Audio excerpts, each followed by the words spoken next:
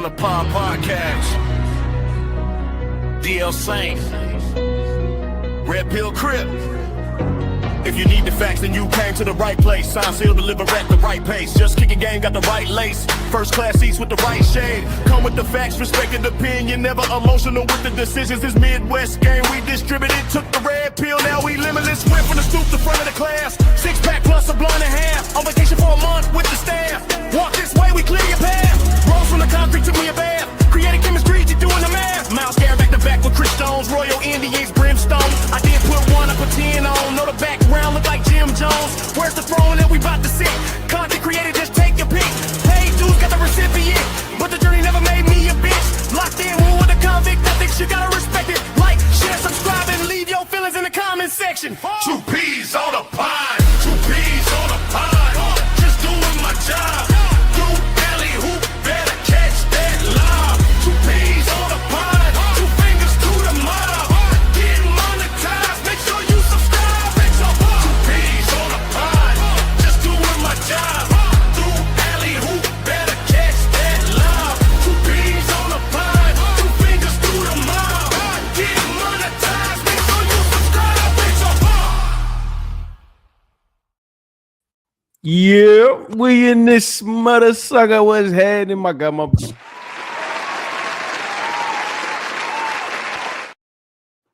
we in the building. What up, bro? Man, that's fire though, man. Shout out to you, man. Don DeMarco for that. Man, Don DeMarco. you dig. Shout out to you, big bro, man. We about to make it happen, man. What's good with you? Man, I'm down here, dealing with what we deal with, man. You know how I do. A lot of y'all gonna say, man, Saint talking funny. I don't understand what's going on because I'm sitting here with my Midwest brother. And y'all gonna that's where I'm from. It comes out when I'm with my people, bro. I can't help it. That's how we talk, man. It's just that Midwest little flavor, you know what I mean? So that's what that is. Yeah, I clean it up when I'm on other platforms, but y'all here, we here. This is what we doing. You know what I'm saying? Damn, I might be down here in Tampa, but my heart always gonna be in the Midwest, man. What's good on your end? Man, I'm chilling, bro. I was excited, man.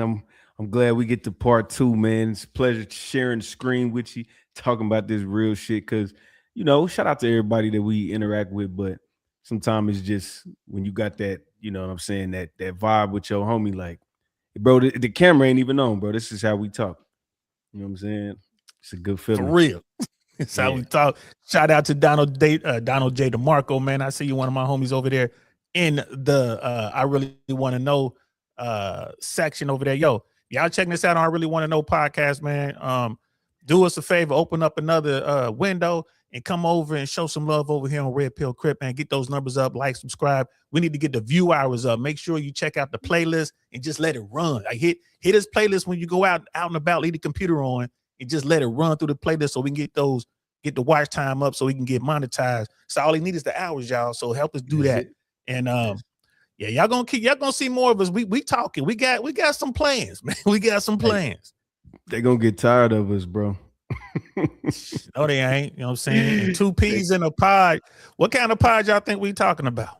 Yeah. Y'all on. What? You better wake up. It's metaphorically speaking. Yeah, like why y'all on the pod? Yeah, what on the tier? Shh, don't say nothing. Chill, man. Look, it's all kind of meanings, man. All kind of meanings. Just make sure y'all stay tuned. You feel me? But yeah, man, we gonna get into this, dog. You know what? I like I said, when I had seen your name on the I've been hearing it for years, and I finally get to lock in with you. I'm like, this is somebody I could talk about this shit with. Cause most people that's around me, they watch the content, but they ain't like in it. You know what I mean? Like I didn't went on the road. I went down there and fucked with old boy in Dallas, the Cr1p podcast. I drove down there, paid. I ain't gonna say what I paid. Man. You know what I'm talking about?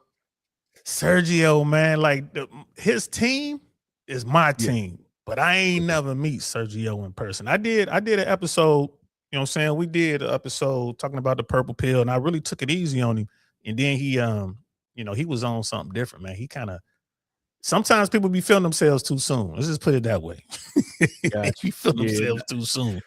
Yeah, nah, but you know what? We had a good, you know what I'm saying? He introduced me to, you probably know Rod Eric. And That's my there was people. another dude. Yeah, we went down there, balled out. Mob, he get that. You know what? The episode we did, he kicked the girl out on the show. That was the first time he kicked the girl out on the show. See, that was crazy, man. Like the whole Dallas crew, though, like there's some real dudes in Dallas, man. Some real go-getters, movers and shakers, man. Rod Eric and all his people, man, they doing it. Y'all know who y'all are, bro. Fresh and Fit. I mean, Rod Eric was the guy who brought Fresh and Fit to Dallas. Yeah, facts. Yep. I seen his name too. So when I got down there, I was like, oh, okay. I think matter of fact, I think he might have had the shirt on and shit. But yeah, shout out to them, you know what I'm saying? So, but it's just good to talk to people that actually be in that community so we can chop it up for real, you know what I'm saying? Yeah. So, and just so y'all know, like today, we really gonna try to get into the origin of this whole thing. Like, you know, like where did this all come from? Man, you had the MRAs out there, right? Which then you led to the manosphere, and then it led to this red pill thing. And I'm here to tell you, I wasn't there. So I'm learning as y'all learning. Because, you know, this whole red pill thing, bro, like we get the concept. You know what I'm saying? And think about it. We've been living this red pill, this manosphere thing since we was, you know what I'm saying, in the sandbox. We just didn't know it had a name. You had to move a certain way to be successful. Right. And I just didn't know it had you know, they put this red pill name on it, this manosphere name on it. But all it really is getting up on game. You got to understand how this works. And that's where I am with it. I don't, you know, I want to give the flowers to the people who started it or whatever. But at the end of the day, I'm just trying to help y'all people, young guys, old guys, people trying to figure it out. Like, this is the game, bro. Let's just show you. I'm not here to point fingers. I ain't saying it's the women's fault. I ain't saying it's the men's fault. I ain't saying it's the government fault. All I'm saying is this is how it works. So if you're trying to be successful, this is what you might want to do. Exactly. You know what I mean? How'd you fall into? You know who put me on for real was Corey Holcomb. But see, he's not a red pill person, but he always talked about like relationships and how cold a woman can be. You know what I'm saying? So I got, you know, me personally, I kind of got tired of hearing the pro-black shit all the time, all that. You know what I'm saying? I just kind of veered away from it, but I was always looking for something to listen to. I started getting a podcast, I kind of kicked the music. You know what I'm saying? I kind of let it go. You know what I mean? So one day the Fresh and Fit shit popped up. They thumbnails was like some shit I ain't never seen before. I hit play, bro, and I ain't stopped. See, so never look back. I got locked in, but I started getting in love with the art of dialogue versus just rap music, hip hop. You know, I love it, but then this is the auto tune era. This is it's like I ain't. Shit, now we're in the AI era, bro. You see that shit? In the AI era. Shout out to Mandrell and brother Carlos in there. I see y'all, man. Shout out to y'all. Let me show y'all some love. Everybody in this mug. So yeah, man. I think Corey Holcomb is an OG. Like he one of them people. He didn't went through it all. Like, and he tell it on stage. His whole stage show is a red pill comedy show. You know what I mean? You ever seen him live? Nah, I mean, I bumped into him a couple times. So, you know, I'm a comedian, right? Like I started comedy in LA. So air traffic controller during the day and comic at night. And Corey Holcomb, I bumped into him a few times, but when I was doing comedy, I stayed in what, you know, like the mainstream rooms. I didn't really go to the black rooms. I didn't go to the urban joints. I went there now and then, but I was like, I don't want to be known as a black comic. So let me stay over here at the Comedy Store, the Improv and all that. But on all the black nights, that's when you would see everybody, man. Like, you know, Corey would be there. And like he good people, man. Like most comics, especially the good ones, the real funny ones, the successful ones, they're just talking about what they know from for their life. And it's like, yeah, it's red pill, but it's not just on dating. It's red pill. It's the truth on everything they see. It's just this how I see it. So I'm gonna get it to you like that. You know, who was that? Shoot. There's one brother who's like so hard with it, but he brings it all. He always brings it back. Can't think of his name right now, man. OG.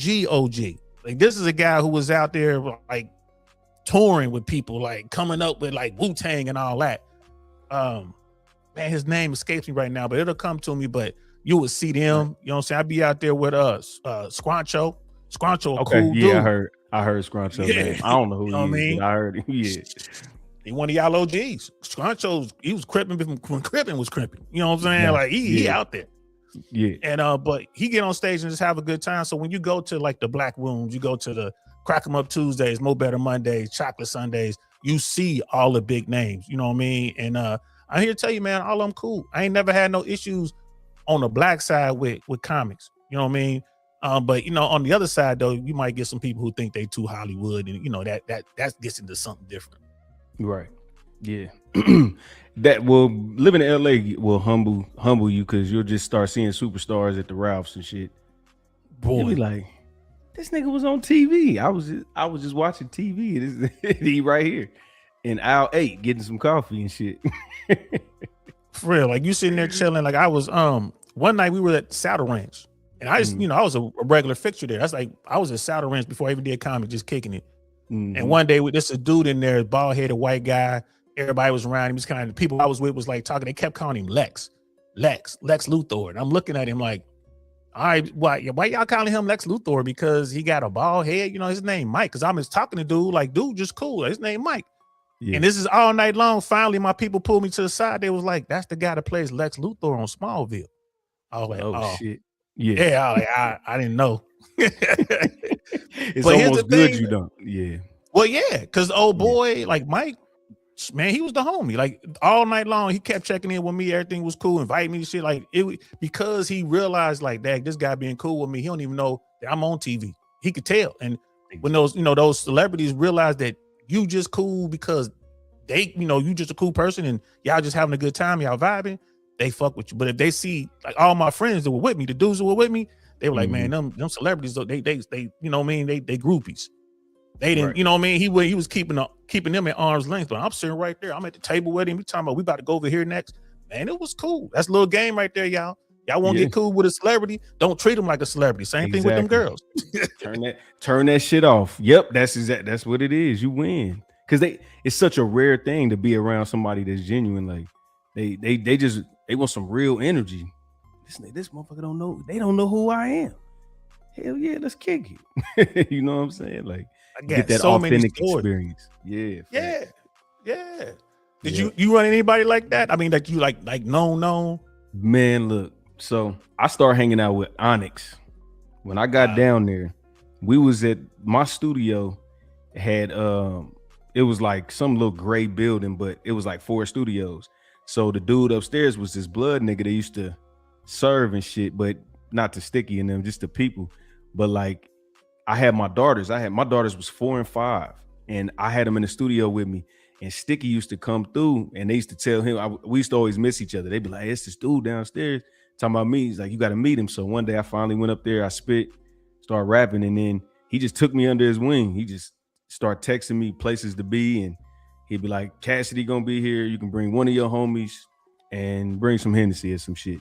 So he would just put me in rooms. He would call me Nori. I was in the lab with Nori, chilling with Alchemist, DJ Quick, just all kind of people, bro. All kind. That's love right there. That's love. And you got there by being what? A cool dude. Just cool. He was like, bro, I ain't never seen nobody be in the studio for 8 hours with 2 little girls. He said that shit blew my mind. He said, and every time I come in the studio, you got new music. So he took me under his wing. It was a blessing. Yeah, and that's what people fail to realize about the Hollywood thing, be it music, be it, TV or movies. Those are regular folks they long for the regular experience. To them, that's special. Like for us, we can just get together, kick it, go out, have a barbecue, go hit whatever we're going to hit. It's all good. We take that for granted. But once you're a superstar, I remember once I was kicking it with George Clooney, right? Bumped into him at Sofitel. I was at the bar in the Sofitel where I used to kick it. I'm always networking. I'm with this. I got a little shorty with me. You know what I mean? A little bad shorty from Indiana. She out there, and she was like, "You know who's sitting next to you?" I look. I'm like, "No." She's like, "That's George Clooney." She's like, "I know it's him because I know his voice anywhere, and like he talking or whatever." And she was like, "Can you ask him if I could take a picture with him?" I'm like, "Why don't you ask him? Like you stand a better chance as fine as you is. You know what I mean? You asking me to do it.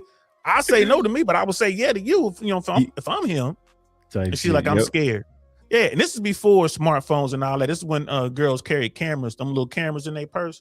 Oh, the disposable cameras? Yeah, them joints. Them joints. So I'm sitting there, you know, I said, hey man, I said, listen, bro, my friend, she recognizes you, and man, I don't want to be a bother, brother. I just, you know, she wants to know she can take a picture. If you don't want to take a picture, that's fine. Just tell me and I'll come up with something. I'll come up with something good. You know what I'm saying? And it'll be all right. He was like, no, tell her come over here. It's fine. And man, we wound up chopping it up for the rest of the night. And he had a great time because he had been sitting there for a good 20 minutes. I didn't even recognize you. Like, you didn't even recognize me. I'm like, I didn't. Like, you know, my bad, bro. I don't, you know, I you weren't a threat. That's all I was worried about. You weren't a weirdo. So right. He started laughing or whatever, man. And we had a good talk because he's from the Cincinnati area. He's like the other side of the river, but he spent a lot of time in Cincinnati. Like his family got a big name in Cincinnati. His aunt had a huge name in Hollywood. Man, we chopping it up. And he told me, he was basically saying, he was like, man, you know, I wish I could just go to a Reds game. He was like, with all this stuff I got, with all, you know, like I wish I could just go to a Reds game. And I'm like, damn, you can't. And that's when it hit me. They can't do that. Nope. It's gonna stop. They're gonna have a jumbotron on him. He can't get his hot dogs paused. The nigga can't get a beer. You know what I'm saying? Like, yeah, nothing. Yeah, gotta be in the booth. Yeah, you can't be down in the blue seat. You got to be up in the booth. You know what I mean? Right. And they got to go sit in the dugout. Right. And even then, they probably like, bro, why don't y'all pay attention to the game? Y'all here taking pictures with me. Shouldn't you be getting ready to play shortstop or something? Like, damn. Bro, I don't know how Taylor Swift get to them Chiefs games. I don't know how she get in the damn building, bro. They probably bring her ass in through the helicopter or something. There ain't no way. They ride her in through the tunnel, same way the big wigs come in. They come in through the tunnel. Has to be. That shit is crazy, bro. They say Travis Taylor be driving through the city in the 6'4". Like Travis got an old school, and they said people say it like I seen him down over, you know, just neighborhoods around here. They just be cruising through the city sometime. I'm like, boy, all right. I ain't bumped into dude, but he from Cincinnati, man. He went to he ain't from Cincinnati, but he went to University of Cincinnati. Him and his brother, and they say he was doing his thing, bro. Like I wasn't there, you know, that's the younger clique. But they say he was doing his thing, and they say he real cool, bro. So I can see that. I can see him just pulling up. You know what I'm saying? Yeah. He got some flavor, man. Shout out to him. We got a red pill Travis Kelce, man, because it's a lot of bullshit going on right there. Who else? It's another nigga right now going through it, ain't it? Somebody, ain't it a celebrity going through some divorce or something like that? Man, they always going through it. But here's the thing: Travis Kelce good. Cause his chick make way more than, if anything, he walking away with bread. Yeah, nah, you right. Yeah, he go. He ain't got nothing to worry about. Think about that, man. What is he? It's how much money she gonna lose. If anybody need to be red pills, it's probably her. Yeah, right. Now we need some more. What's Britney Spears' ex-husband name? What's dude name? Which one? The dancer? The one that was getting 10 G's a month. Everybody was that Featherline? Was that his name? Yeah, Kevin Featherline or something like that. We need more stories like that, bro. We need some success stories, man. We need some dudes getting custody and getting some payments from the chick. You know what I'm saying? Just so it's a gift and a curse, and this is why I say that, because when you had that discussion, like women get 90% of the custody, 90% of the alimony, then they bank their whole argument on that 10%. Yep. They be like, see, it ain't all the time. Like, nigga, I'm not finna do a 10% chance with you, heifer. Right. Bro, know how to, it's all about, again, it's that red pill message. Like, bro, just understand this how the game works. The court doesn't care if you male or female. They just want to know who got the money. Who got the bread? Because Jennifer Lopez, who else? Mary J. Blige. I see you, Joe motherfucking Cool in the building. What's happening? Kelly Clarkson, all them paying child support, alimony. They done lost half their bag, right? So that's to your point. Like, well, them dudes are winning, right? They're, but we got to get more guys on that. Like, hey man, think about what you're doing. This is why you need your paperwork. This is why you're gonna need, a prenup if you're gonna get married, like a cohabitation agreement. You know what I mean? A parenting plan. Have that paperwork. And people say, well, they're gonna throw it out. At least you got some. Let the court throw it out. But if you got a lawyer who drew it up for you, everything, they probably won't throw it out. Right. And you can agree on it before y'all break up too. That's what a lot of people be sleeping on. That should be the first thing y'all do. Exactly. If this just so happened to not go right, then people say you speaking bad on the relationship. You speaking, nah, bro. You gotta play defense. I'm calling it ain't even red pill no more. It's defense. That's all we talking about. Defense. Just play defense. It's defense. It's defense. That's all it is. The thing is, these people don't. Most of these dudes don't realize they in a game. And I mean, I just hate to tell you it's a game. Like me and you was talking about some game. Anybody who ever dealt with the criminal law system or any kind of court system in America, you understand it's a game, and you playing by their rules. Facts. And you got to know the rules to be able to maneuver through it. You know what I'm saying? That's what. Yeah, that's it. That's all it is. I'm telling you, dog. Like when you stop thinking that you're gonna win every time, when you start being more realistic with the outcomes of your life, then you'll start to play the game different. I think everybody goes in doing shit and just be like, yeah, I'm gonna win every time. Like you got to have a balanced perspective. And I think that's what opened my third eye. This is the third eye, man. That's all it is. It's just giving you extra third eye. That's it. Hold on, man. That's some Don DeMarco shit right there. Them bars right there, bro. Red pill is the third eye. Don DeMarco. It's the third eye. And you right, man. Because here's the thing, y'all. And we gonna do a show on the family law, child custody, child support trap. We're gonna do that show, but I just want to say this. I went in thinking that person over there is a reasonable grown up. I'm a reasonable thinking, responsible grown up. Let's just go into the court. Surely we'll be able to come out of here with something that makes sense. And I got utterly destroyed. They were waiting on me like this, bro. I mean, I walked in there and they were firing on me like this. Hands up. Hands up. Yeah, bro. They told me up. And it's not funny. It's not funny, you feel me? But a lot of dudes, man, look, they leading with their heart, bro. You gotta stop and think. Women are beautiful. But some of them flowers is poisonous, my nigga. I'm telling you. Boy. Some of the most beautiful flowers you ever see, it kill you, man. Y'all better watch Jumanji. Remember on Jumanji when that flower opened up, he was like, oh, this is it. Exactly. Gone. Not the right. You get mesmerized by that shit and it hits you right in the neck. Bow, you out of the game. That's it. Bro, and that is 100%. Donald J. DeMarco, you're right, bro. When we do that show about the family loss trap, we're gonna get This Is Shaw. Have you checked out This Is Shaw, man? Have you seen this platform? Let me get it. Man, this brother, man, you got to get on with him. He part of the red pill world. He used to work for child support in California. Oh, he got all the game. Oh my God. And like his platform, like this is, we after I say this, we could probably jump into the history of red pill, but I think red pill goes through phases. Like any movement gonna go through phases. And I think we're coming to the end of the drill sergeant, the tough uncle screaming at your face. You know what I mean? Like get your shit together. We coming away from that. And I think we're moving into an era where it's really about the knowledge and understanding the game. And Shaw's one of those guys. He's real calm. He has a really good platform, man. And he goes over stuff that people are just like blown away by. I'm like, yo, Shaw comes out. He'll tell you how it really worked. Like you can give him the numbers. He'll run the whole thing for you. Like how much you make, blah, blah. If you were in California, this is how much you would be paying the child support if you had this much custody, blah, blah, blah, blah. He runs it all the way down. And it's like, just to have that insight. He tells you like, man, they don't care. You know what I'm saying? It's like, bro, it's money. People don't realize that Title 4D. I didn't realize that the federal government refunded or rebated each state like 66% of the money that they take in, the money they order in child support. So it's like 66 cents of every dollar that they order in child support, they basically get back from the federal government.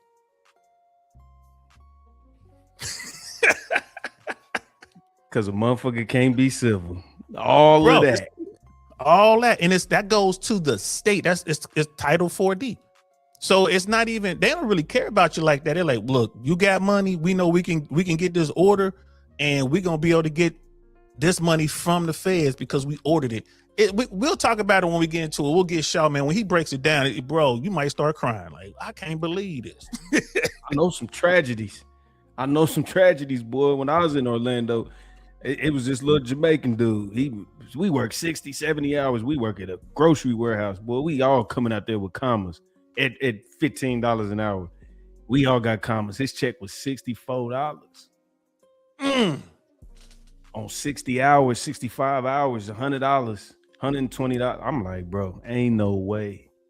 They can legally take 60% of your gross. 60%, not your net. They can legally take 60% of your gross, bro. Why even work? Exactly. That's what he was on some other shit anyway. But he, you know, it was just the principle. It was like, he said, well, he used to tear them bitches up. He was like, man, I'm like, bro, don't, whatever. But he didn't, he got to the point he just gave up. And I think a lot of men do that. But like you said, we're going to be on that. That's how we do, y'all. We be locked in. Me and bro, we be talking about shit. And then another idea come from the end of the sentence and we go into the whole, you know what I'm saying? That's just how it go. Yeah, we gonna need y'all to do us a favor, spread the word, man. And then, yo, say what you want in the comments. We believe in freedom of speech and all that, but you know, we are open to any criticism, but give us some ideas too. You know what I mean? Let us know what y'all want us to, you know, talk about. And if you know something, man, work with us. If you know something, jump up here with us and enlighten us. You know, because I think that's what I know that's what we're shooting for. We want to be able to get this information out here. Ladies, this information is gonna help y'all too. Because women want desirable men who got their shit together more than anyone else. Because when they say there ain't no good men out there, and I'm out here talking to some of these dudes, I see what they're talking about. There's some dudes out here are just like, bro, what are you doing? They real NPCs walking around, man. Facts. That's a fact. It is. And you know, I try to keep a circle that's level-headed and good fathers, all that type of shit. I mean, I can't pick my friends like that, but 9 times out of 10, they good fathers. But the scumbags, I see them. You know what I mean? I ain't gonna pretend that, you know how this is that curveball they throw at you, Saint. They be like, that's the people you hang around. Right. I mean, bro. But you know, when they say that, you know what I hit them with? I hit them with that juvie. I hit them with that, huh? Mm-hmm. You know what I'm saying? I'm stuck with them people, huh? I grew up with them niggas. I'm stuck with them niggas. Right. That's what it is. Facts. All you can do is be around them and be a good role or lead by example. I'm tired of preaching. I don't preach no more. I just get out here and do shit, and then you can mimic that. You can, you know, a lot of people, they judge me off my name, but then they hear me talk and they experience what I got going on, and they be like, damn, Red Pill ain't that bad. You know what I'm saying? I'm guilty of that. I'm like, Crip, all right, let's see what's going on. When you reached out to me, I'm like, shit, what's going on? Like, did I do something? You know what I mean? It's about to be something. And then I got a chance to talk to you. I'm like, oh, nah, this brother on this shit. And that's why I've always been saying keep leading from the front. Like, whenever you watch them, I was sending them super chats, and I always ended with keep leading from the front, because that's what I want to see. I want to see the people out there who, you know what I'm saying, out there number one about to take the first round. I want to see them dudes. We ain't in the back. We out front trying to show you, hey man, this is the way to go, or don't come this way. Try that way over there, because we over here taking too much fire. Facts. And we out here active, boost to the ground, front line marks. You hear me? I hear you though, but I guess, man, we should so what we want to talk about today, guys, we want to really talk about this origin of the red pill, man. We found this video from a dude who apparently, man, he was like one of them ones. Like, he was one of the first dudes, like one of the founders of this whole thing, talking about the manosphere and all that. So he's naming names and he's talking about good shit, man. So let's jump on this. Let's get it in. That new Netflix documentary, Inside the Manosphere, is not about the manosphere. It's a documentary about any male influencer with a male audience who filmmaker Louis Theroux could convince to be in his freak show. Now, the manosphere was a men's movement that emerged in the late 2000s. And it was a response to the anti-human and anti-male insanity of late 20th century feminism and to the dystopian society that it created. Now, an honest documentary about the manosphere could still be filmed, and someone should make one, but this isn't it. No attempt was made to discuss the history or the context of the manosphere, and almost none of its early authors or influencers were featured or even mentioned. Now, to be fair, Theroux's team did make an effort. I was actually invited to participate by producer Oli Roy, but I declined. I have receipts for that. Here are the screenshots of our emails. You know, I remember talking to Anthony Dream Johnson. Hey, did you want me to pause that? You want to You read can pause through right that? there if you want. Like, well, yeah, we can. But it's basically he just showing his receipts. The okay. producers of the show they reached out to him, was trying to get him on. And his brother was probably wise enough to realize what they were doing. Yeah. So Hollywood, man, Hollywood's always going to do what Hollywood does. When it comes to this manosphere stuff, this red pill stuff, they want to frame this whole world as these boogeymen. And that's why they went after who they went after. That's why they went to HS Tiki Taki, which dude has never been a part of the red pill movement. To be honest with you, he out there just getting money. He just getting money. Myron, Justin Waller, Sneeko, and they wanted Andrew Tate, but Tate wouldn't do it. Tate was like, "You don't have to break it off." I think he was trying to get some M's. Like, you want me? It's gonna be like 1 point something to get me to sit down and talk to y'all, because he already knew what it was. Facts. Big ass hit piece. Big ass hit, and it's working.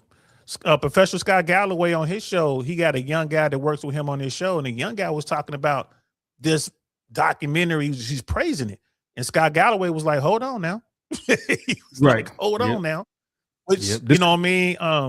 This we the can one throw that that up just there dropped? too. Yeah, I sent it to you. Okay, yeah, I remember that. Yeah, I didn't heard the reviews on it, and yeah. Okay, I'm gonna get back in real quick. I remember talking to Anthony Dream Johnson about this at the time. Johnson was actually known as the president of the Manosphere for several years. He indicated that Thoreau's team had reached out to him and to several of the other guys that we knew. I suspect that, like myself, none of them were ultimately willing to give Thoreau the clown show that he wanted. So we found guys with names like HS Tiki Taki, aka Harrison Sullivan, to interview instead. Now, since Thoreau actually did not film a documentary about the Manosphere, I'm going to give you a short history of the Manosphere from my perspective, because I was actually there and I was actually part of it. I'll wrap up my comments on Thoreau's clown show at the end of this video. The word manosphere was originally coined to describe a cluster of blogs written by and for men that emerged in the late 2000s, which were critical of feminist and liberal orthodoxies. It was a riff on the term blogosphere, which was used at the time to describe the online world of blogs, which is where we were all writing back then. I entered the manosphere around 2010, when I started writing about masculinity theory for a men's rights activism blog known as the Spearhead. These men's rights activism, or MRA blogs, overlapped with pickup artist or PUA blogs and blogs for men going their own way, or MGTOW, in terms of interest and audience. And occasionally there were ripples in these communities from the exhausted mythopoetic men's movement of the 1990s. However, much of the more philosophical content was focused on establishing a realistic view of the sexual marketplace and exploring human nature, a concept that blank slate feminists had rejected. We were all writing about the conflict between masculinity and feminism from different perspectives in the early 2010s, sharing thoughts and information and coming to many of the same conclusions. The real standout in my mind was Royce in DC, who later changed the name of his blog to Chateau Artiste. Many attempts were made to silence and deplatform him, which was common at the time, but an archive of the original site and its history is still live at heartiste.org. If you want to understand where the majority of the red pill ideas came from that are now commonplace in what Thoreau presents as the manosphere today, read Chateau Artiste. Hold on one Many second. other authors and influencers came. I didn't know anything about any of this, right? Like, this is all, I'm looking at this like, damn. And what I see, coming from where I came from, when I see this, I'm like, damn, this is what a lot of dudes do. They make it over complicated. You feel me? Like they take all these terms like the manosphere, blogosphere, the thing they just showed, like, the things that they're doing. Hell, most of us didn't even have access to computers like that. Facts. But you know what I'm saying? But we in the streets and we're putting it together like we knew, like, hey man, if you really want Shorty over there to look at you, man, you're gonna have to really be on some bullshit, or your game is gonna have to be on par, bro. You can't go over there and be talking about you cute. Like, bro, you're gonna have to go over there and holler. You know what I'm saying? Like that, you know what I mean? Like, you can't. Yeah. And that's the red pill. But then the red pill guys will say, well, yeah, that's, you got to hit them with some dog game, or you got to be a pickup artist, which came out of that movement. You need to be this and that. It's like, nah, bro, that's the only thing I wish we're different about the space. And I try to push through it. Guys throw these terms on me. I'm just like, man, keep the terms to yourself. Let's stay focused on the mission. Your mission is you trying to get attention from women. Yeah. All right, let's work on you. Like, I don't care what these terms are. You can do that later.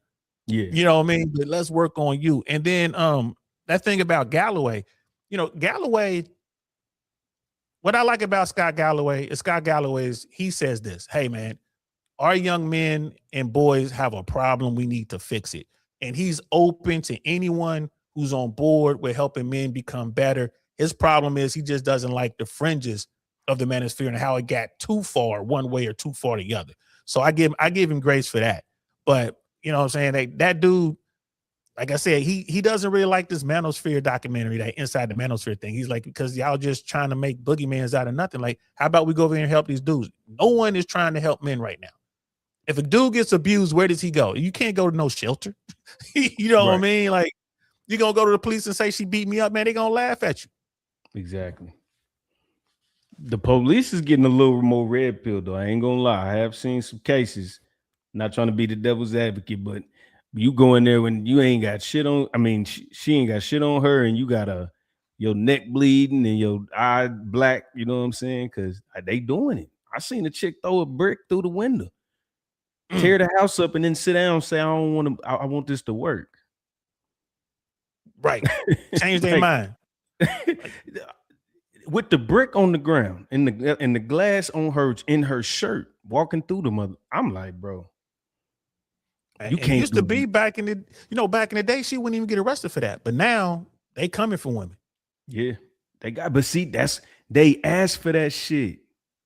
They asked for that shit. They used to be able to beat you all up and you hit them back one time, you going to jail. Now they like, shit, who got the most? Matter of fact, y'all both going. You know what I'm saying? Y'all both coming with us. You know what I mean? Back in the day. But see, they used to bank on that. I believe all women and all that, but it's all going up. When the more you ask for equality, the more you gonna receive it, inch by inch. All that shit.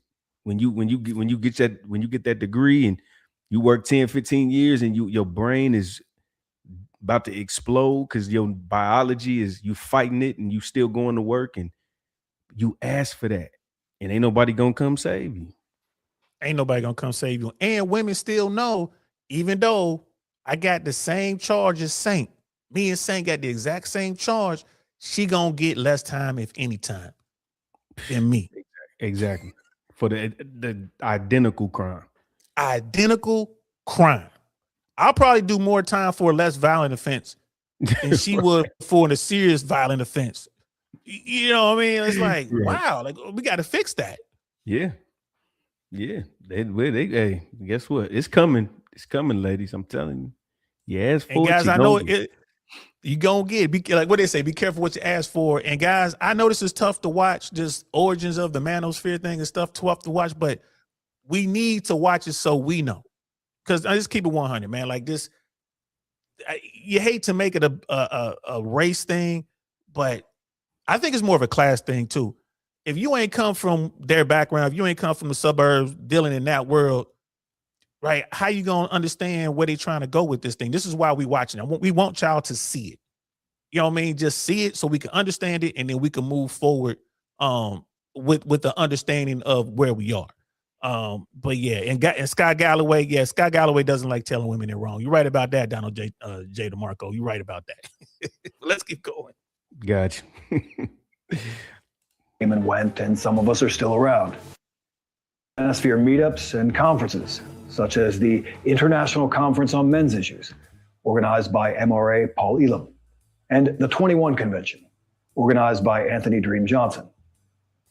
The 21 Convention included speakers like Dr. Robert Glover, Rollo Tomasi, Richard Cooper, Noah Ravoy, Pastor Michael Foster, Richard Grannon, Pat Stedman, Elliot Hulse, Alexander Cortez, Tanner Guzzi, and yours truly. There were also many, many PUA coaches, And sometimes they took the guys in the conference out into the field in Orlando nightclubs to show them how to pick up girls. I think that there's a ChatGPT-driven rewriting of history taking place right now, because a lot of the mainstream articles that were written about the manosphere attributed a lot of its culture to incels. Now, these articles were, of course, written by liberal women who cannot imagine a world that doesn't revolve around them. So they convinced themselves that their enemies were just not getting laid. Now, there are definitely incels out there in incel communities, but from what I could tell, most of the guys in the manosphere were definitely getting laid. It was not uncommon to see speakers at these conferences taking Tinder dates or girls they met at the club up to their hotel rooms. Now, the rise of Jordan B. Peterson and influencers like Jocko Willink in the mid-2010s accompanied the return of GWAT vets, and that's when I think a sincere interest in the Western crisis of masculinity went semi-mainstream. I think a lot of vets came back from overseas wondering, what the hell happened to men in my country? They encountered all of the problems with feminism and the growing gender and sexual confusion that the manosphere had already outlined. They tried to make sense of it and attempted to point men in a more productive direction. A number of more positive influencers and podcasters emerged, basically replacing bloggers, including Ryan Mickler and his Order of Man. In terms of politics, the original manosphere could have been reasonably described as being politically libertarian or libertarian-ish in orientation. But that said, Chateau Hartist's slogan was, "Where pretty lies perish." So when men realize they've been lied to about what women want, they naturally start to wonder about what other pretty lies the liberal establishment and mainstream media have told them. So there were many intersections and interactions between the manosphere and human biodiversity, race realism, religious movements, the Dark Enlightenment, and various other conservative and right-wing political movements. You know, before Jordan Peterson, aside from pickup artist coaching, there wasn't a lot of money in talking about masculinity as a man unless you spoke for the cathedral as a male feminist. However, social media revealed what advertisers have long understood. Male insecurity can be monetized. So a bunch of guys who cared about money far more than they cared about helping men or being a positive influence on society appeared, and they saturated the manosphere's market with sensational clips of them repeating red pill truths and distortions alike. They talked about The Matrix as if they had just watched the 1999 movie and come up with all these ideas themselves. Using armies of foreign video clippers, they dominated the attention economy through short-form video and streaming. And in doing so, they spread both the most sensible and the most extreme ideas of the manosphere to a new and very young audience. For most of us, the early manosphere was primarily a reaction to radical feminism.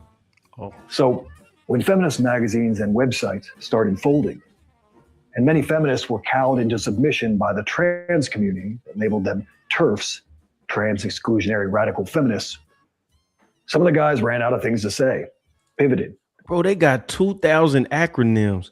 I swear to God, I'm like, bro, we need to be taking notes. Bro, you need to go through a course. Yeah. Because bro throwing a lot. It's like a college course right here. I know all the leaders. I know the long-term, the short-term, long-form content, all that shit, man. You know what I'm saying? That's wild, bro. And it's wild. And all we trying to do is like, we just trying to show you how to go talk to a woman. It's like, I know. In so many, this is a 16-minute video on what you just said right there. That's it. How to deal with and be around women. But I think, right. It's on a man to what you say, evolve. I mean, how many times do you hear no? Like, I've never done anything in my life so long and just never got the hang of it. Like, how do you just continuously not get no pussy? That baffles me, bro. Well, the thing is that they're just social outcasts. They were never taught how to integrate with other people. Whereas we were outside. I'm in my mid 50s. I know I'm way older than you, but you were outside. Yeah, facts. And so we got generation upon generation now of guys coming out that they don't know how to handle the real world. They're comfortable as hell in these chats. They'll get big on you in a heartbeat, won't they? They sit behind a little, Minnie Mouse or Mighty Mouse icon and sending you stuff and saying stuff. But it's like, bro, if you got too mouthy outside, you said the right thing to the wrong person, bro, it was on. Ain't nobody gonna help you. You in that situation. Right. What they say, right, and check your mouth, right, to check your ass can't cash. Oh my God. The only thing gonna get bounced is you. That's it. On and off the walls, the ground. Yeah, see, I'm cool on that. For real. When people, it's weird. Like when people draw me out of that, they didn't talk to me so crazy, and I didn't sat there and took it. Then I start getting loud, bro. I can't argue with nobody on the internet like that. I've done it. I ain't gonna say I haven't, but I don't do it. I mean, that was the first thing I adjusted to. I'm like, wait a minute, I don't even know who this is. This could be like a 12-year-old, man. Like I'm just, you know what? And even in the chats, even the trolls, what are they doing? They're trying to get attention. These are people who are invisible, mostly dudes, and this is the only way that they can get some sort of interaction with other humans, and it's sad. And most people, when I go back and forth, like in the comments, about videos, people be going back and forth. I'm like, hey, you got some really good ideas. Of course, I see it a different way. How about you come on the platform and let's talk about your ideas? And that's it. You never hear from them again. They don't want to do it. I'm like, you ain't even got to put your picture up. Just come on the platform. Let me hear your voice. They're afraid. Why you think they're afraid? Even with no picture, nothing. Somebody might recognize their voice. Somebody might go, I know who that is. And there's so many people who love to set you up. That's always been the thing. But again, we learned this outside. You can't trust everybody. Like, that dude right there, here, hater. How many times you been somewhere and somebody starts screaming something that they know, like, oh, some other people gonna come over here and it's gonna be, it's gonna be a problem. But the person who started the joint left. Gone. You know what I mean? I done seen that so many times. I'm like, it's 4 stretchers in here. Everything broke, and he at the crib watching it on the news. Got the nerve to go talk to the news about it. Yeah, I know everything that happened. Right. Yeah, but I was in there. I had to crawl it. Nigga. Had to crawl it. Never mind the fact that he the one that threw the first bottle. Like, who threw the first bottle? It was him. Right. Facts. Didn't they do that on the Boondocks? They did that shit. They did something where somebody did something and hard ass. They was gone. It was gone. And Robinson, the internet is too dangerous. The internet really ain't that. Well, I guess it is dangerous, but we live in a dangerous world. I don't even see that. I don't think twice about showing my face and saying what I say. I be outside, people see me like, yo, Saint, what's up? People I don't know. I'm not worried because I'm putting out positivity. Right. You know what I mean? I'm just like, aren't you worried about somebody doing something to you? I'm like, man, people been trying to kill me my whole life. I mean, it is what it is. Yeah. And I ain't talking about no gangs and nothing like that. I'm just talking about there was a time when the police, like the cops get so scared, man, they might accidentally put some holes in you. And you ain't, you know what I'm saying? You got other people walking around here scared. They might put some holes in you. People walking around here, drunk driving, they might run you over. So I like, if you outside, shit happens. It happens, bro. You can't stop the inevitable, dog. You can do your best. You can do your best. I'll give you a prime example, and this might be messed up. When the coyote and the road runner, nigga, the coyote, he had binoculars. He looks this way, and then he looks this way. He take one step in the street and got ran over. Ran over. It wasn't nobody coming. Nobody was coming. And he stepped out that street and he got knocked down. So it's like, you just gotta live. You gotta be confident. Let me tell you one thing that I always, when we come in these spaces and everybody hate Fresh and Fit, everybody hate Myron. I said when Charlie Kirk got hit, Myron was back on the battlefield 2-3 weeks later at another college doing the same shit.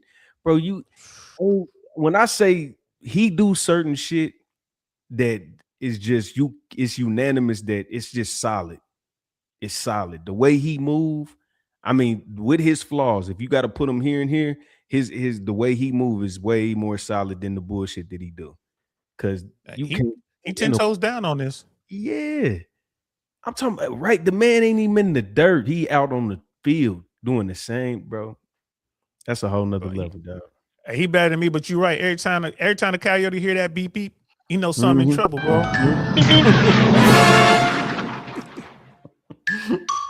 I'm just saying.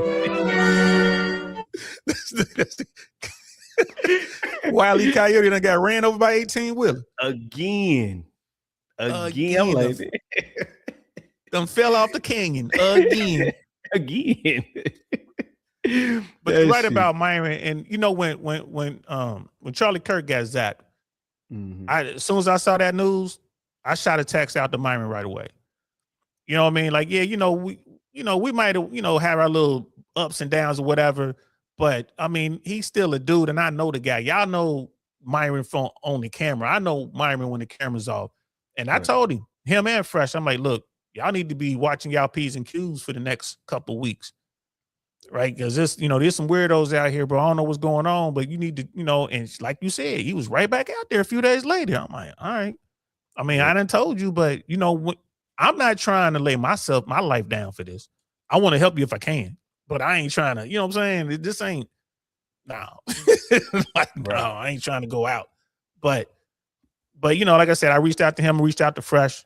Like I said, I ain't got no problems with those dudes at all. Fresh is really cool. And with Myron, I just want him to be careful. Like, man, be careful. You're going to these college campuses, man. But he says he has security and all that, but so did Charlie Kirk. Yeah, I was about to say, that ain't gonna stop nothing. But I applaud the courage it takes to do something like that. But just going back to being outside, I think these spaces are important to highlight what reality is. And I think somebody said it, but it might have been you, bro. Somebody said this is people's real life. When people say the internet, oh, that's just the internet. We see people go look at some of these live streams. They be 16 hours long, 14 hours long, 18 hours. Like, this is some people's real life, bro. And I mean, and we can call it sad, whatever. If they making money off of it, this how they do. They be in the comfort zone of their home. They might be talking crazy or whatever, but it's just a different. You got to kind of, when you know who you talking to. You know what I'm saying? Yeah. Flow State number do a 24-hour stream. 24 hours. 24. I wish you would ask me to do a 24-hour. Boy, it'd be a picture. You were thinking like, man, his frame been frozen for the past 18 hours. Why be like this here?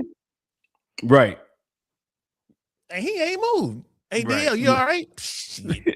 No, we was doing the mannequin challenge, man. Don't worry about that. We was live. Exactly. It's a bad motherfucker right there. Boy, he ain't budged.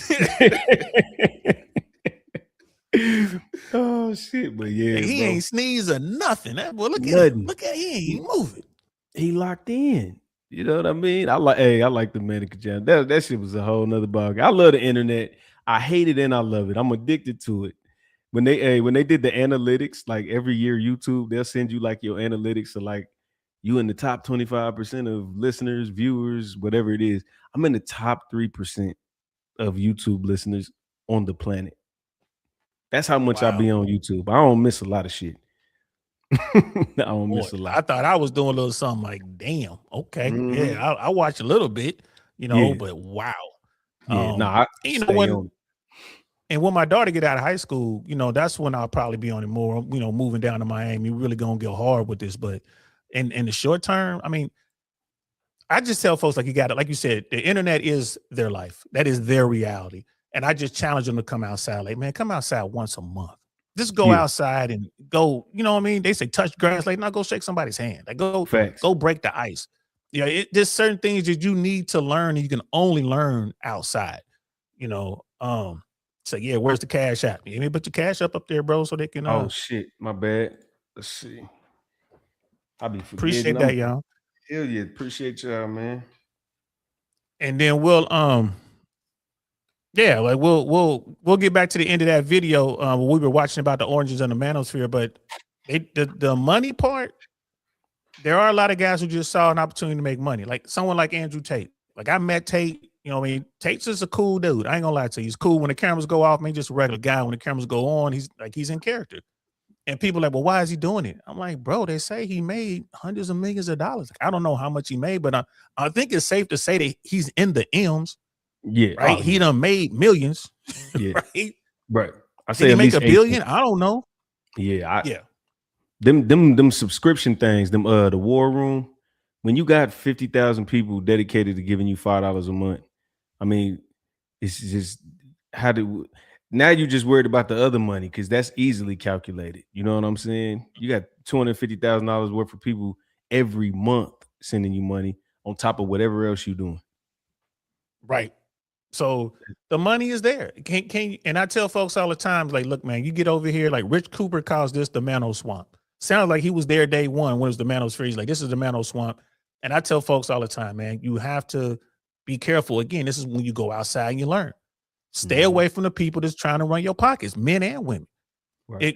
So you got to come out here and learn. You're going to take a couple L's, but if you got a plan and you know what you're doing, you should be okay. But you ain't going to learn none of this. There's no course you can buy. There's no book you can read that's going to give you the experience you need, to equal going outside. You can't, you know what I'm saying? Like just nothing. There's no simulation that's going to help you deal with what real people are outside doing. So, So hit that Cash App, y'all. You know what I mean? Show some love, like, subscribe, all that good stuff. Show some love, man. Make sure y'all follow my bro, Saint. Make sure y'all sub to the channel if you're on my side, sub to my channel if you're on his side. Just show love everywhere. If it's any other creators, I'm not one of them dudes. I don't care. You can put your page in the chat.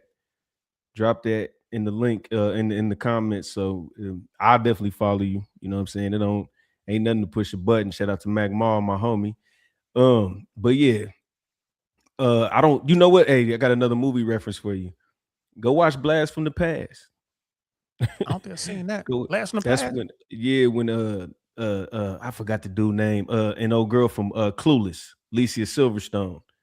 Okay. Old boy. They lived in like the 50s or 60s, and it was some shit on the news. A meteor might hit. So apparently his father was prepared for this. He had like 10 or 12 years worth of shit in the basement. So a plane crashed into their house. So they thought the world was over. So he grew up downstairs with his mom and his daddy because she was pregnant. So his first human interaction, he was a grown-up. You know what I'm saying? So watch that awkwardness. Blast from the Past. I'm gonna check that out, y'all. Donald J. DeMarco said he subscribed to you. Appreciate that, brother. That's yeah. Thank you, brother. Appreciate you. And if you got something going on, let me know. But go ahead, big bro. Yeah. Should we want to finish up the last of that video and then we'll for sure. Yeah. I'm gonna watch it. I gotta pee. I'm gonna have it rolling, but I'm watching it on my phone, so I ain't missing nothing. Or became irrelevant. Too much information. The manosphere, as I originally experienced, who shared many of the same concerns about what was happening to men and masculinity. However, as often happens, feuds eventually emerged between major players, and the whole scene started to look a little bit cliquish and melodramatic. There were also some performatively Christian masculinity influencers who stopped cooperating with everyone else and began sabotaging or distancing themselves from any elements of the broader men's movement that they couldn't control. Red Pill and PUA guys just moved on or focused on their areas of expertise. The fitness guys went back to the gym. Many of us were, by the early 2020s, speaking and writing about the manosphere in the past tense. The conferences disappeared, and to whatever extent the manosphere endured, it had become unrecognizable to those who pioneered it. The manosphere had also accomplished its original mission. It shifted the Overton window. Conversations about men and women and feminism that were beyond the pale in the 2010s were becoming mainstream. And woke leftism, after peaking in 2020 to 2022, was becoming uncool with the kids. As I mentioned before, the manosphere's ideas had been picked up and disseminated by a younger crop of social media savvy influencers who could connect with younger men, and they possessed sales and marketing skills that many of the OG guys lacked.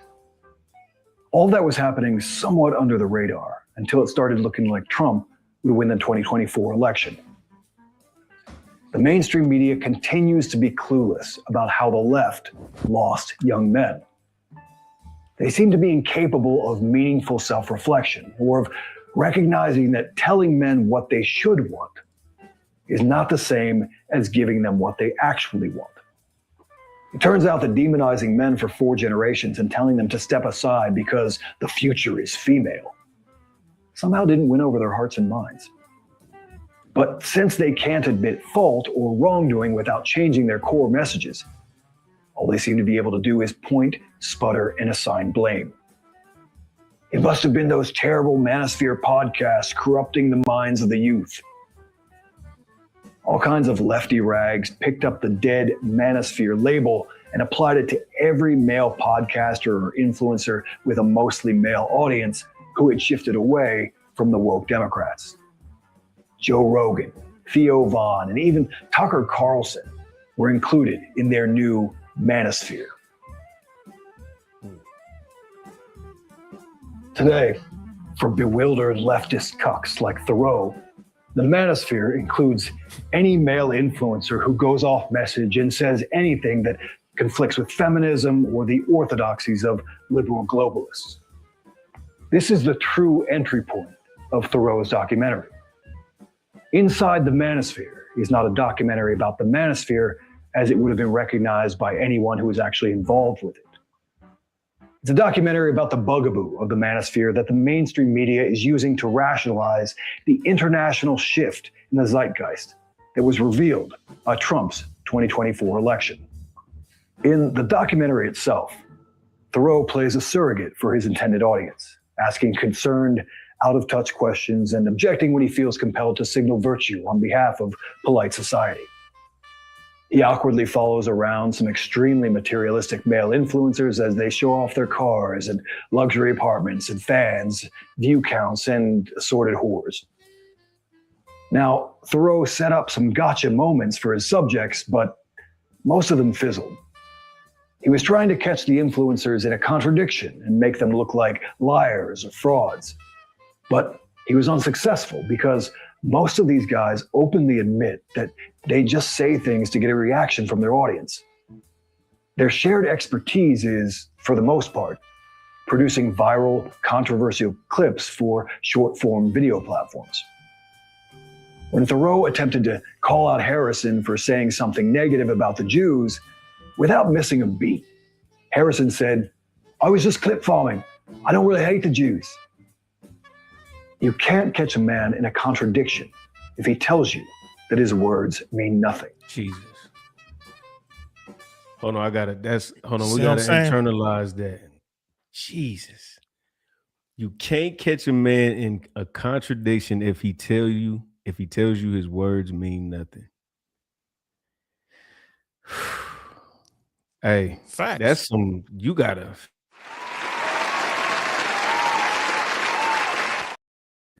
That's heavy. Damn. That's real talk. That's when it comes to the red pill stuff. This is how you get these little gems here and there. Dude's talking a whole bunch of stuff right now. He's saying a whole bunch about everything, but that gem, let that settle in. That's on some art of war type shit. Yeah, facts. Damn. I'm still trying to. Yeah. And that's why that can't- documentary did fizzle. It's like, bro, these dudes are telling you, like, man, I'm doing this for the clips. I don't like these OF girls. I don't like them. I think these dudes are weak, and I'm gonna take their money. That's what I do. All right. Now it's kind of like in 8 Mile when Eminem did that. You know what I'm saying? When he told on himself, basically. And like, now tell these people something they don't know about. Right. He had nothing to say. How do you defend that? How do you prosecute that? How do you can't hold his feet to the fire? It don't mean nothing. That's his alibi. But see, so okay, if somebody says that, then how does he validate anything? Is everything that he say just it loses value now? When he say, "Hey, I love you," when he tells people he love me, I'm just talking. Or is it does lose value. But if he's saying what you want to hear, you're gonna forget that his words mean nothing. Right? Think so about the now dudes who lie all the time. Yeah. Go ahead. You got Right? it. You can lie to little shorty all day long and tell her this, that, and the third. She wants to hear it. Yep. Or if you're a confidence man, you about to talk somebody out of some money, you tell them what they want to hear and they give you the money, even though it's like, wait, you know this guy ain't no good. Hey, look, not to beat up on Donald Trump, but Wall Street ain't listening to Donald Trump no more. Why? Because he's been lying too much. Why did the Wall Street always go up when Trump said the war is about to be over? He did it what, 3, 4, 5 times?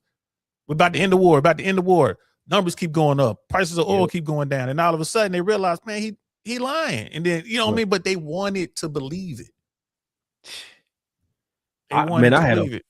I had a full blown, like, me and moms never like go at it, but we went at it one day about Hillary and Trump. And I was just like, I said, do you really I said, if I can prove to you Trump is a better candidate, she said, I don't care. I said, well, what if you find out Hillary lying and what he's standing on is real? She said, I just want to hear what Hillary's saying. I just want to hear it. It just makes me feel comfortable. I just want to hear that shit. This is my mama now. I'm like, I ain't got no, you know what I'm saying? I'm like, she stood on that shit. She stood on it. People stand on it. I need you to lie to me. Guess what? I respect that honesty. I respect you honest about needing to be lied to. People live with that shit. That's the blue pill. Don't tell me the truth. I clipped it on one of my shows a couple weeks ago. I said a motherfucker that's the blue pill that be like, hey, let me show you this. Let me put you on game on how it really is. Nah, don't do that. They don't even want to hear the shit. Yeah, because they got it all figured out. Like, so when it came to Hillary Clinton and Donald Trump, and when you look at Hillary Clinton was the most qualified human to ever run for presidency of the United States of America. Just looking at her resume, it's like, damn, she was the most qualified. But was America ready for a lady, and were they in love with her? Let's say that Hillary Clinton looked like, you know, like a former supermodel or something, like still older but still fine as hell. She probably would have won. She would have captured enough of those dudes just on the fact that she cute. You know what I mean? She would have won. So you think if Candace Owens run, you think she gonna win? Not Candace. I mean, just real talk. Candace is black, but I think that if Trump's daughter would have run, I think that the Republicans will have a good shot. Damn. You know, maybe not in 2028 because Trump has done such a horrible job, but you know, at some point, yeah, you know, because she's fine enough. Rayco Live was asking, like, what would you say that the main thing women don't understand about the red pill? It's what we're talking about now. I think women understand the red pill completely. They just don't want to accept it because it doesn't really work for them. Yeah. You know, to sit there and to, you know, like some women will tell you, we're gonna have women on this platform right here telling you, like, yeah, you know, bad boys, all women want bad boys and rich dudes, and there are women out there who do whatever for that. And then if you treat her right, she's gonna treat you like, you know what I'm saying, you treat her like a star, she's gonna treat you like a groupie. There are women who will tell you that, but the vast majority of women don't want to hear that. Don't tell me that. I want my Disney fairy tale. Yeah. So, you know what I mean? So what do I think the hardest part for women to accept is really the entire message. I mean, what's the narrative right now? Right? Women don't need no man. Women are the table. When you say, what do you bring to the table? Hell, even in Star Wars, the Force is female. For real? They got a female Force. Don't think they talking about that. It's a thread. It's crazy. Women, it's a lot of people want to hear the narrative that they already have. I'm open-minded. Like, just tell me the truth. Like with Trump, you know, y'all gonna hear that we talk politics. You know, I'm like, look, I can't deal with the Donald Trump. And people like, well, I knew back then, like, well, what's your problem with Trump? I'm like, man, he done ruined every business he had. Like, this dude had 2 casinos and they both failed. Like, how do you fuck that up? Like, you got a casino up? That's yeah. I don't know. I can't tell you how to fuck it up. But I'll ask you this: do you think that he know what he doing? Like when 50 did that broke shit when he was playing broke, when, you know, and then he spilled out broke with all the money. Like, is this a cover up or something? Or do you think he really, you know what I'm saying, lost the casinos? I think maybe run a play with one. You want to run a play and you're gonna, okay, I'm gonna shut down this casino and then I'm gonna be able to get all this tax money back or whatever, but to do it twice, I'm like, nah. And I read his books. Yeah, I read his book like that. Art of the Deal. I read that book. Most people who follow Trump, they never read the book. Like you got to read that book. And when you read it, you're like, oh, this dude don't know what he's doing. This is just a privileged guy who's in a position where, Trump, I do give him credit in the sense that when Trump lost his bread before they did The Apprentice, Trump was doing Carl's Jr.'s commercials. You remember that?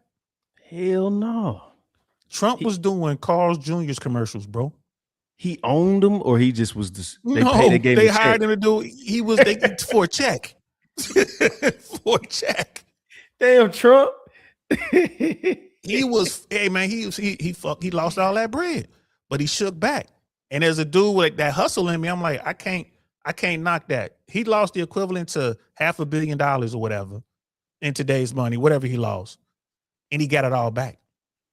You know what I'm saying? Was it half a? Yeah, he got it all back. You know what I mean? We got to look at you lose $500 billion or whatever it was, and then you get it back. I got to respect you. Yeah, you got to. Like, you got to. You know what I'm saying? I got to respect you. He making money now. Yeah, he's it's bad for a lot of people, but you know what I'm saying? To your point, he telling people exactly what he's doing, and folks are hearing what they want to hear. Right? You got the people, it's like the red pill stuff, or anything for that matter, like the manosphere. There's people who are just dead set against it. So it doesn't matter what you put out there, they're gonna find something wrong with it. And then there's people who are 100% on board with it. No matter what you're gonna put out there, they're gonna find something good about it. And if people don't learn how to just be independent thinkers and understand there's good and bad in both, you know what I'm saying? I look at, we talk about law enforcement. I'm always saying, I think cops need to get paid more money. I think every police officer, no matter where they are in America, should make $100,000 minimum, wherever they are. Right. And if the city can't afford it, the feds should kick in and pay the rest. However, it should be the hardest job to get and one of the hardest jobs to keep. Yeah. Yep. The criteria. Yeah. You're gonna have to pass a real test. Right. You got to stay in shape. Yeah. But, boy, I was sitting there. I said, boy, if these niggas take over this jail, because they ain't gonna be able to make it to the they ain't gonna be able to run to the door, bro. They be getting outran every day. I know they do. Though. Them people that don't run, they just scared to run. Cause ain't no way this nigga he's not finna catch me. Right. He's not finna catch me. Law enforcement should be trained not to a military standard, but their standards should be extremely high, like the military. Because most police officers go to their weapon too soon. Why do they go to their weapon? They're afraid. Yeah, yep. They're afraid. Now, I've been in combat situations where we got our weapons, but we got orders not to fire, so we can't use them. Yeah. Right? You know how it is. Thanks. Yeah, if they not aiming it at you, you really ain't supposed to do nothing to them. Man, they're taking a step further. Unless they could be firing, but if they ain't firing at you. Well, good luck with that shit, boy. You reach for your pistol and I got one. It's over. I'm not playing that game. Nope. Rules of engagement state, we cannot fire unless we are fired upon. Well, he's shooting. Yeah, they shooting over there. We're over here. I know, hey, this gonna be my alibi. He can't aim. He was trying to hit me. He cross-eyed. He didn't know. Right. I was over there. Doesn't work. Now, I just want law enforcement to have the kind of training and the self-esteem and the self-confidence that they can get themselves out of pretty much any situation. That's all I'm saying. So a lot of people get mad at me like, man, why we want to give police more money and more power? Like, yeah, but it would only be the best. The people who can handle it. Yeah. And the people who know the law, like, okay, they know the Constitution. So wouldn't it be nice if a police officer doesn't do an illegal stop and they don't violate your Fourth Amendment rights? Wouldn't that be great for cops to sit back like, okay, you won for now, but we're going to keep following you. Eventually, we're going to have a reason to, to know how to follow someone without being spotted. And it's just certain things that I learned in the military, in the airborne army. It's like, man, the stuff that they taught us, like police work is just a piece of cake. If you stay in shape and you know the rules, we know one thing: a criminal he's gonna break some law. He's gonna do something stupid, and you're gonna have him. Right. Yep. You know what I mean? So that's my thing with that, bro. You know what's crazy? in like 2005, the prison return rate was 90%. 90% of people that go to prison always 90% come back. 90%. Damn. Yep. Yep. Well, That shit, now they paroling give you so much when you lock down, bro. They give you a tablet when you walk in there. Damn. Yeah. Some people be like, they don't even be in no rush to get out. They ain't got shit. They ain't got nothing to come out to. You getting 3 meals plus stacks. You got a tablet. You can watch your videos, and all you need to do is keep the wild boys from wilding out. Like, man, I mean, honestly, there's some people who like you said, that incarceration life might be better than what they dealing with at home. It is. I said, bro, I seen one of them bailout videos where the dude, this is his content. He just bails out random people. Boy, this homeless dude was pissed. He said, "You bail me out." He said, "Where I'm gonna go?" Exactly. I gotta smack the police to get back in. Yeah, right. About to steal him. Hey, I hit him. Yeah, open up. He said, "What y'all letting me out for?" But yeah, nah, man, that's crazy. Yeah, that's the world we live in, dog. That's what we get. And you know what? With the video, we could just link the video in the description. I mean, it was pretty much to the end. I think we got everything out of it, unless you wanted to run it to the end. It's up to you. No. I'm going. Okay, let's see. It's only about 4 minutes left. Let's go ahead and finish it off. All right, bet. Okay. Damn, I keep hitting the wrong damn thing. Bro, I know that. I know your pain. Where the hell? It's on the freeze frame, but I think I knocked it down. Hold on, yeah. Do it again. Remember Robin Harris said the piccolo player motherfucking? Right. Now that's my dog right there. Baby kids. Right. Rowe managed to make Sneeko look like a kid out of his depth, and Myron Gaines looked like a creepy manipulator, but only by letting them be themselves. The documentary won't hurt either of them. Harrison Sullivan came off looking exactly like the man his fans wanted to be. And if anyone seemed to get caught out of character, it was Justin Waller. He seemed like a potentially decent man with some kind of moral compass who was pretending to be a sociopath for the internet. Or maybe he's just the slickest one and he conned me too. I have no idea. Now, I turned down Thoreau's little expose because I'd want to say things that I believed were serious and important, and be assured that they would go on record. I would have wanted to talk about some of the history that I've shared in this video. But I've dealt with mainstream journalists and documentary producers. They tend to be world-class liars and time wasters. I've done it enough to know that that would never happen, even before Netflix got its hands on the rough cut. These infotainment documentary producers are just looking for a few sexy, funny, or outrageous clips.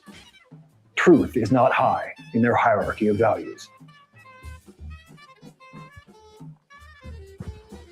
If a meaningful truth was exposed, it was about the similarity between Thoreau and his subjects. The most cutting and insightful remark in this documentary about the manosphere came from a woman.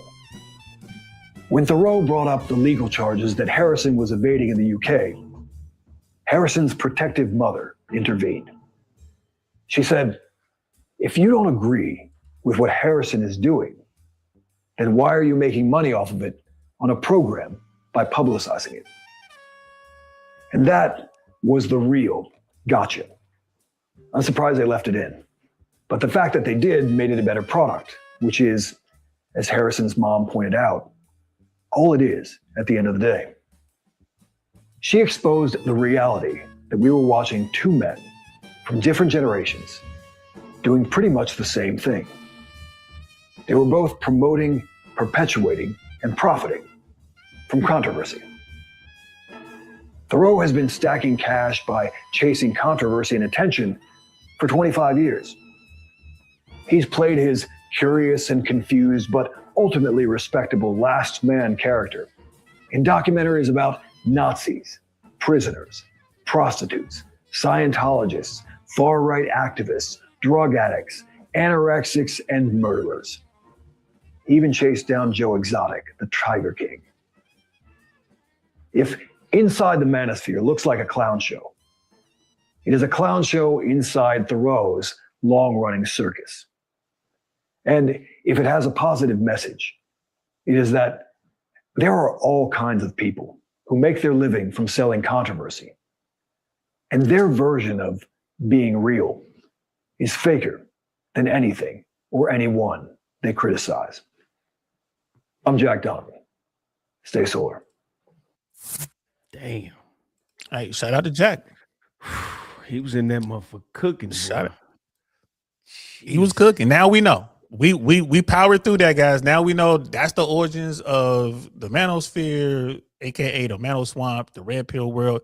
And can we throw that super chat up again? I want to show a little love to Oh yeah, Brother for sure. Prince. Yeah, absolutely. Shout out to Prince, man. Give him a Appreciate round of you, bro. applause. Yeah, Dom DeMarco. appreciate you, homie. Count out. Bad, I cut you off. My fault. But that's a good point. It's like colonizers have fragile egos. They didn't like to listen to a black man for 8 years. What made you think they're gonna listen to a woman? And that's what we were talking about. Earlier.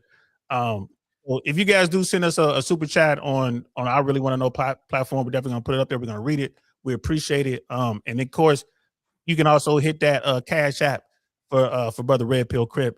We appreciate it. Every single dollar will not be wasted. It's all going to the hookers and cocaine funds. So we appreciate that.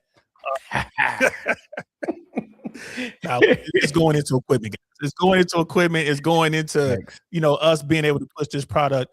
Like even I had just ordered some lights. I got some microphones I had to order. I mean, this stuff, bro. Like, if you drop $50, that's like a cheap day. You know what I mean? Trying to get some upgrades, and I need a new computer. It's like, I'm gonna have to get a computer. That's probably gonna be about $1,100. So we appreciate every single dollar. And we know how hard it is out here. We in a recession, it's about to get worse. So I appreciate every penny. I really do. Thank you so much. One more Don DeMarco. Dom DeMarco. But bro, I'm here to tell you, man, like the red pill message. And someone in the chat was even saying that, like, when a woman is dealing with her son, her messaging to her son is very red pill. She's saying everything we saying, telling him, but the messaging to her daughter is going to be different. And I think that's where the problem lies.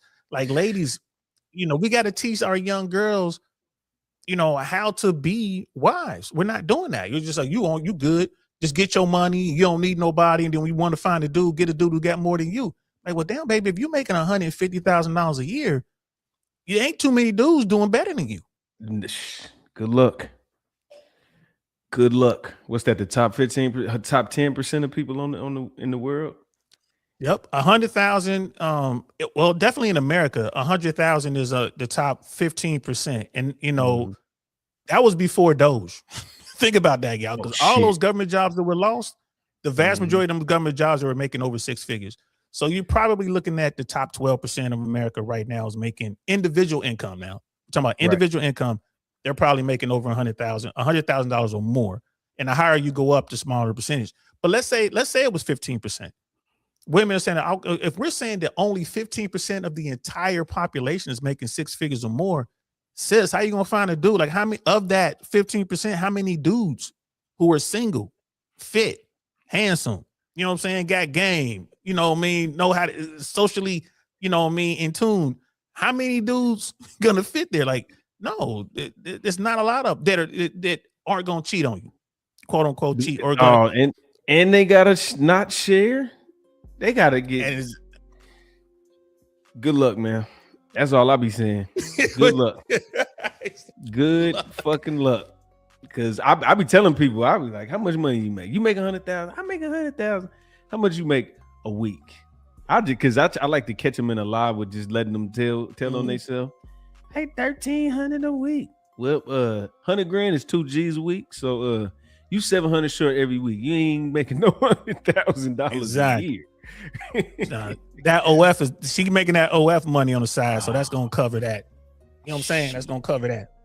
That OF check that look like the taxes they take out that 1,500. Bro, I be telling women, bro, you hit it right there, because most women don't realize, like, it's like 0.1% of women who are on OF making real money. The rest of them ain't getting nothing. Like you say, bro, they getting tip money. That's what it looked like. You know, made your little $5 here, $4 there. Yeah, they making light bill money. But what they buying the idea, they buying the Sophie Rains, they buying the Suki Hanas, they buying the little girl, the Catch Me Outside girl that made, you know what I'm saying, a meal. She made a ticket on her first little day on that motherfucker. They think, well, that's me. All right. That's another thing too. These girls, man, they're like 17 and a half doing the countdown to 18 on OF. They got this shit already up. Bro, they got a clock on the thing. That motherfucker say go live. And these dudes are just throwing the money in there. And here's the thing, bro. We got Red Pill. Can you be mad at her? Can you be mad at her? I really can't. Especially if she hit a lick. But if she don't hit a lick, I'm pissed. I ain't mad. I am livid. When you put your body, I wish my daughter would. They know. They already know. I ain't playing with them. But see, I mean, I can't. Go ahead.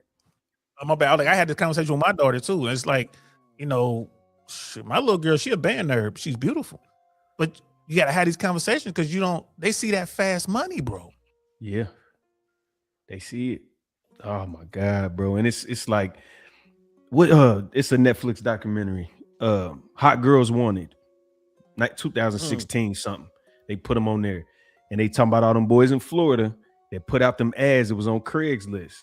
And they was just like, we doing content down in Florida. They just lure them in. Little chick from Iowa, little chick from Wyoming.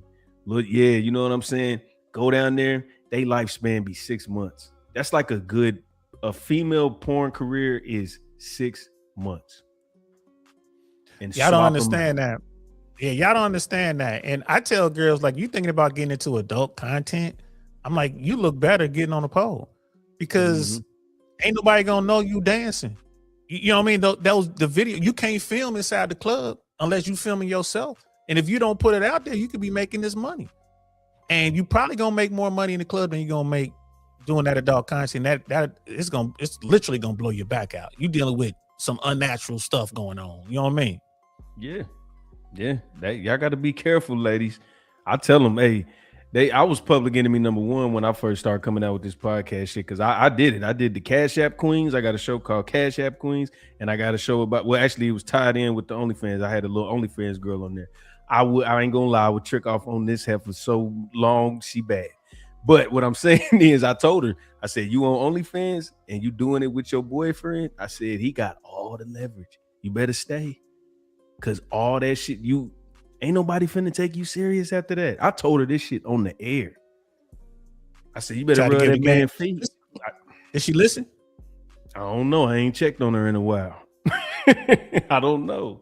She didn't, as she was sitting there, I'll be okay. He ain't going nowhere. I was like, all right. Okie dokie. I mean, that OF thing, bro, isn't that just like the virtual track? Yeah, it's prostitution. You got to really break it down to them to let them know it's sex work. They be like, when you ask a girl that's on OnlyFans, just on the street, do you do OnlyFans? Yeah, I do OnlyFans. Oh, so you a prostitute? No, I'm not a prostitute. Yes, you are. You're a prostitute. Did you ask her in her mind, what's the distinction? Like, what's the difference between a girl on the track and a girl who's on, OF? Well, you know what I mean? She was one of the ones that accepted it. So I didn't even have to break it down for her. But just like some of these women, they really think that they not online whores. Hey, y'all in the chat. A one in the chat if OF and stripping, if OF and being an exotic dancer, if y'all think that is sex work, put a one in the chat if y'all think that's sex work. Because I think it is. Yeah. I don't think nothing wrong with it. That's what you choose to do. All right, Donovan Sharp broke it down. He said, if you are posing on the internet, anything with your lingerie, sweat, whatever it is, if you're selling a product that they're trying to sell to women, then that's modeling. If you're selling a product, which is your body and your vagina and your titties and your consumers are men, that is prostitution. Even though there's no physical connection, like, even though you ain't getting blown out. This is she got her. She was born with her product. Yeah. She don't even got it. Yeah, she don't even got to get penetrated. It's still sex work. When you selling a bra, that's modeling. When you selling to dudes that want to see what's under that bra, that is prostitution. That's how he broke it down. And because I didn't think about it like that. I'm like, damn, that's actually, yeah, that makes sense. And you know what I'm saying? I might be wrong, but it made sense to me. Yeah, it makes sense. And we live in an era where women are addicted. I mean, really addicted to attention. I've never seen it like this. And maybe it's always been this way. We just didn't have the technology to where women would be trying to get attention at a global scale.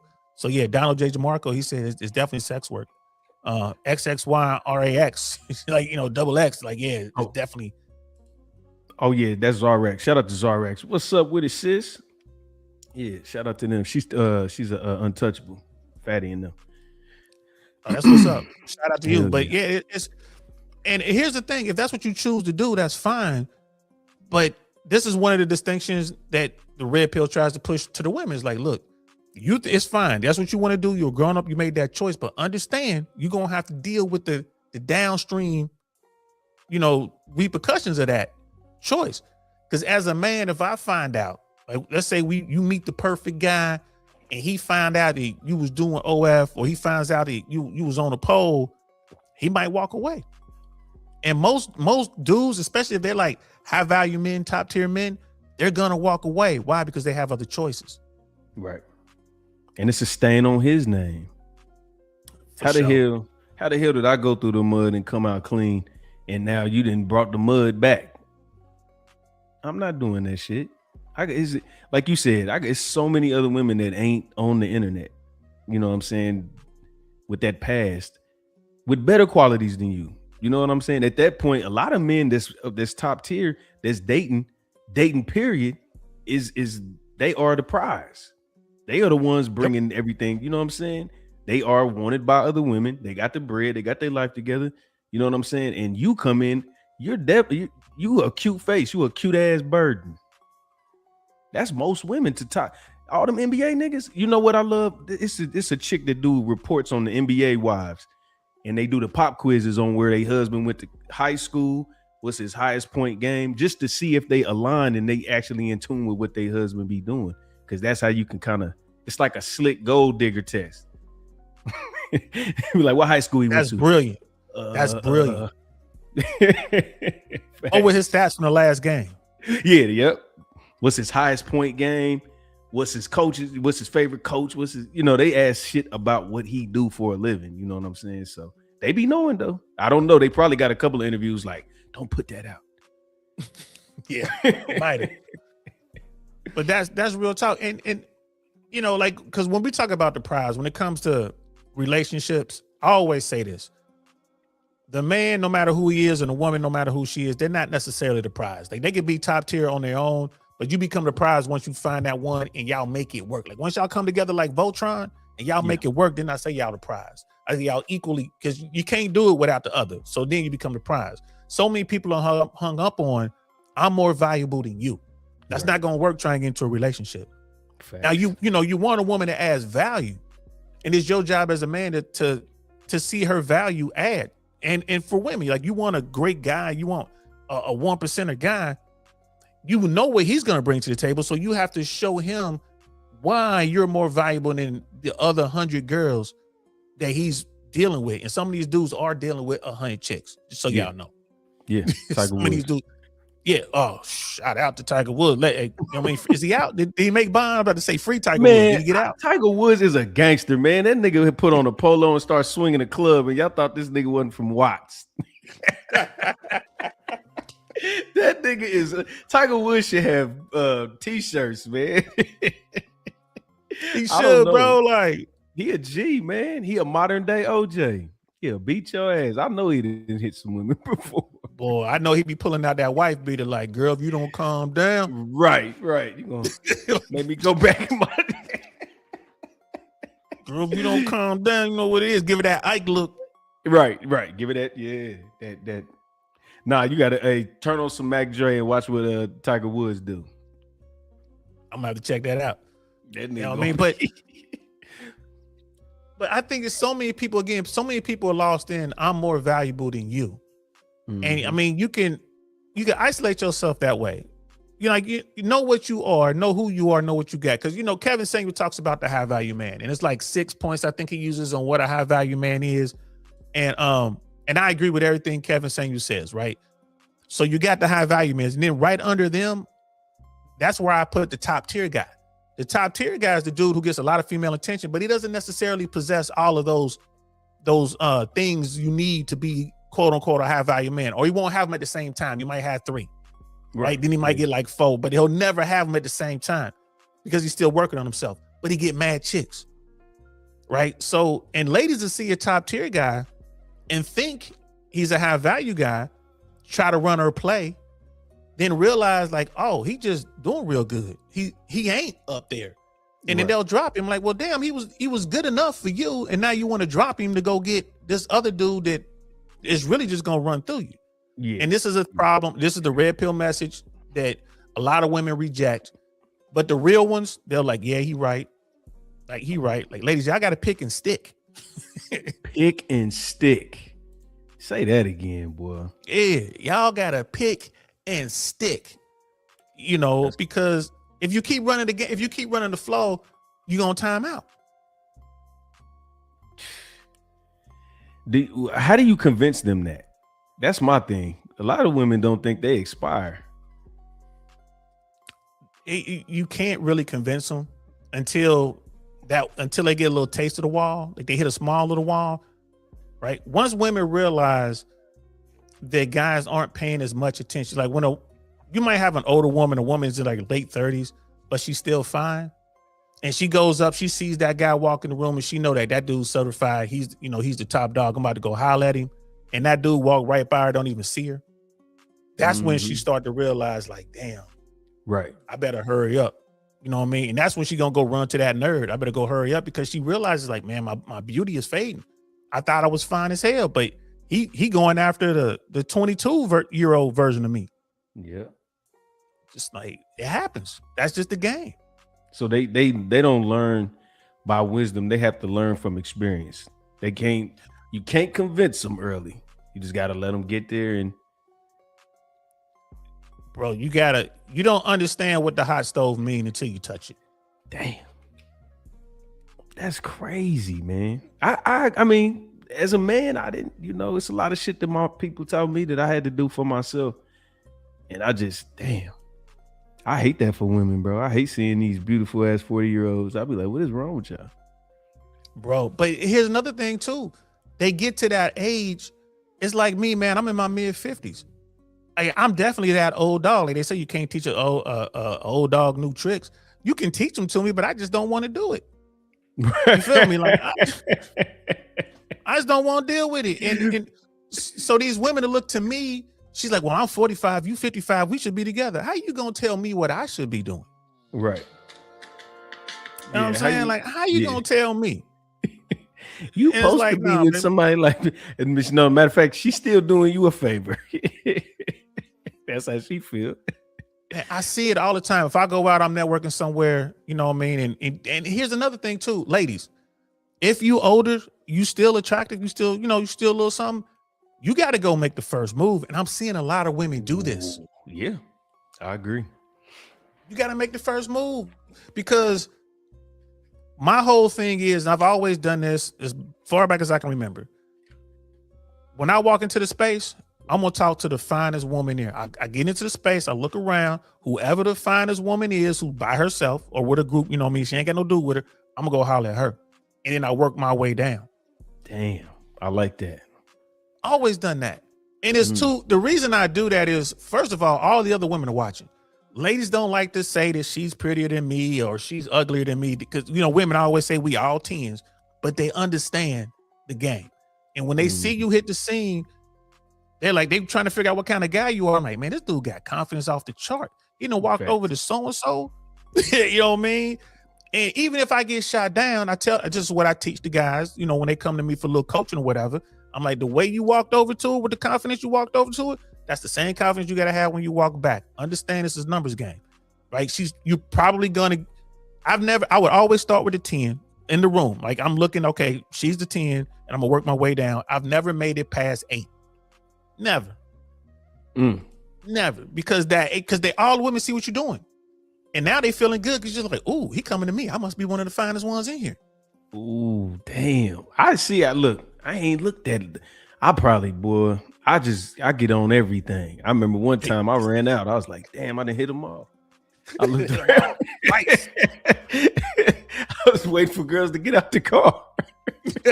What's up with her? I ain't hear her yet. Let's, Yeah, I ain't you hear her violate? No, I ain't violate. But yeah, I like that though. That's a good little technique. But it psychologically mess with. See, this is psychological warfare. That's what dating used to just be a casual, physical. I'm attracted to you, you attracted to me. It wasn't no bells and whistles. Now you got to play that game just like you. I got to go holler at this fine one. I want the 6. I like her. I could tell she fuck with me. But let me go holler at the 10 first. You know what I'm saying? And then she gonna be like, what the hell? I thought just mess, you got to play the game. I don't like playing games. I'm gonna go get up. I'm on your ass. I'm like the Predator, nigga. I see that shit. Got the triangle. Yeah. Got the triangle moving. It's my third eye.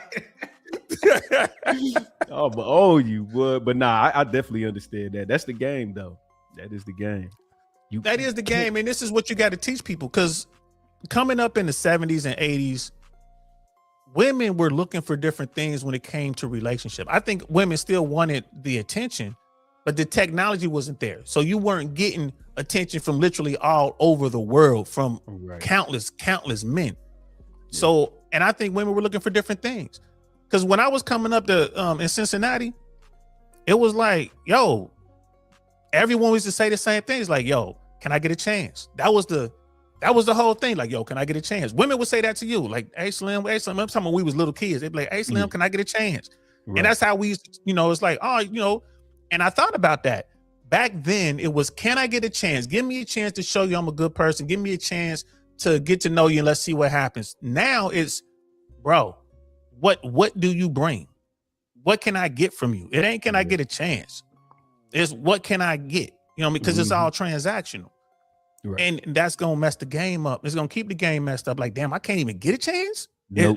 In order for me to get a chance, I gotta qualify. Like, I gotta fill out a financial background report or some shit. Like, damn, what am I trying to get a loan? If you try to pump a chick gas, she gonna say, I can do it if you ain't gonna pay for it. That's where we at. You can't even give them a nice gesture no more. Flowers is laughed at. You can't write a poem that's sassy. You can't you can't do none of that shit no more. They don't appreciate that shit. Facts. Damn. Yeah. It's crazy. That sassy word, boy, they have beat that motherfucker to death. I'm sorry. Hey, my bad. Look, Blue Jay said I'm spilling the tea. God damn it, I'm telling on y'all. I don't get this harsh. But the game is so simple yet so complex for these guys. A lot of these guys are like, bro, I think about it because guys will say, man, well, how many women did you have to talk to before you got to like the woman you want? And I'm like, I never really thought about it, bro, but it has to be hundreds. Like for every woman I hollered at, I probably talked to 100 women to get her. Yeah. Yep. This numbers game is real. I mean, I got to get this pussy. This is crazy. Boy. Yeah, do you have the random like, oh, you might meet a chick one day and it just go your way and she want to go smash right then? Yeah, that happens. But you would never even get into that situation if you ain't run the numbers beforehand. Exactly. It wasn't a one of one. You know what I mean? You didn't walk up and that's the one for the night. Hell no. I'm gonna drink 6 by the time I got my first number. You know what I'm saying? Crazy. Exactly. Man. And people don't understand that. And then I tell these guys too, like they always complain, like, man, ain't no good women in America. You got to get your passport. Like, nah, man, there's plenty of good women in America, bro. This is a big country. This is a really big country, bro. Like, where have you been? Like talk to my LA dudes or my Cincinnati dudes is like, y'all barely left the state, man. Like going up to Michigan, going out to Oklahoma. You know what I mean? Going out to Texas. Look, I had, what I call them? I call them zip code bros. They don't leave the zip code. They stay right on the block. But it's like a comfort thing. I realized when I moved to Orlando, and we used to try to go to Miami, just save up a few checks. Everybody go hang out at the beach. They didn't want to go. Them dudes that was from Orlando, they didn't. They was because they was from the hood. They don't like go. I ain't traveling with my pistol. I don't know who down there. They just in their comfort zone, bro. And it's a regional thing. LA dudes don't want to fly to New York. New York dudes ain't. I mean, they probably more eager to go to LA, but they just, I'm in the Bronx. I ain't going to Brooklyn. I don't, you know what I'm saying? Like crazy. Like, why we got to go to Harlem, son? We over here in the Bronx, bro. Yeah, you know facts. what I mean? Them Harlem dudes. LA dudes, man. You think a dude telling you he going north of the 10, you think he about to go to, you know what I'm saying, Washington State somewhere. Like, bro, where you finna go? Like, I'm finna go to North Hollywood. Like, damn, man, you been talking about that like you going somewhere. North Hollywood's right up the street. ETA 7 minutes walking. Oh, get on the scooter and get there. Like, bro, they think going to Palmdale is like, oh, we going to Palmdale. I'm like, man, that's commuting distance. Like, nah, man, that ain't. And like you said, they get there, they don't even want to holler at nobody. Yep. They want to sit. Oh, look, this is my rule. Look, I can't wait, bro. We're gonna get on the road and do this shit for real. When we used to go on tour, I used to tell you, I said, if that restaurant is in where we from, we can't go. And we ain't eating no McDonald's, we ain't eating no IHOP, we going somewhere that we ain't never been before. That was the rule on tour. When you with me, we ain't doing that shit. We gonna live in this city, experience this motherfucker. Cause dudes people just ain't, I don't know. I can't put my brain in they shit. I don't get it. Well, it's comfort, man. People are just comfortable and they don't want to be uncomfortable. Myron Gaines used to say this all the time to these dudes, like, y'all got to get comfortable with the idea of being uncomfortable. Yep. And that's the only way to really grow. Like, bro, I'm telling you, man, like leaving Cincinnati was the best thing that ever happened to me, man. I joined the Army, bro, and I got to see a good chunk of the world. Yeah. Like, man, you think, because so many guys are like, man, I'm like, I tell dudes all the time, if you know how to holler at women in America, you can go anywhere on planet Earth and you are going to get on, bro. It is not going to take 100 women. You might have to talk to 3. Yep. America's the final boss. For real. Facts. Like if you can do it here, bro, you are good. Like these passport bros, the passport bros messed up. Brazil, they messed up. Colombia, they just messed it up because they don't have the game. They don't have the skill set. They went down there, they messed up the economy. They messed up the ecosystem, and now they crying about it. And I tell the dudes all the time, I'm like, bro, I can still go to Medellin. I can go to Cali. I can go to Bogota, and I'm still gonna do good because it don't matter where you drop me. You could put me in, you could put me in Sao Paulo, bro. You could put me in Berlin. You could put me in Tokyo. It don't matter. Right. I'm getting on. And now we got technology in our hand that can translate. I was getting on. I didn't even speak the language, bro. That's crazy. That's crazy. That is straight body language. Straight body language, just straight like going to buy a translator book or whatever. And like I'm using my broken language and they using their broken English and we figuring it out. It don't take long. Man, I remember I was in it was in LA. I was on Sunset one night. Mm-hmm. Over there by the Mandarin, like over there getting close to La Cienega, right? They had some it was a Japanese hip-hop dance team or something that came over to America, right? Mm-hmm. And one of the women who were like from Japan who came over to see all this, she was like a spectator. I'm hollering at her, man. Again, this is before smartphones. I don't know any Japanese. She barely knew any English. Man, she knew enough to get to the crib. We over in North Hollywood bouncing up and down on each other, bro.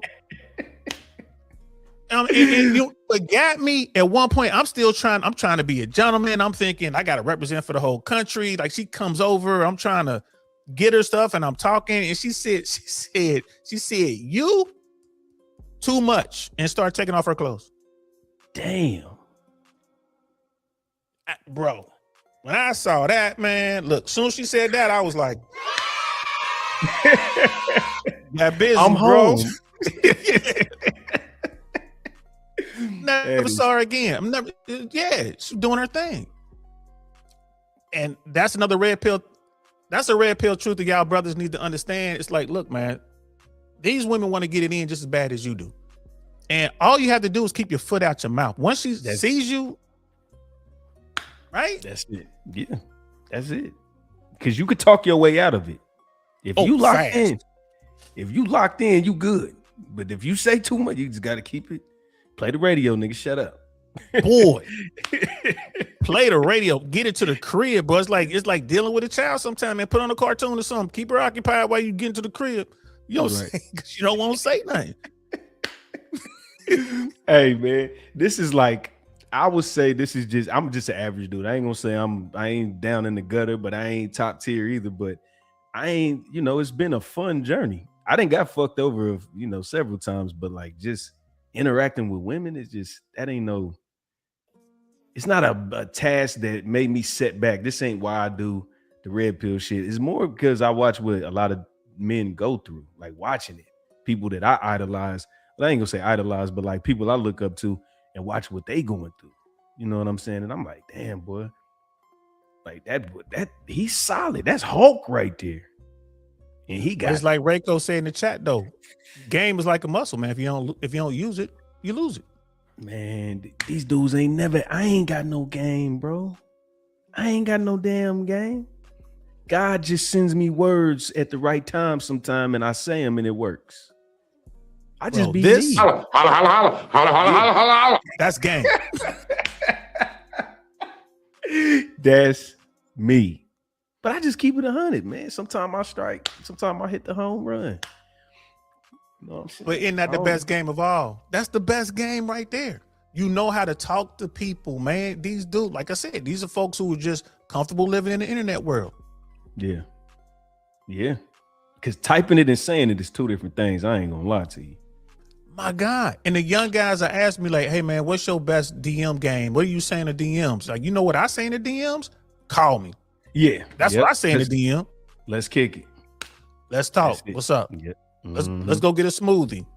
You know what I'm saying? Like, oh, I'm looking at your pictures. I see you do a lot of yoga. I know it's a real cool yoga joint. Let's go over here and do some yoga. It's free. You only got to, all you got to do is tip. I'll be on that. Let's get together. Let's talk. I got no game for you as far as DM. Because what are you gonna do when you with her? You gonna pull out your phone and start DMing? Yep, that's what a lot of niggas do. I done seen dudes holler. I done seen dudes hit a girl on Instagram that's standing right over there. I seen it. Stay right there. Like, man, she fine as hell. Go say something to her, bro. Right. Or they won't say nothing and then they'll wait till they leave and they'll be like, yeah, I was the one in the green hat. To get on the see.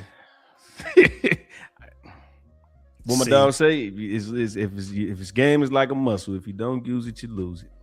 You lose it. And Blue Jay, right? Them dancers, the Japanese team, man, they was on point, bro. Now they got it in the Olympics. You know what I'm saying? Hip hop dancers in the Olympics now. Like the Get a Jabberwocky. gold medal. Bro, you didn't see the last Olympics, the Summer Olympics. They had a hip hop dancer from Australia. She was so bad, she became a meme, bro. Word? Nah, I didn't know. Man, people were dressing up like her on Halloween. That's how bad she was, bro. Instantly famous.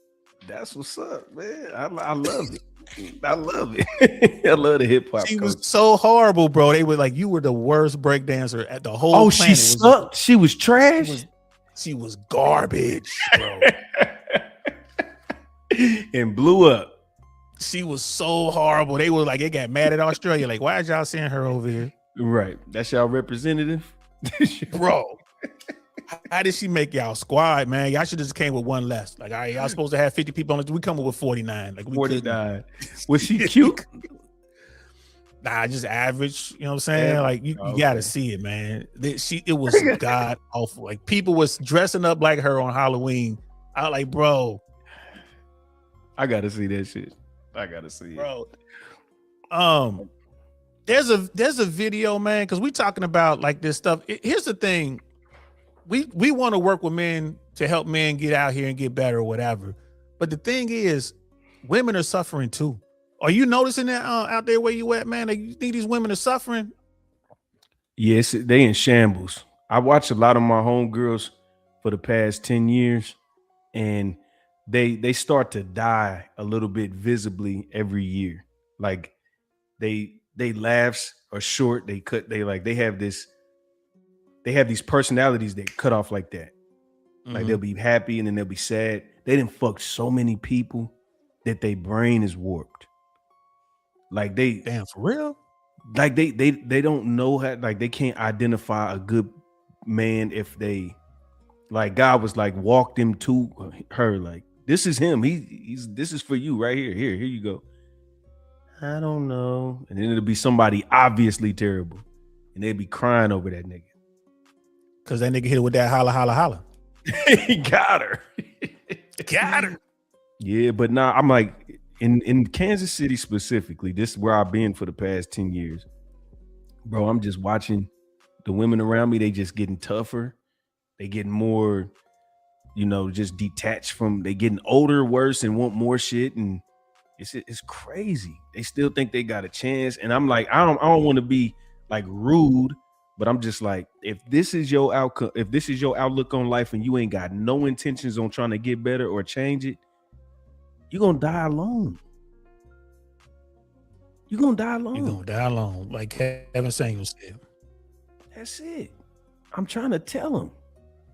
Like, all right. Well. Hey, bro, I'm throwing some in the back chat right now because since we just, hey guys, this is our first show, a proper show together. We're gonna do this at least once a week until we can step it up to more. Yeah. But I threw some in the back chat. That link in the back chat, man. If we can, let's pull that up, because that's on the topic of what you just talking about, like how some of these women have kind of iced themselves out of the game, and why. Okay. And what can be done about it. And then, if we could bring up, if there's some sisters out there that want to jump in and give us some insight, we would love to have y'all up here. Hell yeah, I'm about to throw that in there now. I'm gonna throw that on the chat. Boom. And then I'm going to, let me do the share screen. Shit. Oh, damn it. My bad. I'm fucking up. I'm panicking. That's all good. Man, ain't nothing to panic about, bro. We over here chilling. Unless them blue and red lights are flashing outside. And panic. Boy, this damn brakes to go off. I'm panicking. Where did nigga red pill go?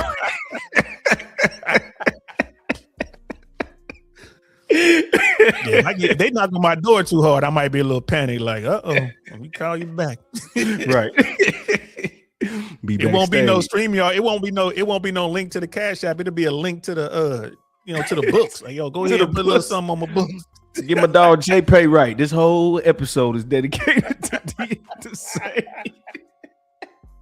We're gonna have free Saint shirts on and shit.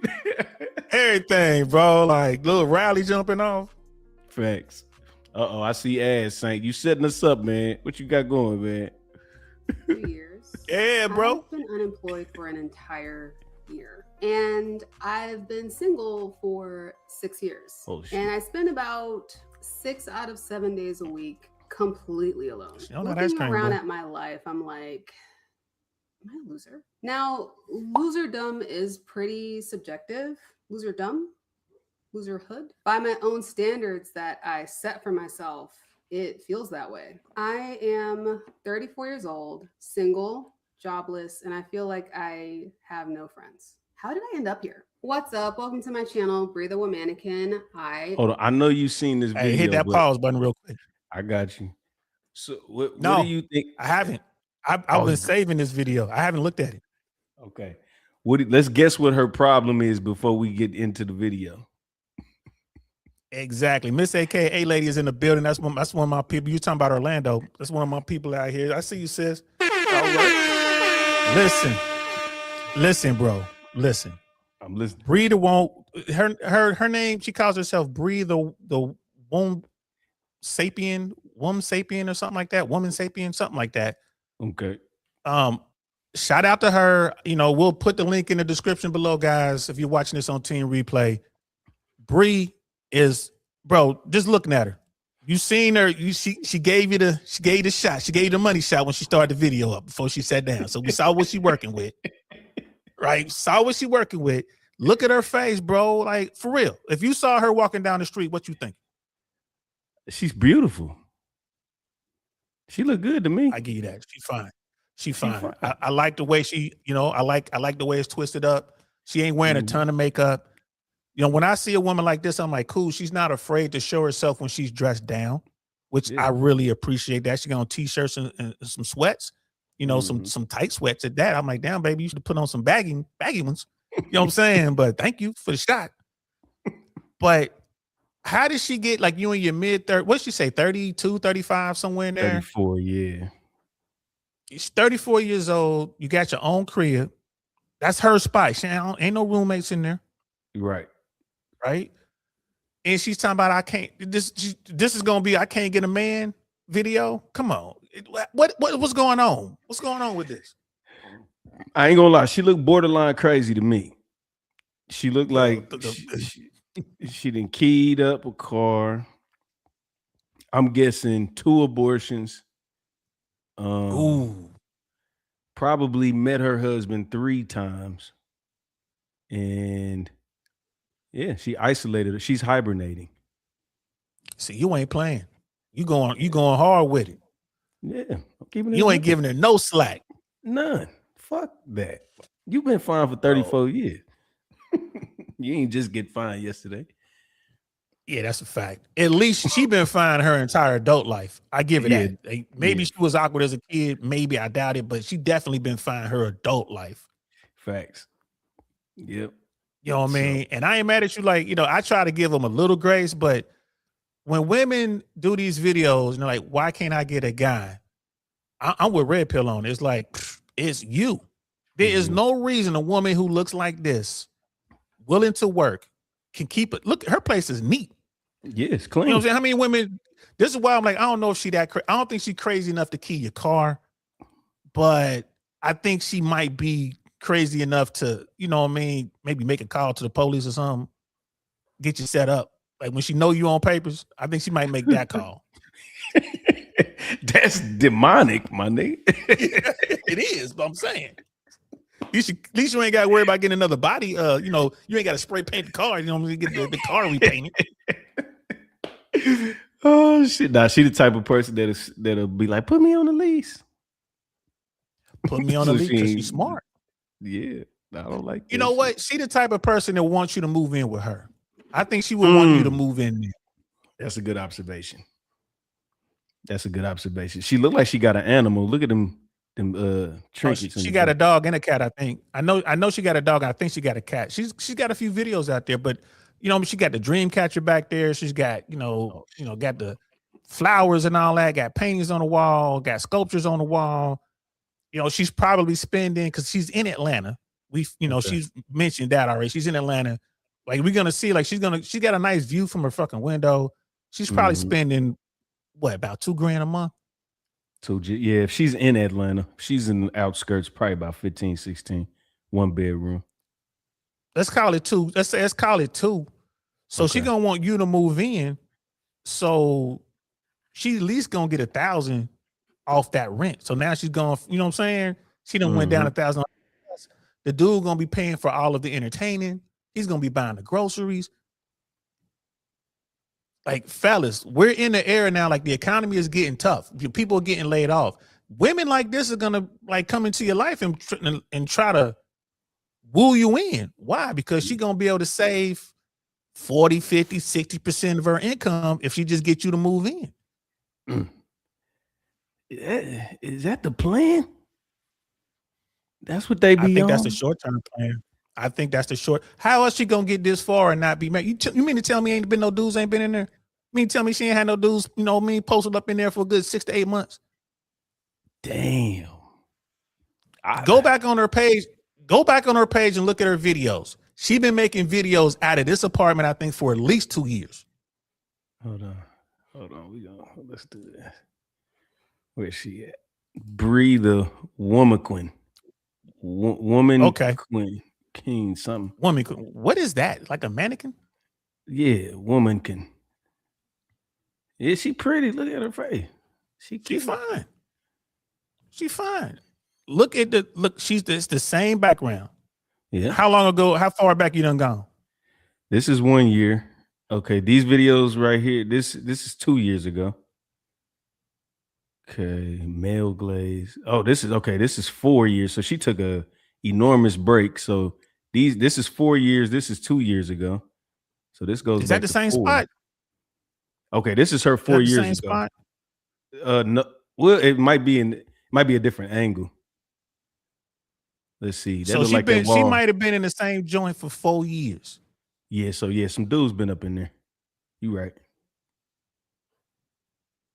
Let's see.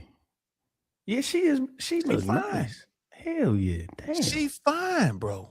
She fine. She the kind of woman that she might wear some baggy clothes. You go out with her, you know, you finally get her back to the crib and she lets you do a little something. She come out them clothes and you just be like shocked, like, oh, I didn't know it was like that. Damn. Hey, Saint, if you know like I know, when you go to the military, that's when you find that shit out. They be wearing them damn BDUs, and then they take that shit off. BDUs. Ooh, boy, that's when I learned the essence of what I'm looking for. I see that shit through them fatigues. I'm like, oh my. I mean, you be trying to hide that shit. I'm like, baby, you can't hide that shit from me. I got sweatpants vision. You feel me? At all, boy. You're like, woo, and that's an acquired skill, gentlemen. You got to learn that by going outside. You don't just pick that up. I can't tell you how many times I thought a girl was like overweight or whatever when she was just like really thick. Thick back in the day when we came up meant athletic. Right. It didn't mean she was like fluffy. You know, when she was not thick meant she was athletic, bro. She just looked big in her clothes, and then you see her like, oh, I didn't know she had it like that. Right. Yep, exactly. Don't tell them all the sauce. Hey, we'll save some of it. We'll save some of it. I've been unemployed for an entire year, and I've been single for 6 years, and I spend about 6 out of 7 days a week. Hold on, let's see. She's looking at ice cream, boy. Yeah, she's looking at ice cream, boy. That thigh's right there too. I ain't gonna lie to you. Mm-hmm. And this is like an Audi. She's been unemployed. Is that an Audi? What's that? Is that an Audi? It might be. Let's see. Hold on. Let's keep going. Completely alone. Looking around at my life, I'm like, I think that was a Kia. Am I a loser? Now, Kia? Oh, loserdom is pretty subjective. All right, what you talking about? My life, I've spent 2.5 years in a relationship. It's funny because when I was 20 years old, I told my best friend at the time, who was a gay man, I assume he's still a gay man. I told him at the time, if I didn't have kids by the time I was 28, I would be a surrogate for him. 28 has come. You are going to take homosexual sperm? This bitch is crazy. What the fuck did she just say? This is the new wave woman. That's the new wave university feminist kind of mindset. Ladies. Is that the norm? In the chat, ladies, let us know. Is that the norm? I checked our volume. I think our volume's good. I just listened to it. So someone was saying that we lost our volume. Okay. Hold on, I got to talk to my daughter real quick. Hold on. Okay, good. So hold on, y'all. Ladies and gentlemen. She's gonna give a homosexual man a hold of homosexual.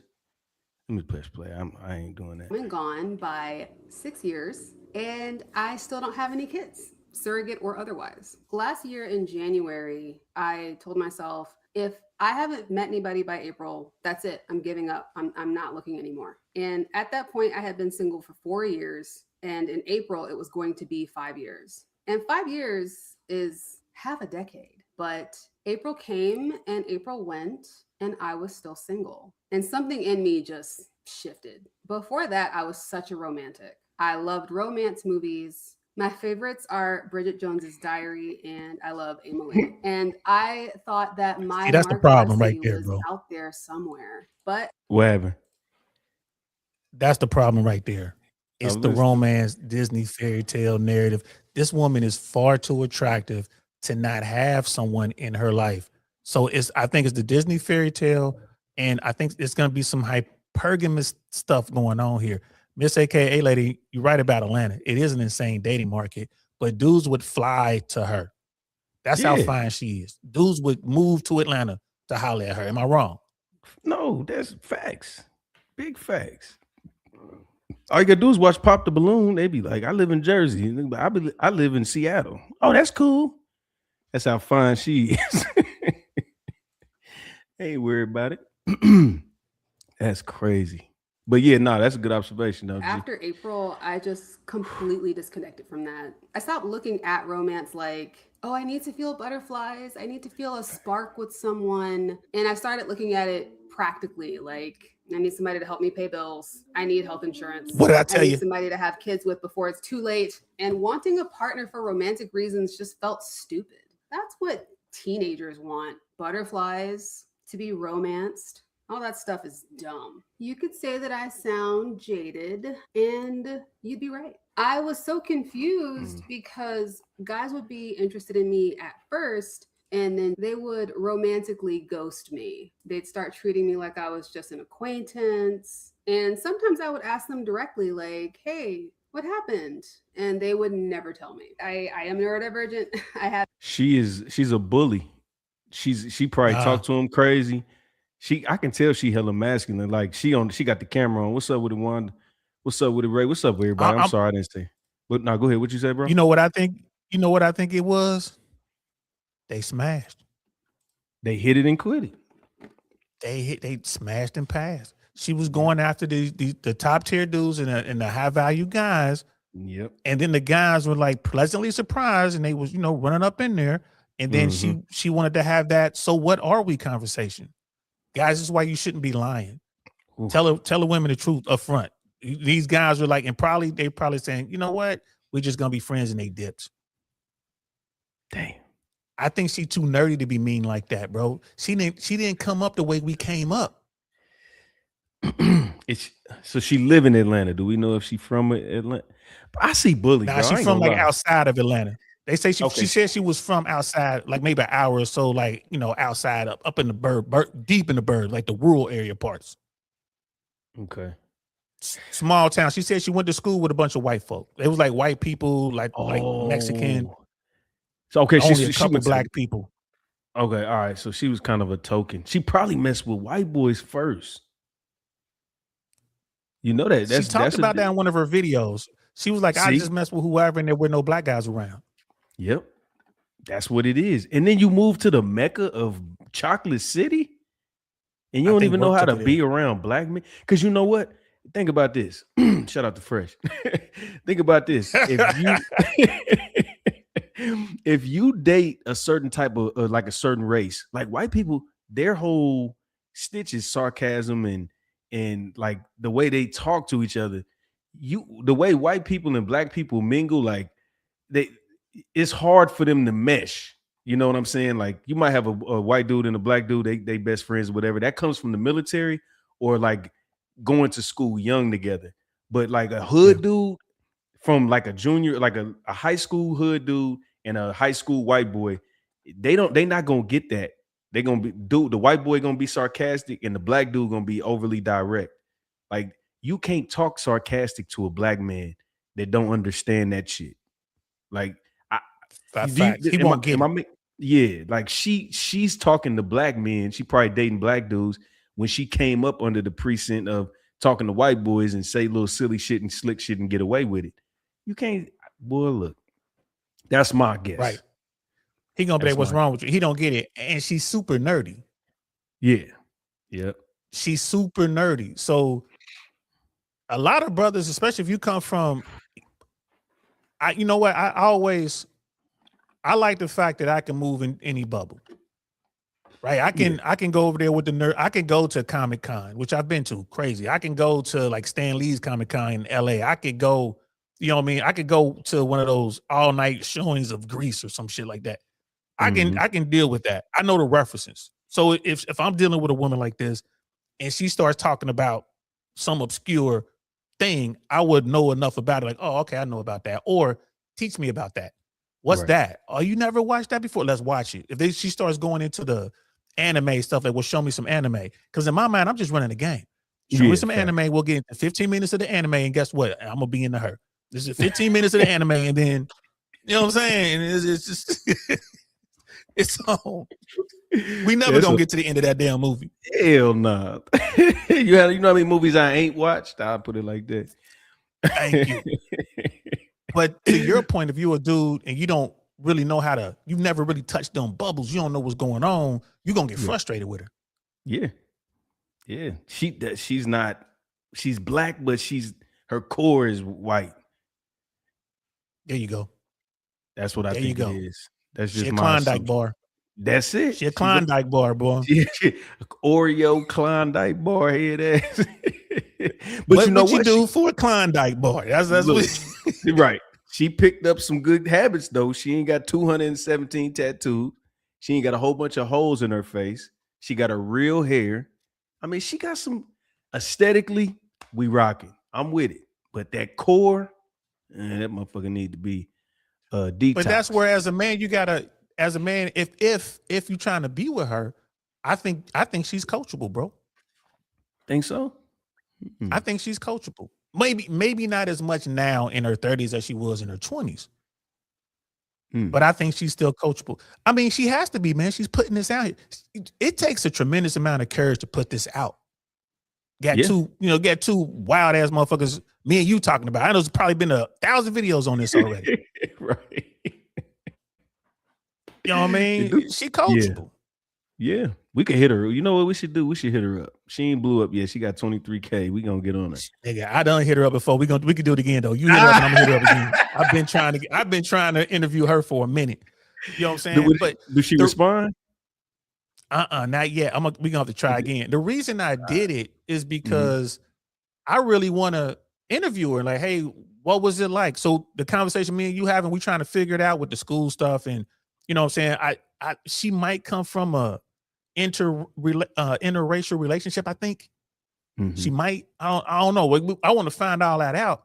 And like I said, maybe we can give her a couple of pointers. But there's no way that a woman this attractive. Look where you got it frozen right here. That's a pretty little smile. Like you said, she ain't like got the piercings all over the place. I guarantee you she got some tattoos, but at least you can't see her tattoos. This is what I tell women. You know what I'm saying? I can't see them. Yeah. Yep. Let me find out where they are. You know what I'm saying? Don't just exactly. Yeah. That's the scavenger hunt I like to be on. You feel me? Hell yeah. But then you're gonna tell on yourself too. When I'm with my homie, be like, oh, you see the turtle? Hey, nigga, what you know about the turtle, man? I don't even say nothing. I just be like inside. I'm like, damn. Right. It hurt. It hurt a little bit. Damn. He knows about the turtle. Yeah, like he done smashed. Damn, and I can't do nothing with it. But I'm telling you, I think her situation is she's had dudes. I think she might be aiming a little too high. She's dealing with guys who have too many options, especially in Atlanta. There's so many gay dudes. You know what I'm saying? Like, found dudes that weren't gay or whatever. I think she might be aiming too high. And then those guys are just, smashing and passing. Meanwhile, the dudes that really want to holler at her don't have the confidence to step up to her or don't have the ability to double back. Like, you could talk to her and first time she see you, she say no. You see her 6 months later, run up on her again, she might say yeah. Yeah. Right. You walk up on her, Jennifer, right? You walk up, hit her with one of those. Right. or you don't forget about it too. You won't know you hollered at her until you have you ever done this? Hollered at a chick, man, and nothing really never happened. You know what I'm saying? Never hollered at her again or whatever. And then next thing you know, you see this one chick, you holler at her like, man, she bad. Like 6 months later, something, and she give you her number. You type her number in, and then it pop up in your phone. It's already in there. She didn't did a transfer, bro. I got 2 of them stories. I got 2 of them, boy. Damn, yeah, that's a fact. That's a fact. Yeah. And it's like dudes don't know how to handle that. A lot of dudes are like, oh, you're already in my phone. Like, don't ever do that. Just act like you still putting the number in. Yeah, facts. Because she clearly don't remember you. You don't remember her, so don't mess it up. Exactly. Right, man. Rayco, she ain't got no kids. She said it. She ain't got no kids. She ain't got one child. That's another thing. She don't no children, right? She doesn't have a job, but she's still. How are you paying for this place? Thank you, sir. I'm waiting on her to say that shit. I'm waiting on that because now it's sugar daddy season. I don't know. We're gonna figure this out. Let me read Miss AKA Lady. She said, you can be an amazing woman and struggle in Atlanta with so many women. Men don't have to settle down. It's a playboy city. If they not playing around, they gay. Damn. That's an indefinite statement. You standing It's on a lot that, of down low brothers. It's a lot of down low brothers in Atlanta. Been like that since the 80s, bro. Yeah. I'm not an Atlanta fan. I've been a couple times. I actually lived there one time, but I'm not a huge fan. They had some fine ass white women in Atlanta. Boy, they got some Georgia peaches down there. I was always a fan of Atlanta until the late 90s. And that's when I was done with Atlanta. Atlanta's the only city I've ever been walking down the street. I was on Peachtree in Buckhead, walking down the street. I was standing at the St. Regis. And some dude pulled up over trying to holler at me. Some nigga pulled up. Like, really, like, I'm walking down the street. He pulled up, and I heard, like, he's saying something, like, leaning over the passenger side. I'm thinking he might need directions. I'm getting closer, and then now I can hear what he's saying. Yeah. And dude trying to holler at me. And the look on my face, dude smashed off. He just saw the look on my face. He smashed off. And I was like, man, I'm like, bro, why? What am I wearing? What am I doing? Walking down the streets and another dude is gonna pull up on me and try to holler at me. You had on FUBU, man. Bro. And I had to talk to one of my people down there, one of my females, and she was like, nah, it ain't that. She's like, you do look normal. She's like, these normal dudes, that's what they doing. Like, she was like, it's a problem down here. Like, that's what she told me about the down low. Yeah. She was like, it's this down low problem. And I was like, oh, okay. I just making sure, you know what I mean? Like, what am I doing? Like, do I need to walk differently or something? Like, I ain't know like what was going on. She was like, nah, it ain't you. But that was it. I was like, I'm through with Atlanta. So I started messing with DC after that. I heard DC got a problem too. Yeah, but it's so many, like in DC, because it's the political mecca. I'm moving in the political mood, rooms. And I got my suit on and everything. And bro, DC, like, sisters will come up on you and they're like, look, I know you got a woman, but are you married? I don't see rings. Like, I'm not married and I don't have a woman. Like, you don't have to lie to me. I understand. Right. And I'm like, I'm not from here. Like, oh, okay. In that case, cool. And they upfront. They cool being number 3, number 4. They don't care. They want to be with a man so bad. They're like, bro, I know you got somebody else. Just like I said before, give me a chance. They on that. That's a realistic approach though. Because if you single, it works. If you're not single, it works. Like, you can't lose unless the nigga he ain't with that. You know what I'm saying? But how many for them to have that as part of you know what I'm saying? That's their dialogue. That's how they holler at men. If they look at them and can tell that they got somebody and they still do it, it must work. Well, what she was doing was just like, I'm just letting you know. I know that there are 10 beautiful women for you. And she's like, when it might be 30 women total, but it's 10 of them are beautiful. And I know that. So I'm letting you know I'm cool with it. Just, you ain't gotta lie to me type shit. I'm like, damn, that's what y'all game is right now? Yeah, because the dudes that they want are few and far between. And I think that's what Bree here is dealing with, I think a version of that. You're going after the guys who aren't gay, who, you know what I mean, got a little bit, like they can take care of themselves at least. They're working. Them dudes must have at least 20, 25 dimes for each of them. Yeah. Especially if they approaching. Especially. So, yeah. But Bree, I look at Bree, man, like she just got that girl next door, like she kept her body together. She ain't got no kids, right? I'm just looking at her like, damn, why is it you can't? Yeah, what the hell went wrong? Hold on, I'm so eager. Hold on, let me read these comments and then we go into the video because funny enough, saying I did that and the girl was black. Damn, we missed it because that's kind of far back. That was like 10 minutes ago. My bad, bro. Coachable? I don't know. I agree with you, bro. I don't know if she's coachable because you did say she looked coachable. I don't know. I think she's still coachable, bro. I think she is, especially at this point where she's trying to find somebody. I think, but I could be wrong. She putting her damn inbox look insane after this damn video. Oh my God. She probably got 6 kids. It's crazy. She not aiming too high, man. I don't know. She probably got some good ass standards. What up, teenage baby girl? Did you have biker shorts on? Oh, she said, did you have biker shorts on? I sure didn't. Since I was wearing some jeans, man, that was a bad day. Don't make me think about that no more. Right. We gonna get that up out of there. Everybody is on that spectrum. You can't trust none of them. I agree. Let's see. Talking about that down low. Yeah, that shit. Yep. Sounds hectic. Absolutely. Let's get to know this chick again. Okay. ADHD. And one of the things that means is that I don't always pick up on social cues and I need things stated directly. So there was a guy that I liked for a year. He was in a relationship at first. So I just had a crush on him from like afar.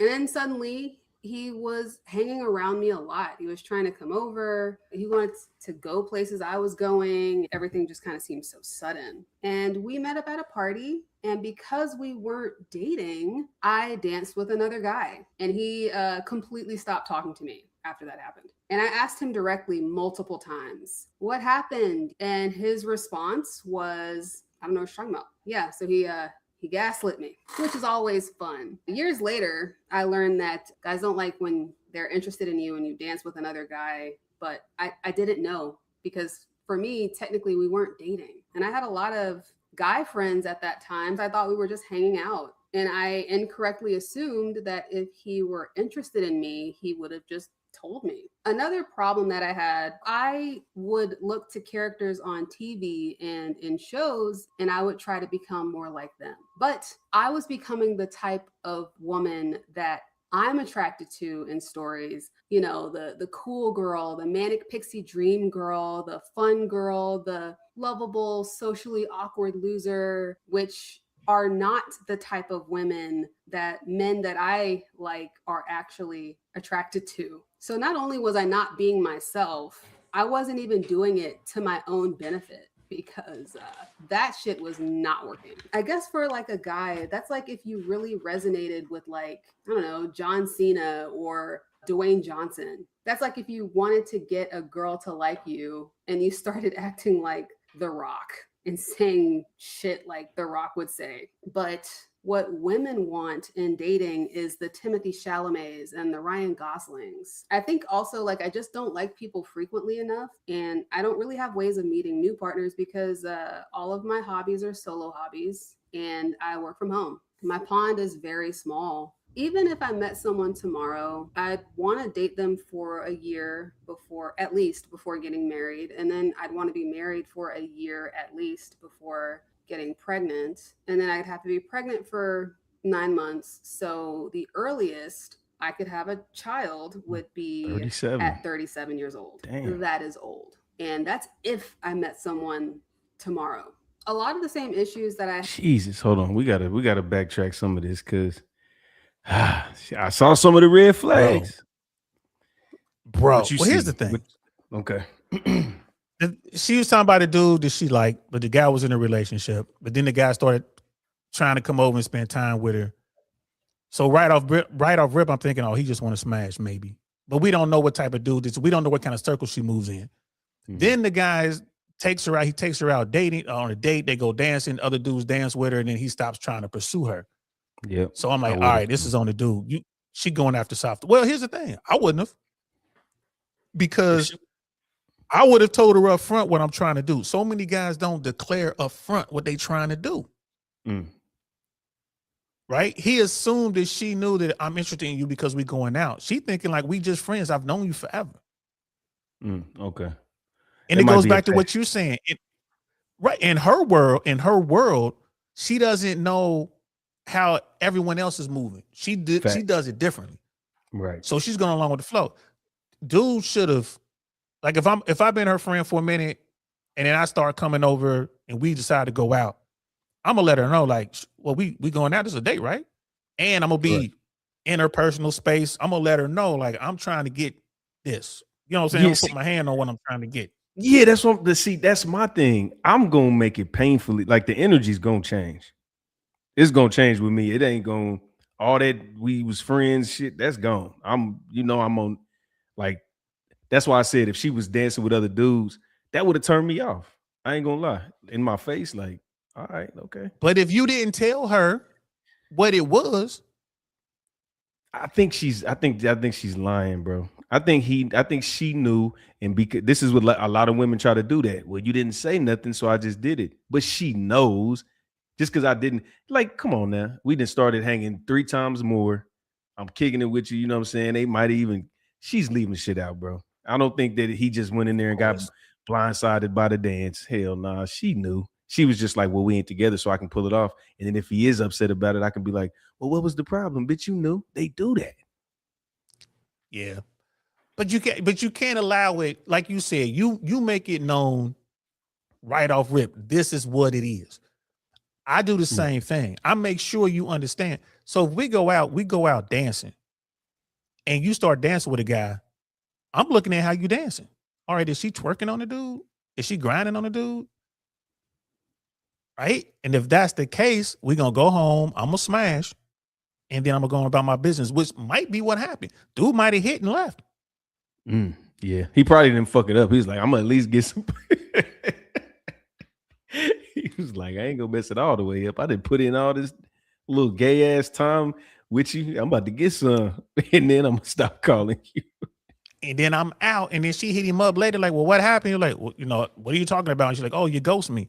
But like your people were saying, I think Blue Jay said it, like, you know, she's socially awkward. Yeah. She's socially awkward. So I put that on the dude. Like, you're gonna take her out dancing and she dancing with dudes and grinding on them. I put that on dude. Like, you gotta let her know, like, you with me, you can't be doing that. But he might just want to give her, like I said, I'm gonna give you as much rope as you need. Here's all the rope, cowboy. You can hang yourself with if you want. Facts. But I'm still gonna hit though. I'm still gonna hit. Yeah, that's us. Yep, that's man shit. Have in romance, I have in friendships. I'm a high context type of person, and most people don't need as much context as I do. If someone says something that bothers me, I tell them, hey, this bothered me. Why did you say that? But if it's the other way around, they don't tell me. They just stop talking to me. It's especially difficult being neurodivergent because a lot of that is just being very direct. I don't necessarily think to say things with a person's feelings in mind. I might just be trying to convey information, and then somebody will read something into my tone and I'll be like, what tone? And I always thought that. Have you noticed she hasn't used one black GIF? It's all Caucasian. The ghosting thing, it was two black guys in the ghosting thing that just happened. Oh, was it? It was two young brothers and one of them disappeared. Oh, okay, my bad. I'm trying to. I'm watching. Yeah, but it was one. I mean, I'm looking. It's like, where's Waldo?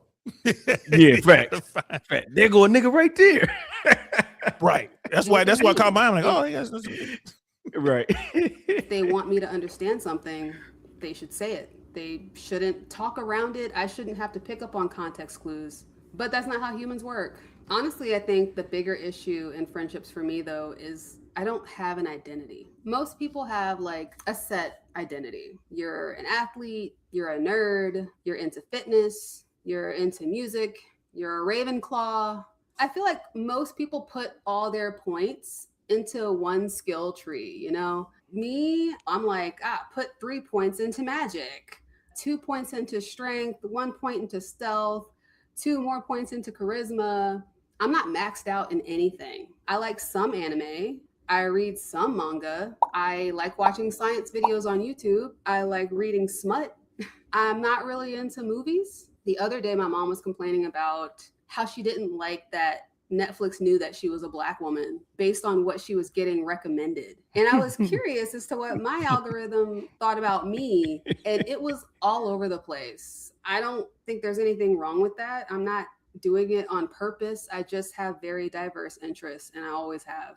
But most people aren't like that. Most people start heading in a direction when it comes to their interests. Then they meet people with similar interests. They listen to the same music. They dress the same way. They have the same hobbies. That never happened with me because I always get bored. I can be really into something for 3 months and then be like, all right, what's next? You know, I just don't really fit in anywhere. I'm like some type of pentagonal Venn diagram or something. And men don't, ladies, I'm just gonna throw this in there. Men don't like that shit. We like consistency and structure. Facts. This is why she's single.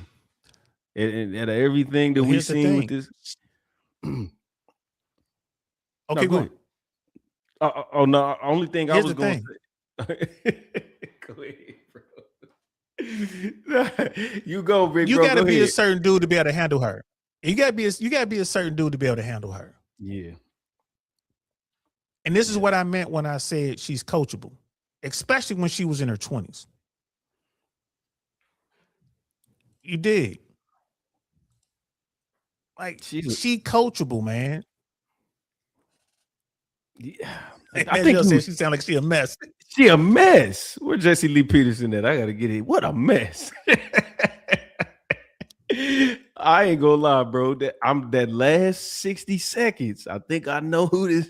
I know who she is now. She said she get bored. Like, look, any woman that tells you she get bored because somebody has an interest in something, you trust me, you ain't got no longevity.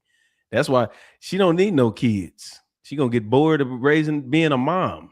This motherfucker gonna get bored. That's crazy. Anything she has to do consistently, she's gonna get bored. She ain't got bored with them dogs. She ain't got bored with them pets.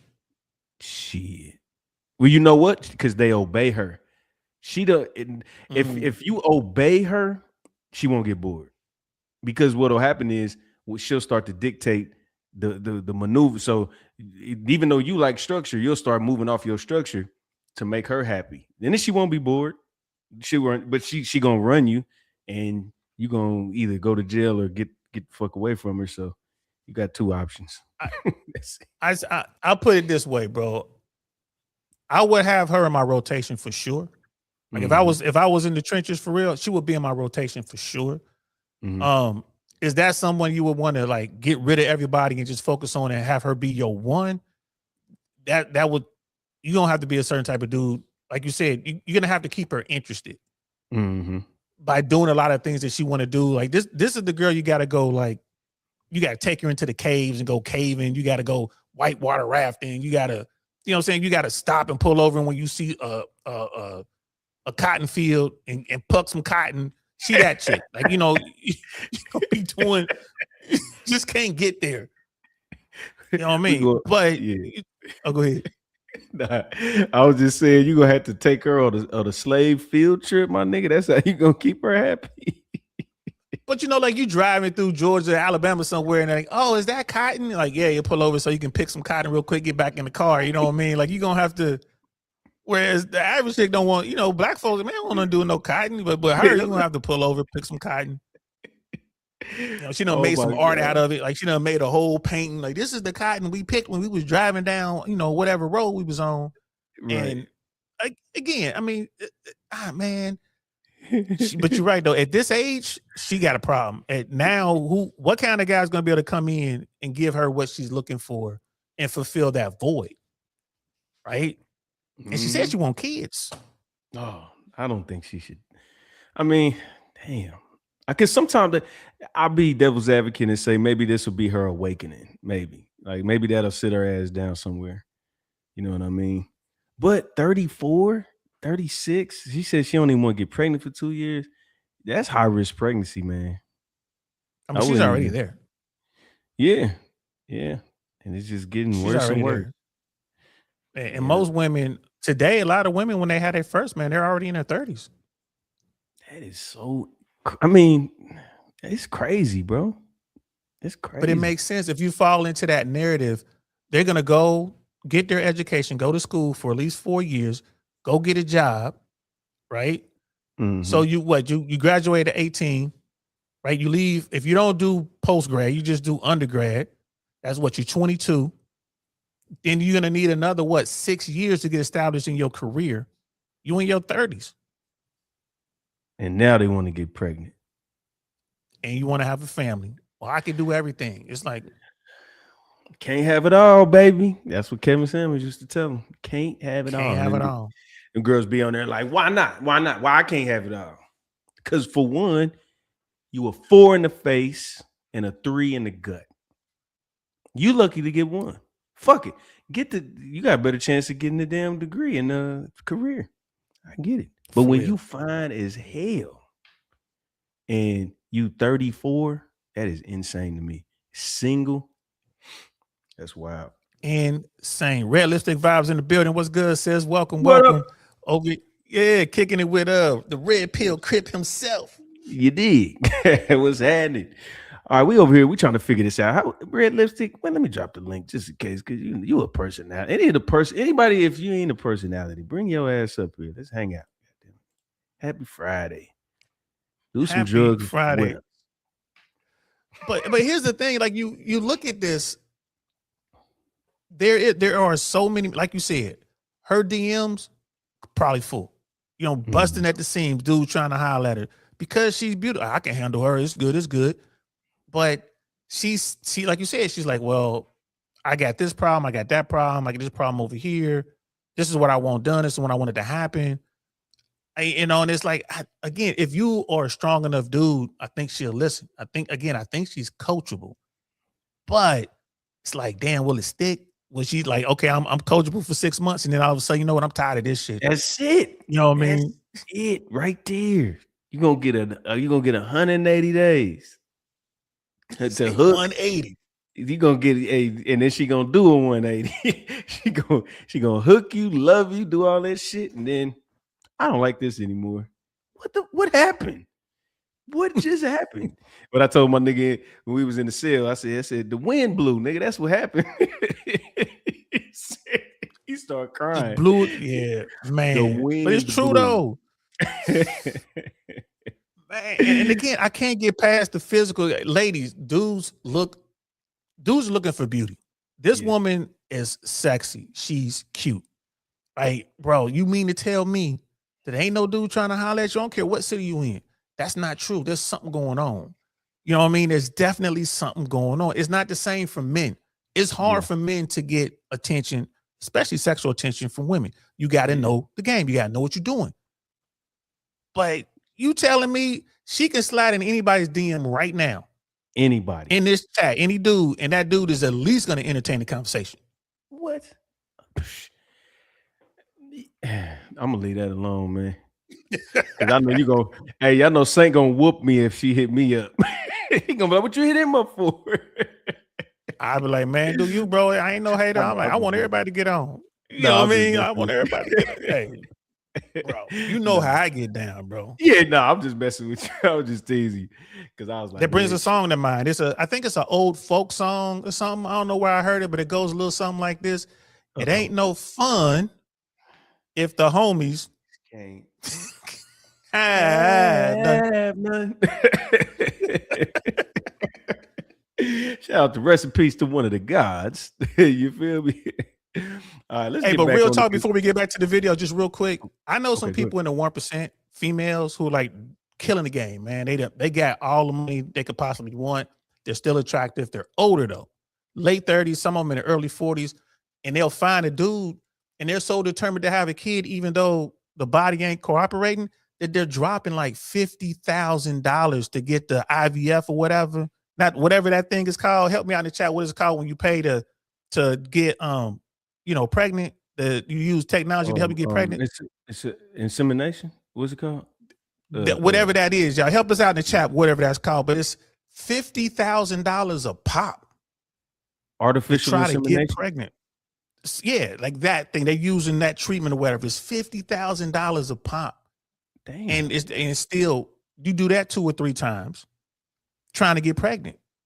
And it's like, ladies, you can't beat Mother Nature. This is why the red pill tells you get your babies and stuff early. That's the way the body was designed. It's hard to beat you can't cheat the game. Try to. Yeah, it's IVF. Thank you. Yeah. In vitro fertilization. Okay. Yep. 50,000 a pop, man. Jesus Christ. Just give it up. Man. Shit. And then you're gonna have That's to freaking spoon feed the kid for 15 years because it ain't come out right. That's on y'all. Or the kid gonna be spoon feeding your old ass. That's your grandma, nigga. That's my mama, man. Hey, I'm get on your ass. Like your mama need a diaper change, bro. What's wrong with you then? I thought that was your grandma, but change her diaper, bro. Facts. Yo, girl, that's why your mama wear Depends. All right, here you go, pretty lady. When you're always hopping from interest to interest, you're hopping from group to group, so you're not able to really build those long-term connections with people. And then a lot of the times where I do build like a strong connection with people, there's some aspect of it that makes it temporary in a way, like when you and a person are working at the same job and then all of a sudden you switch jobs. You were in an environment where you were talking to this person or seeing this person regularly every single day, but now you're not. And that time that you were spending with that person is completely replaced with something else. Now, if you want to see this person, you got to go out of your way to see this person. You can't just walk over to the desk and be like, hey, you want to go grab lunch? Or as you're leaving, you can't like stop by your cars and like talk for 30 minutes. You're not in the same world anymore. You don't know the same people. The stories that you're telling from work don't have the same impact because they don't know who you're talking about. You got to set the stage for them. And you could probably do it at first, but it gets harder and it starts to test the friendship. During the pandemic, I was making a lot of friends at the dog park in my apartment complex. And it was all because we were all working from home and we all had dogs. So we could spend like 30 minutes to an hour in the dog park just like talking to each other. But once the world opened back up, people's social circles shifted, you know, they're back doing stuff at work. People moved. Like I said, you keep up with those people at first originally, but as time goes on, those relationships with those people kind of fade. Speaking of jobs, I've been unemployed for 5 months. I got laid off from my last job because we lost a big contract and like a third of the company lost their jobs. So it wasn't personal. I've been applying and the jobs that are calling me back are all below a living wage. And I can tell you up front, I am not financially ambitious. I don't plan on being a millionaire. It sounds very stressful, actually. I really only need enough money to live, to pay my bills, save for retirement, go out for a nice dinner every once in a while, buy a bottle of wine once a week. That's really it. I'm not trying to travel, you know, a whole bunch or buy a Mercedes. I drive a Kia. I have a one-bedroom apartment. I just want to feed my dog and buy bubble bath. And feeling like I have to go to a soul-sucking job just to maintain that very basic lifestyle feels so draining. When I was in college, I went to school for fine arts. I wanted to be a graphic novelist or an animator at Disney or a storyboard artist. I loved storytelling and I wanted to learn the artistic skills to be able to do that. And you know what I imagine my life would be like? I thought, you know, I'd work in an office and I'd have colleagues. We'd all talk and make friends. Mostly, I pictured my office looking like the office from Just Shoot Me. I know nobody has to remember that. It's super obscure. It's from the 90s. That was my first introduction to David Spade. Probably for the rest of you, the only thing you know about David Spade, which you probably might not have even known, is that he's the voice of Cusco from The Emperor's New Groove. But, you know, I thought I'll get a degree. I'll get a good paying job. I'll work with other creative people and everything will just work out. I genuinely thought that that's what adult life was going to look like. But what I did not realize was that I was a neurodivergent introvert with ADHD. You said too much big shit. Let's unpack some of that other stuff. Well, Man, somebody neurodivergent. Anybody want to say what that is? What the hell is that? Introvert. Man, I don't listen. She ain't go outside. She was raised in that timeout. Everybody gets a trophy. You know what I'm saying? Yeah. Environment. I think she was like in the first wave of that. This is why I think that's so horrible. She wasn't told that life is hard. She's got it in her mind. It's going to be a certain way. And she just has no way of adjusting. This is, man, this is the type of woman that needs a guy that's so strong that he can just kind of keep her in line because like he's like Jupiter is so big that anything gets close to Jupiter winds up in his orbit. That's what she needs. She needs a Jupiter in her life so she can orbit this one dude, and the guy's gonna make everything okay for her. That's what I think it is, man. She's still fine though. She probably got some good, you know what? Because she's crazy. She is. You are right, man. She is crazy, but I don't think she's gonna hurt nobody. But she is crazy. I ain't putting that past her, man. She remind me of my ex, man. The way she talking. Oh my God, one of them free spirits, man. I don't know, but it's the way she was raised, man, and she didn't have to deal with the reality of life. Like if you come from the hood or anywhere close to the hood, you see violence. I think she grew up in an environment where she didn't see any violence. It's before the active shooter thing, so you know what I mean. It's like it's like the equivalent of her growing up in Mayberry and the rest of us grew up in Compton. You know what I'm saying? Like that's right. Yeah. She don't know. She really just don't know. Damn, that's crazy. I mean, it's scary for real. You really got people out here that it's just like every attribute of being an adult is just, oh my God, it just sounds so treacherous, and I can't do it. And it's like everybody wake up and do it. Your neighbors. If you got 1,500 people in your complex, $1,400, 14,986 do it. You're the only one up in there with no, like everybody does it. And it just sounds crazy to her. Like, that's wild. That's where it is, bro. I think that in her mind, like she said, my life was going to be like this TV show. She literally said it. My life was going to be like this TV show. I'm going to have all my friends there, and we're going to do the same stuff that we always do. We're going to have this amazing life, and then I'm going to find a husband, and then we're going to have kids. This is what she was like programming into herself. Then you get into the real world, and it's nothing like that. Like, it's nothing like that. She's living through, and she's still like, for real. Yeah.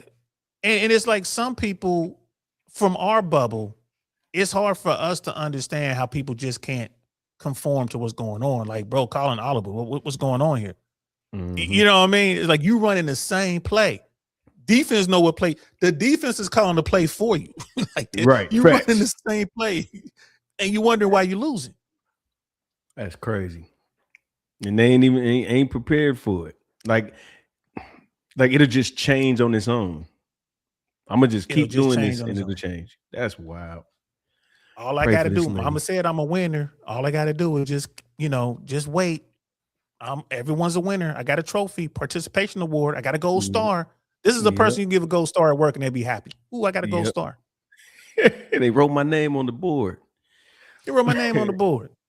Me and you, we balling up that paper and throwing it at people. Like, what does this mean? Yeah. A gold star, right? Where the bread at? Yeah, where my bonus check? Gold star, my ass. Y'all better go get that money. Get that paper, man. But okay. So let's hop into pretty privilege real quick, because I think that she suffers from this, and this is why it ain't kicked in yet. Because she can still go out. I know she says she don't go out, but she probably go little places. And people just pay for her shit for her.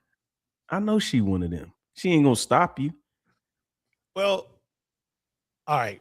I can agree with you a little bit. When she was 19 to about 24, yeah.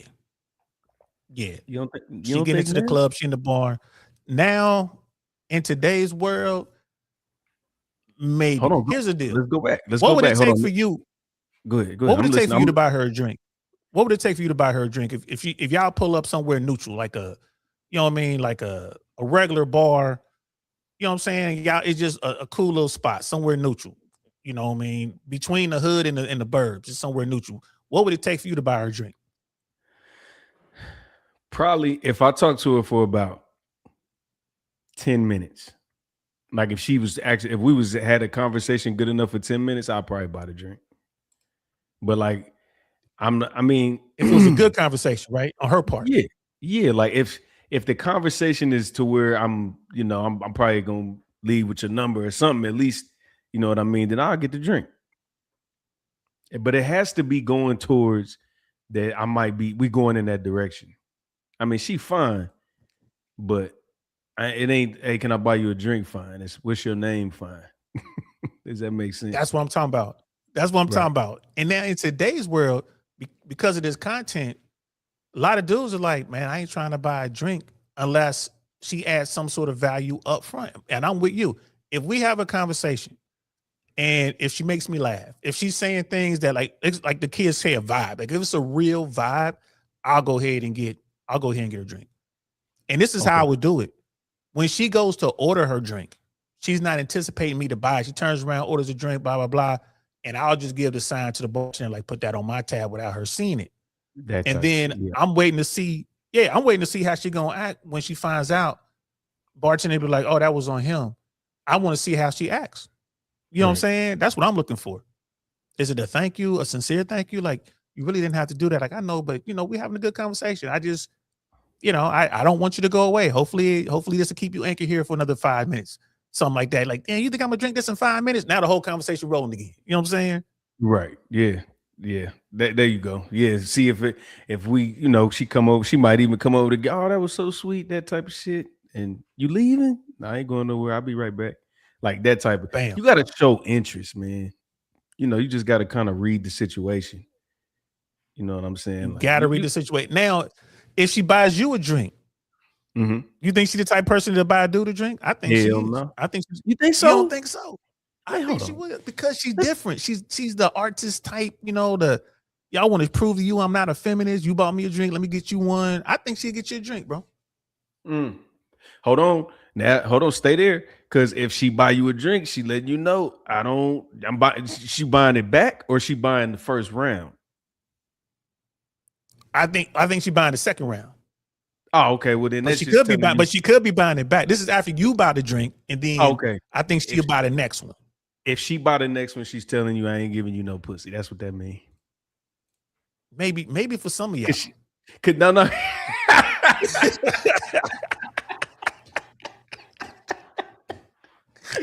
Hey, hold on. She trying to even it up because she don't want you to be like, oh, you bought me a drink. You think you about to get some. Hold on. Let me buy it back. So now we back to even, and then she can skate up out of there. That's what I'm saying. But I get what you're saying. Hey, look at what Miss AKA lady said, though. Look what Miss AKA lady said. All right, hold on. Let me hold on. Where'd she go? Okay. She would definitely buy you a drink. That's 100% her vibe. Damn, I'm not getting. Let me watch some more. Let me go back because y'all seeing some shit I ain't seeing. Let's see. See the nature girl, but she's not a city girl. She's not the girl wearing tons of makeup. She's not the girl wearing the over sexualized clothes. She is the nature, the cool. She's the girl gonna sit there and want to talk to you about what games you playing. She the gamer girl. She the gamer girl. Okay. I don't know, man. Yeah. Okay. All right. Hold on. Let me keep looking because now I'm looking. To work in an office environment that requires you to not be those things. My nature was not compatible with the life that I was trying to build. And I didn't really figure that out until I had already graduated and started working. I am fundamentally incompatible with office environments. Work is not intuitive to me. What'd she say? I'm fundamentally what? Say it again. Hold on. Run that back. I figured that out until I had already graduated and started working. I am fundamentally incompatible with office environments. Hold on. See, this is what I'm saying office right there. That should have pissed me off. Why you saying that? Just say you don't like the office. Why you doing all that extra? But that's who she is. That's her word. I know. Now, if you said really some shit like that, I'd be confused, bro. But if you said something like that, I'd be scratching my head. Like if I said some shit like that, you'd be like, huh.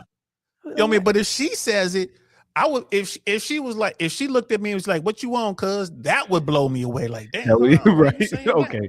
That makes sense. I'll be like, this everything she talk. But see, now remember, she gonna start saying 5-syllable words while y'all arguing. It's gonna piss you off if you don't know one of them.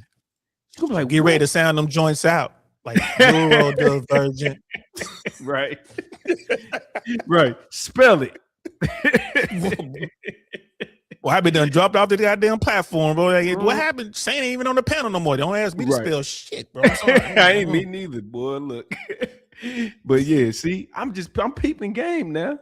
She's saying a lot. Is not intuitive to me. Like I said before, I need a lot of context before I can fully grasp a project. If somebody says, Brianna, I need you to build a house, I have questions. What type of house? Do you want a townhouse? Do you want a single family home? 1 story, 2 stories? How many bedrooms? I feel like managers want you to just intuit the needs of the company, of the business, of them, of the job. And they kind of want you to just read their minds. They give you an assignment and they want you to just go off and make it happen. But I can't do that. Something else I hate is office politics that are at play. When you see it on TV, all that drama and office hygiene seems like fun until you're in it and it's your job that's on the line that is paying you for your lifestyle. Then it's horrifying. I've been in situations where I had a terrible manager who I was afraid to say anything about because I was afraid that I was going to get fired or I was going to get in trouble. The worst manager I ever had called me a hoe in a team meeting. So I'm going to set the scene. My manager was a Black woman, which I would have thought so much more of her, for her to put me, another woman, in this situation. And there were 2 other people present. One was a 50-year-old Pakistani man, and the other was a Black guy who was around my age. See the nails? Bro, they look good, but they ain't crazy. Yeah, they ain't too bad. Okay, I'm just making sure. She ain't got the talents. She ain't got the talents out there. She ain't on this. She can actually scratch. She ain't, you know what I'm saying? Yeah, she can white. One was a 50-year-old Pakistani man, and the other was a black guy who was around my age. We had actually went to middle school. Look at that. No crazy colors. Nice little French tip. And them her nails. She ain't, you know what I mean? Them ain't, you know what I'm saying? No acrylics or nothing like that. Them her nails. I bet you. Ladies, am I right? I think them her nails. What y'all think out there? I messed up. Sorry. I got a touchscreen computer. I tried to zoom in with my finger and fucked everything up. Well, you about to fuck up the Artemis too, but you done messed up some shit on his computer. Like something's wrong with Artemis too. Right. Did you tell anyone? Nigga on this podcast done fucked up the trip to the moon. Fucked the whole shit up. Cupping the in the Oh, back. there we go. Perfect. Okay. That's her nails? Them hers. Yeah, them hers. Look at Wanda. One of them hers. Women know. Them hers, bro. Okay. Them ain't no acrylics. Okay, but Pockets cupping the booty of our director. My director loved her. I just wasn't trying to put the spotlight on me. I was already struggling with the work as it is. Even though I had 2 witnesses there, I didn't feel comfortable. And then it's like, I tell on my boss and I tell that she called me a hoe in this team meeting. She's not going to get fired. She'll probably get slap on the wrist. She'll get reprimanded, and then she'll still be my fucking boss. So I started looking for another job, and I got the fuck up out of there. That's the type of shit that I am not. Oh, it's coming out, that profanity. I had an interview 2 weeks ago. See, hold on. No, I'm staying right there. See, when she get upset, look, it's coming. Look, prepare for this. Watch. And then she'll still be my fucking boss. So I started looking for another job, and I got the fuck up out of there. That's the type of shit that I am not eager to go back to. I had See, nah, hell no. I don't play that. Don't be cussing like that. Cause that's when she get irritated, she get to using profanity. Nah, that's a red flag for me, buddy. I don't like that shit. Says the attitude. Yeah, and the chat is saying that the chat is split. They might be real, but they saying they might be, you know what I mean? They might be bought. So with that one shot with her hand like that, like I said, women be knowing. That's why I be asking them real. I be asking about BBLs too. Is that a BBL? Especially my girls, my exotic dancer friends. I be asking them like, yo, BBL. Right. They know everything. You know what I'm saying? We're like, yeah, it's a good BBL right there. Like for real, like, yeah, she didn't leave America. She got that right here in the US. Like, okay. Dr. Miami. Yeah, Dr. Miami. It was that person that was putting cement. They was using cement, concrete and putting it in their ass.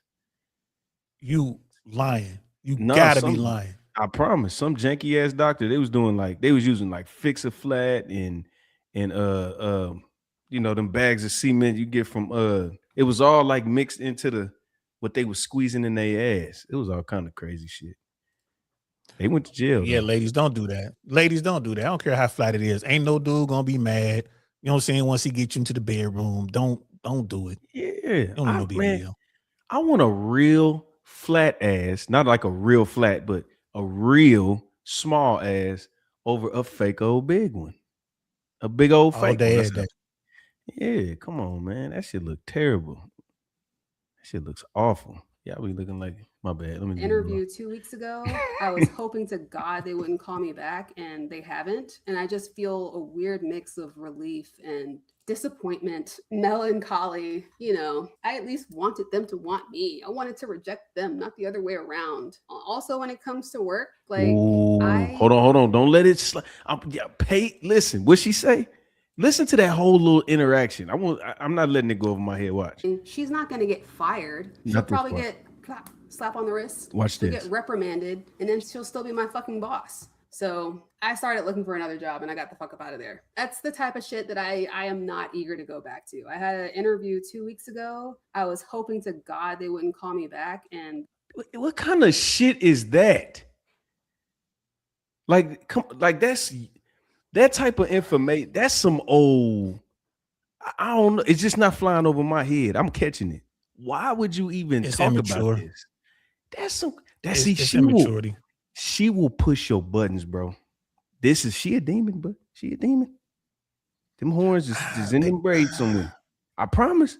Listen, I went on an interview and I was hoping they didn't call me back. She the type of woman that'll look at her phone, just if they did call back, and just be like, and it will make her, she'll take a shot. She'll go open a glass of wine, feeling victory, not picking the phone up. This is a crazy bitch. Telling you. They haven't. You And got me. I can't say nothing. Mix of Telling relief you, and bro. disappointment, melancholy. You know, I at least wanted them to want me. I wanted to reject them, not the other way around. Also, when it comes to work, like I cannot work in an environment where it feels like people can like just watch me and see what I'm doing. I hate when I'm working in an environment where people are walking behind me a lot. I can literally hear and feel the presence of every single person walking behind me, and it gives me so much anxiety. And I'd go to my managers and I'd say, hey, is it okay if I like sit against the wall? There would be seats available, or with my back to the window. And they would always say no. And you know what? The one time that I was actually able to sit in a corner and my back was like facing a window, I got 2 promotions in 6 months. I feel like that clearly says when I am in the right environment and I have the right setting, I can thrive. They don't want to listen. They don't. You can't just pick the environment, woman. That's not how life works. That's just like me going outside and be like, I'm 20 minutes from my job. I only got 15 minutes in it. I'm gonna be late if I don't get there. And it's a 30-minute drive, but I got 20 minutes to get there. And I just want God to move if all the cars move out the way, then I'll be there on time. Like, shut your goofy and line up all the lights. Yeah, please. I need all the lights to be green. I need, you know what I'm saying? Like, this heifer. Give a fuck about me. I think she's frustrated. I think she's venting, bro. She's venting.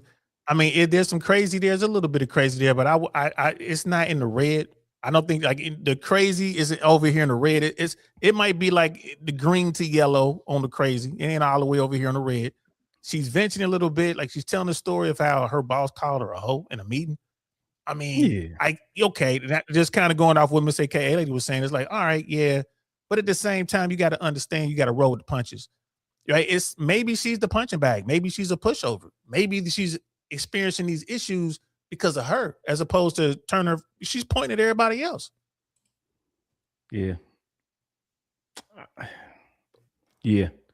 I'm rocking. Look, I like this because now, you know, I try to take 5 points, you give her 3 back.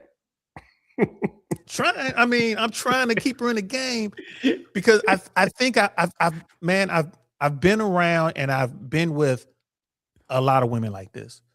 Okay. And most of them are just, all bullshit aside, they're scared. They understand what's going on. They might not know what the wall is, but they understand they're getting older. Yeah, they're still cute, but they're not getting the free drinks as fast as they used to. Like they actually gotta I gotta have a conversation now. The dudes used to run up with the drinks. Now I gotta have a conversation, right? The dudes are making eye contact and she's thinking, ooh, they're looking at me, and they realize the guy's looking at the young chick behind them. And then you kind of frown because you're thinking like, damn, I thought he was looking at me. I think she's wise enough to see that things are changing. Maybe she doesn't understand why, but she understands they are. And she's venting and, you know what I mean? She's looking for some attention. That's what I think it is. Like I said, all people are crazy. Women, y'all know y'all wild, but I don't think she's in the red. I think she's still over here, yellow, green, over here, mostly yellow. But but you could be right. I could be wrong. This is why I'm dealing with a crazy chick in the California family court system. She got me. I feel you. I feel you. And you ain't. I'm in the Van Nuys court, and you ain't. So I'm just saying, y'all might want to listen to Cr1p. I'm just paying attention, y'all. I could be, like I said, I could be tripping. Look, Miss AKA lady said, a demon. Come on, bro. She has a chill personality. She hasn't figured everything out and definitely has room to grow. But demon is off. Okay. All right. She's not a demon. What's right in between? What's right there? I'm with my sister right now. Miss AKA lady. I think she does have this is the woman she'll come to the party. She'll get there early. She'll help set up. Have a good time. She won't be tripping. When the party's over, she'll stay later and help you clean up. that's who she is. Okay. And maybe she's doing it because she likes you. But she's too afraid to tell you, and she's hoping that you realize it. And then, she done ran across a couple demons. I ain't gonna say demons, but some dudes with real game that went ahead, just like in what was that, Boomerang? Just like that shit, the Halle Berry character. Yeah. Okay. Damn. You gonna give her Halle Berry? I was gonna say Robin Givens character. I was saying character. You think she's more the Robin Givens character? Hell yeah. She done left a nigga 200. She left a nigga 200 on the nightstand and left. Nah, I think she's more of the. No, she's definitely the Halle Berry. Remember that scene when David Allen Greer thought he was trying to, like, you know, they were friends and he thought he was gonna get more, and they started speaking these crazy Asian languages or whatever. Yeah. That's Brie. That's Well, her. Robin Givens is just too. Yeah, she's cold. Robin Givens was the cold, like she was like the female dude. Like she was like Yoda with her shit. Like, you know what I'm saying? Yeah. Like she was Marcus. She was Marcus, but she was a female. She was him. She was Eddie Murphy, but he finally met him and he had to realize what he was doing was messed up. See, I don't know. I think she's putting on a show, y'all. I'm not saying 100%. everything y'all. I think y'all observing everything from the video. I think I am. Y'all the good cops. Y'all in there like, well, she said she wasn't at the store during the time of the shooting. And I'm gonna be like, let me see your phone. I go in there, rough her up a little bit. But I told y'all this bitch did it. See, you the detectives, man. That's that Law and Order. Dun dun. Like, nah, I like her, man. She did it. Now let's go. Let's go run her. Let's run the lugs, man. See who she was talking to. Let's run down her, pin down her timeline. Right. I'm gonna get her. I'm gonna have her in there like Menace to Society. You know you fucked up, right? Bro. You know you fucked up, don't you? They sit back. Having it like the first 48 when you just scoot up right next to her and put your arm on her, like you just want to just go ahead and tell her. You waiting for her to say, just give me a cigarette. That's you waiting for that cigarette moment. Yeah, let me light it for you. Go. Here we go. Give me a cigarette. I tell you everything. Go ahead. You know what I mean? It was J-Rock. Right. It was J-Rock and them, man. It was in the Crown Vic. Right. Yeah. It's a purple Crown Vic. The license plate say I did it and everything. Not a purple Crown Vic. Like niggas purple Crown Vic. Right. There's only one of them in the city. We stayed at we started at J-Rock Mama House. It was 6:15 exactly. You know what I mean? They gonna run the whole thing down. Crazy, man. Go, hey, that's what. See, I don't know. That's why I like. I talked to my boy JB Reacts, and he would tell me he like sometimes it'll be like the Tiger Woods story. He'll be like, if he gets on the internet and he sees 2 or 3 people already did the reaction to the video, he don't want to do it. I said, no, that's what reaction videos are for. People are fans of you because of your opinion and the way you react to that video. They gonna watch that video 6 times because they like you. Yep. They like Angry Man. They like Saint. They like Red Pill. They gonna watch the same video, and you gotta react. That's me. I think it kind of makes me stand out a little bit the way I overlook at shit, and I kind of see shit that I'm not saying I'm cold or nothing, but like I just see little shit. Like she said 3 cuss words in a row. I caught that. I ain't ready to convict her over the curse words though. Like, I ain't mad at that. It just was shows the timing. She the gamer girl. No, OG, it was the timing. It wasn't the fact that she cussed. That's cool. I get it. Because she hasn't cussed a lot the whole time. But when she got in her feelings and started talking about something that got her blood rushing a little bit, she got to cussing. So I'm like, oh. So when you get in heated debates, when you have a back and forth with your partner, this is what it looked like. That little cute, sweet shit, that shit go out the window. Yeah, I mean but that's true with everybody though. You're gonna get into the real, and that's another thing too. This young lady doesn't understand it takes work to have anything, and it takes work to get everything, which includes that relationship. In your mind, you think I'm gonna have this perfect TV relationship. Nah, you ain't seeing what goes on doing a commercial. That's where the work is being done. Like, and I think that's her problem. Like she doesn't understand. It's a lot of people out there who really don't understand that the world is fucked up. That's the best way. And they go through life like this, like, bro, the world is fucked up. And you go see something like, how many times you been somewhere with somebody who ain't used to our environment, and then somebody get their head split or somebody get popped, and you looking there and they looking at you like you don't even seem concerned. Like, oh yeah, this ain't, it's over. They stopped shooting. Like we good now. Yep. And they like, I can't believe somebody they don't know how to handle it. I think that's what she is. She's in a space where she's not ready to accept how tough life is. And her idea, I'm gonna be married and have kids and all this type of dude, like, baby, there ain't nothing that gonna happen if you ain't ready to work on it. And she ain't ready to work on it. Yeah. Yeah. Because she don't think she doesn't see the flaw in what she's got going on.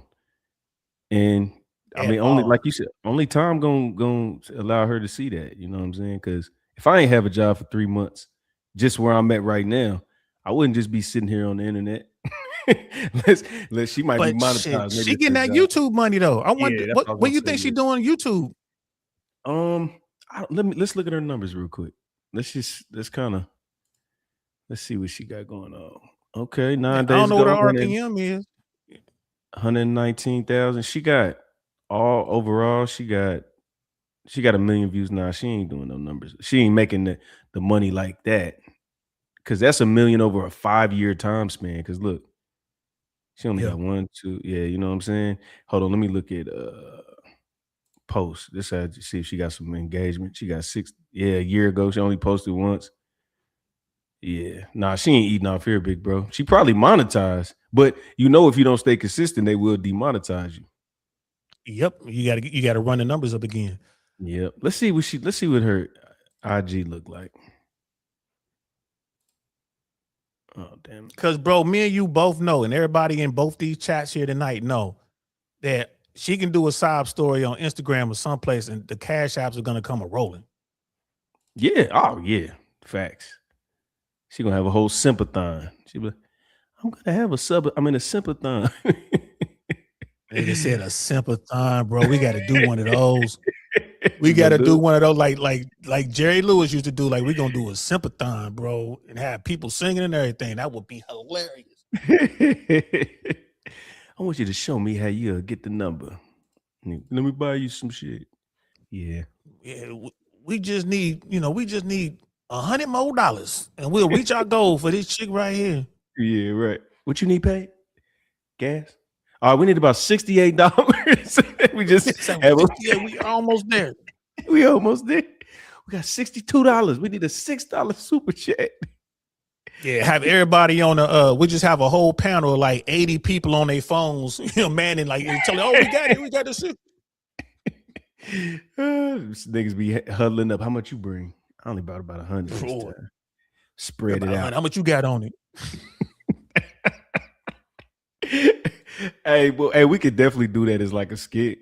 We might have to talk about that. Sympathon. It's coming, guys. We're gonna get that together. Yeah, facts. Niggas be, I can't wait to trick off. Okay, hold on. She's not doing too bad. She's not like, that's cute. You know what I'm saying? That's cool. She look like a bull dyke on that one.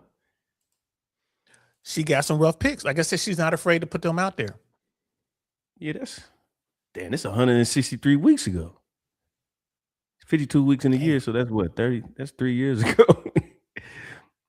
got a cat. Oh, see, look at the thighs. See this.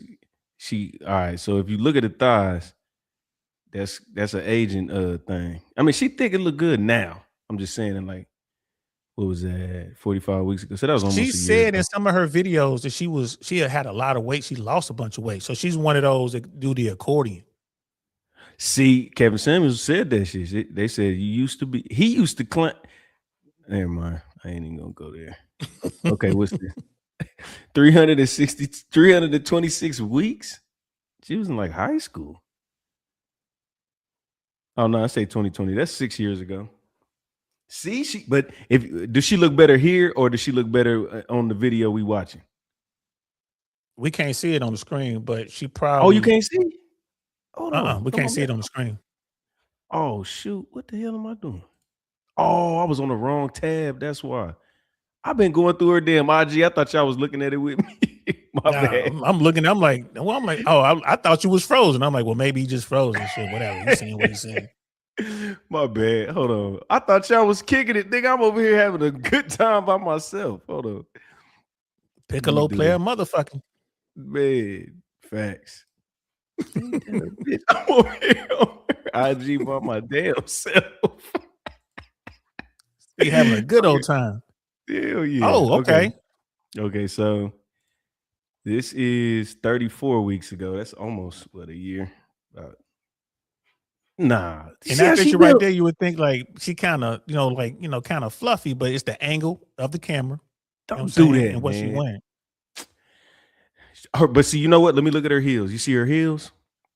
Her feet fit right in that heel. It ain't hanging over. It's like right there. That's a A1.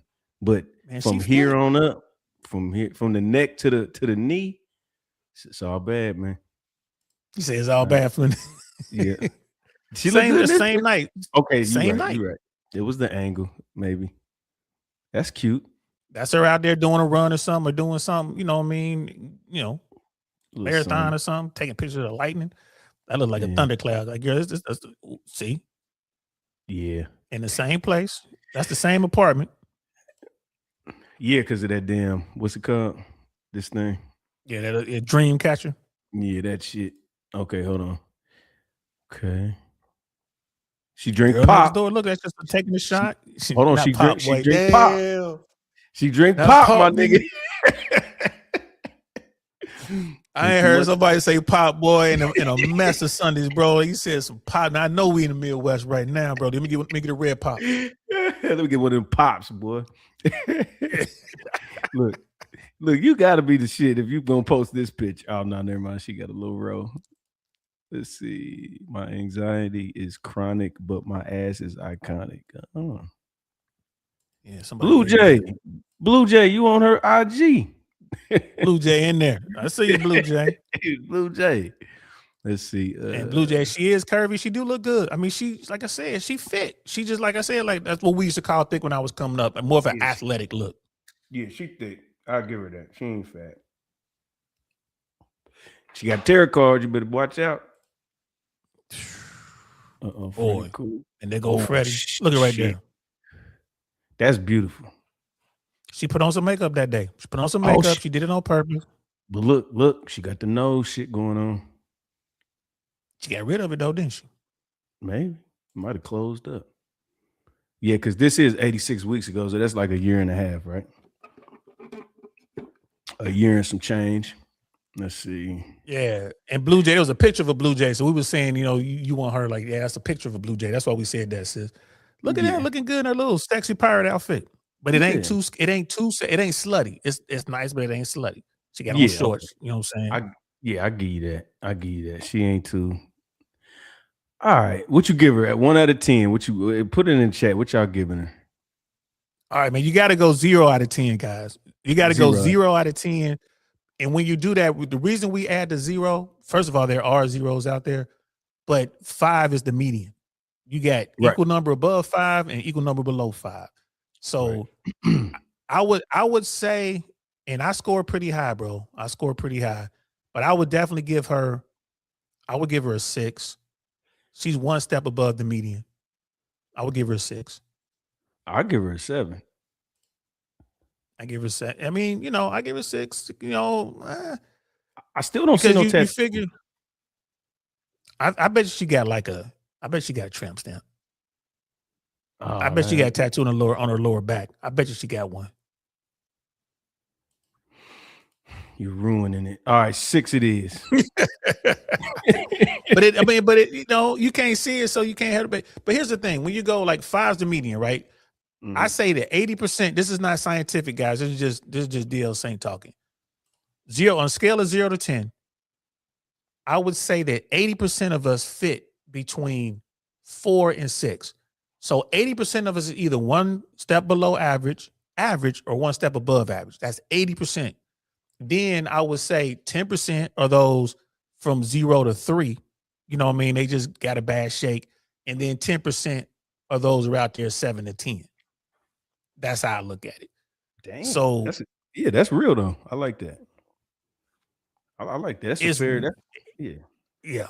It's really hard to be it's really hard to get up there in that top 10%. But the 7 is a fine motherfucker. People don't realize, like, when you really score it right, 7 is 2 steps above the median. Yeah, facts. That's a B-, ain't it? What, a C+? C+. You know what I mean? Yeah, that's something. Shit, you get to go to the next grade with a 7, with a 5. Exactly. You stuck in the same class. But no, Miss Lady, I was looking to critique it, but I wasn't necessarily looking for something bad. I was just, I guess you're right. I think I am hating. She got me. She fine. Hey, I Look, love Bree ladies, bro. fine. You checking me? Yeah, yeah. Thank you, Hey, Mr. Miss A. AKA ain't no joke, man. That's my people, man. She out here in Central Florida too, man. Like when we finally break bread, you know what I'm saying? I'm sure I'm gonna come out there, then you come out here. You know what I'm saying? I'll let Miss AKA lady know you're here. Matter of fact, I probably set up a show. That's what we'll do. I'll set up a comedy show. So at least, we out here, we're gonna have an event. We get plenty of footage and everything. And it'll be a good time, bro. Because we have fun when we do our, we get out there and do our stand-up. But I'm here to tell you, man, like little short, like Bree is fine. She is fine. If I were like 15 years younger, right? If I were in a different situation, I would definitely holler at her. I would definitely try to see what's up. Now, once you start talking to her, you might find out you might be right. Like, oh damn, she is crazy. Like, this is a problem. Let me bail out. You know what I'm saying? It only like you said, it only take a few times, and you see that, like, some curse words come out. You know what I mean? She didn't start calling you a motherfucker or whatever it is, and like start getting mad for no reason, and then it's like, all right, Houston, we have a problem. Yeah, you move on. Yeah, because I ain't gonna be too many motherfuckers. I can't do that at this age. I can't be around too many. Somebody calling me a motherfucker all the time. But you know what? I think what I was doing is I'm actually trying to critique the fact she's 34 and single. So I was looking for the flaws. I had you right. I was, because I'm trying to make it make sense. Because if it's just aesthetics, she good. She should be locked down on her 10-year anniversary. But it's something going on. She don't got no. 100%. She got a she don't. I don't know. She just seem a little quirky, and like y'all said, she's just from a whole different world. And that world, the world she came up from, don't align with what she's in. You know what I'm saying? She's a foreigner. So I put it on the hypergamy side. I think that, like you said this straight away. She done passed up 3 husbands already. Mm-hmm. There's dudes out there that like 100% love her and everything about her, being quirky and would do anything for her. It's like, maybe she passed them dudes up. She didn't see them dudes. She was chasing something that she didn't necessarily qualify for. You a 7, you out here trying to get you a 9 or a 10. Yep. And they smashing, but they ain't putting no rings on no fingers. Whereas a 6 or a 5 will be in love with you right now, with you doing whatever you want to do. Like I said, going cave exploring and, you know what I'm saying, swimming with the seals or whatever, which is a bad idea, y'all, because sharks eat seals. But anyway, he will go out there and do that. So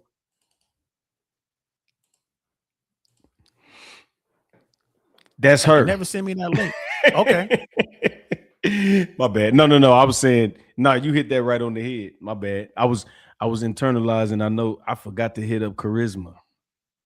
Ooh, Charisma would have been perfect to have up here with our critiquing.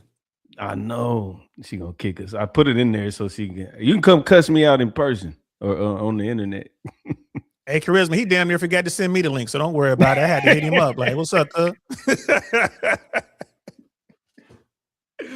Oh, like, man, yo, cuz, where that link at? He was like, oh yeah, my bad. I'm eating. I'm about to send it to you. I'm like, all right, cool. I like it. We was punctual. God dang it. We made it on time. Hey, y'all, we gonna do good. We having fun today. And we got a lot of game though. We learned with the it's origins the pilot of the episode. Yeah, you know what I'm saying. Origin of the red pill. Yeah. Yeah. We looking at this like with little shorty. Yeah, facts. We just see, that's what I'm saying. We don't, like you said, we don't need but 2 topics. I got 6 more videos to play, and I already know we did 2 topics in 3.5 hours. That's it. And we still ain't got through her video, did we? Her shit's still going. Oh, yep. Yeah, let's finish hers because I wanna be wrong so bad. I ain't gonna lie to y'all. Hold on. Man, you trying to get a date, man. I ain't mad at you, man. You stop in Atlanta on your way down here. You know what I'm saying? Oh man, my baby's in Atlanta. That's where my kids live at. My goodness. Real talk. Let's say, would you have another one? That's an excellent question. I have to be married. I'm not doing it if I'm not married. That's the only speculation. And you trying to get married, bro? How you gonna do that? I think that's what's making me not have a kid, because I know the chances of getting married in 2026 is so crazy. I'm like, yeah, I'll have another kid if I get married. Nope, I ain't gonna get married. I hope I get married though. Might be on the. I wanted to get. Way. Man, let me give y'all a little bit of game on that marriage thing. And ladies, this might be eye-opening for some of y'all. Y'all think that most dudes don't even want to be married, right? I'm here to tell you that that's all I wanted. I did not want to raise my child in a situation where we were co-parenting. I wanted wifey and I wanted the kids and I wanted one house and I fucked it up. I wasn't able to get it. Right. And then after that, you know, you bump your head a couple of times and you're like, you know what? I don't even want to deal with this shit no more because it's so rough. Like you can find yourself in a situation dealing with the state that it just doesn't make any sense. Like, it's like, this is a weapon. Like I'm in a war. And that makes it hard for the next dude, you know what I mean, to want to go ahead and go that route. So it's like, why get married when we agree that 50% of marriages fail? Like, damn, why? And then it's like, I done built all this stuff up. Like as a guy, if you're a guy, you built yourself up, you're doing good, you got money put away and all this, you losing half of that, bro. Really 2/3. Because you got to pay for the lawyers too. I gotta pay to get my ass kicked. Ain't that a bitch? That's crazy. It's not fair. This is the work environment. For people who thrive in that and are fine with that, I think that's great for them. I didn't realize that I wasn't compatible with that lifestyle. I went to school for creativity, not for office bullshit. I'm much more compatible with freelance work. You get assigned a project, you get a due date, you do it, you know, at your own pace. You want to work at 8 a.m., you can do that. You want to work at 1 a.m., you can do that. But you know what you don't get as a freelancer? Insurance, benefits, a pension. So when I was freelancing between jobs, I didn't have health insurance, which means I wasn't allowed to get sick, which is insane. Oh, also I live in America, if that wasn't obvious by that last horrifying statement. Last year, after my April deadline came and went, I spent a lot of time grieving the life that I was never going to have. I thought I was going to have kids by now. I thought I was going to be married. I may have wondered who I would end up with, how many kids we would have, but not whether I would end up with anyone or have kids at all. At 34, you're supposed to be building a family and solidifying plans for your future. Damn, that's hilarious. Getting let another go black from dude. an entry-level writing job that you've only been at for a year. Rapidly cannibalizing my savings just to stay afloat. The really fucked up part is I just want somebody to confirm that I'm never going to have the things that I want and that I should just give up hoping for them. Like, I've been thinking I'd love for my dog to have a companion, but I'm like, well, I don't want to get another dog. What if I meet somebody and they already have a dog? Then we'd have 3 dogs. What the Plus, fuck? I have 2 cats. And then if we have kids, that'll be too much. I want somebody to say, Brianna, you're never going to find a partner. You'll never have kids. This is your life. Because at least then I could do something about that. I could just move on. I could get another dog. People tell me like She wouldn't believe them if they said it. You think she would really just be like, yeah, you're right? Exactly. She wouldn't believe that. Her inbox won't let her believe that. Yeah, her inbox won't let her believe it. There's so many people like, girl, you're going to be able to do it. The thing is, her self-imposed timeline doesn't work. You know what I mean? It doesn't work. I'm going to meet somebody and then we're not going to get married for a year. And then I'm not going to have a baby for like another year after that. The timeline doesn't work. So the answer to her question is no, Brianna, if you're watching, you can absolutely find someone and have a kid. Tomorrow. There's a legion of men in your DMs right now trying to get at you, and they will take you on with the dogs and the cats and everything else. Like I said, looked like she just got back from a cave in the picture when she had the dog on the dog walk. Like she climbing on top of rocks. There are dudes out there that would love every bit of that. Yeah. But these aren't the dudes that she wants. She wants what she wants from like a noble type, a king or a prince or a baron. You know what I'm saying? You want royalty, but you want it on your terms. That ain't gonna happen. See, that's what she tried to adjust reality too much when she was talking about that. What she said when she got to sit behind the window. I can't do my job if people are walking behind me and shit like that. Ain't nobody finna say that shit on the job interview and see if you get hired. People walk behind me. I can see if you was like, I can't work because somebody walking behind me. Like, where are you? Are you on Martin Luther King and X Boulevard? I'd be nervous there. But in the office? Right. I don't trust these other people that had a background check to be behind me. Boy, what kind of shit is that? ain't nobody in their hood. Ain't nobody affiliated. Nothing. Nothing, bro. Insane. Hold on. My boy Ray said some real shit. He said, let's go back to her 5-year-old video and see what she was talking like then. We could do that. Let's do that. I Let's go mean, back. Let's see. We could do that. And since the Blue Jay says because 50% succeed, I was talking about why get married when 50% of marriages fail, like because 50% succeed. But here's the thing, sis. I ain't mad at you. I hear you. That makes sense. That's normal math. But of that 50% that don't get divorced, about 20-25% of them ain't together. They just don't get a divorce because it's too messy and they don't want to mess up their money. Oh, so they are separately apart. Right. They live in separate lives. They got other interests and all that. So when you really delve into it, when you look at the divorce rate, those are 50% of people actually do the divorce. And then of that 50% that don't divorce, there's a healthy percentage of them that aren't in a relationship anymore. The relationship's over. They're just still tied into this legal obligation. So when you look at it, you might be, and if I'm being charitable, I would say maybe 40%. Nah, I'm gonna keep it 100. 30% are still married and happily, and making it work out of that. So there's a 70% chance the shit ain't gonna work when you really delve into it. And again, I don't mind taking the chance, but we got to do something to mitigate the money side. Like we shouldn't be destroying people because some relationship didn't work. And until we fix that, I tell dudes like, man, be careful getting married. That's when you got to have your prenup and all that other kind of stuff. But I feel you, sis. I ain't mad at it. For those people who are married and it works, salute to you. Yeah, facts. Love to y'all, but to ask somebody, well, over here, if we go to the casino and be like, if you pull the slots, you got a 80% chance, and then over here you got a 30% chance. I'm pretty much banking they're gonna play the slots, which is being single. Bro, I was airborne. I was a paratrooper, bro. You tell me I'm gonna jump out this airplane, there's a 50% chance my parachute is not gonna work. Yeah, I'm still gonna do it, but I want to ask the Army, can I pack my own parachute?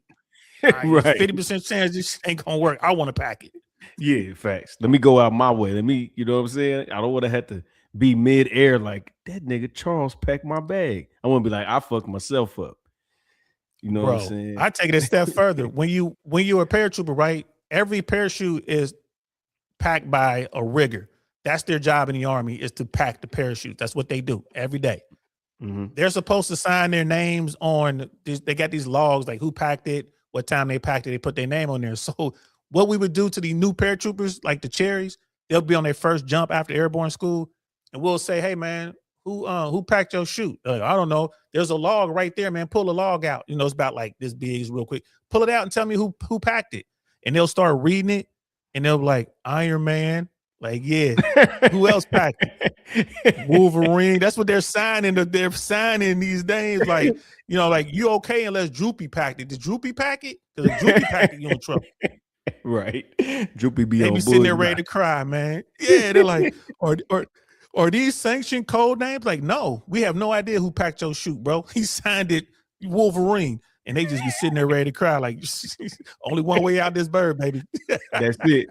God damn, bro. That is some mental, that's some shit. You just be like, fuck it, I'm just going. You can't even think about it. You go.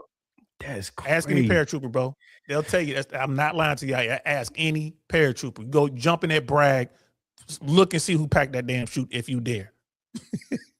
Damn. Hey, boy, that's crazy though. All right, let's see what her tune was 5 years ago.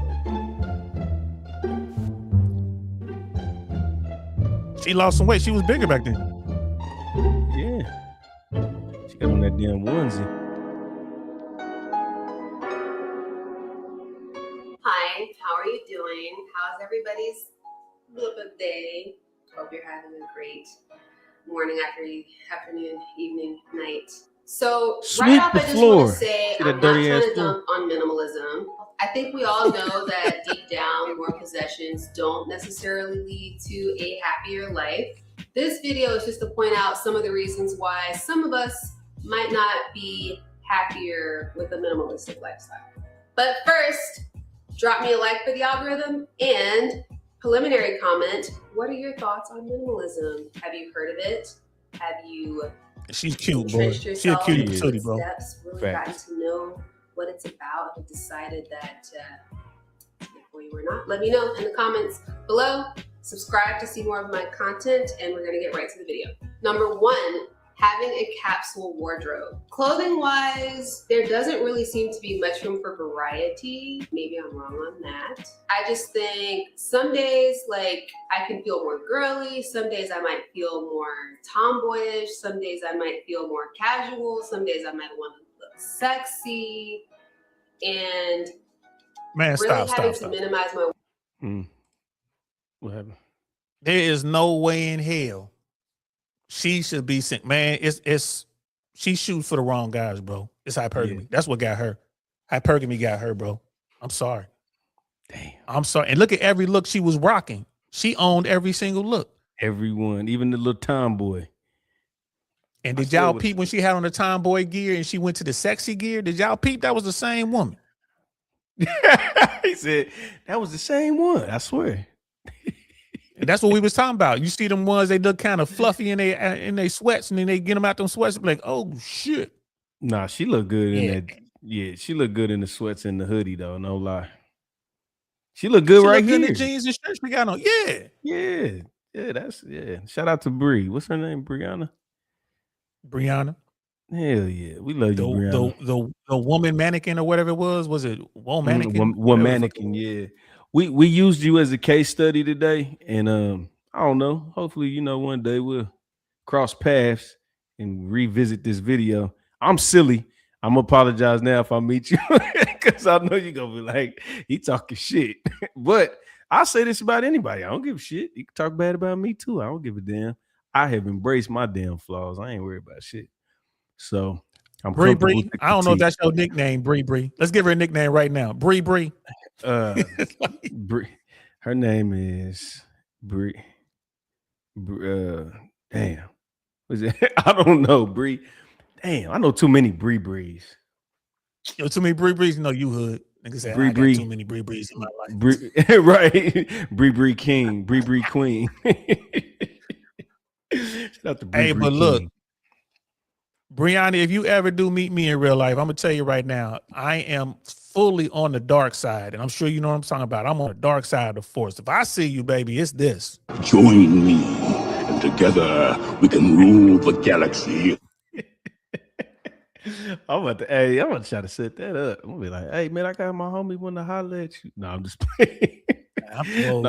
I can't do nothing but her give her game, bro. Like I mean, I would feel bad. You wouldn't date her right now. I would. She's the age range for me though. All bullshit aside, but it's too many dogs, too many cats.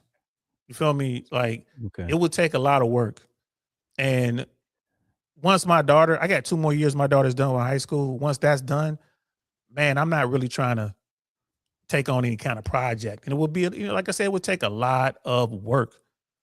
A lot of work, man. Come on, you know what it's like. You dealing with someone, you trying to be with her, you got to take on everything she got. Forget about the financial part for a moment. Let's not even worry about that. But she got something going on. She needs somebody to go, put some food in the cat bowl. She needs somebody to take the dog. You saw that dog? That's a big dog. Somebody got to go walk the dog, and then just normal women stuff. Like you got to make sure her, she got oil in the car. Make sure the maintenance is getting done on her shit. You know what I mean? Right. And it's just a lot to take on. Like if we talking about just being together and it goes where it goes, it's, we, what they call it, friends with benefits or whatever, but basically we just smashing and we cool.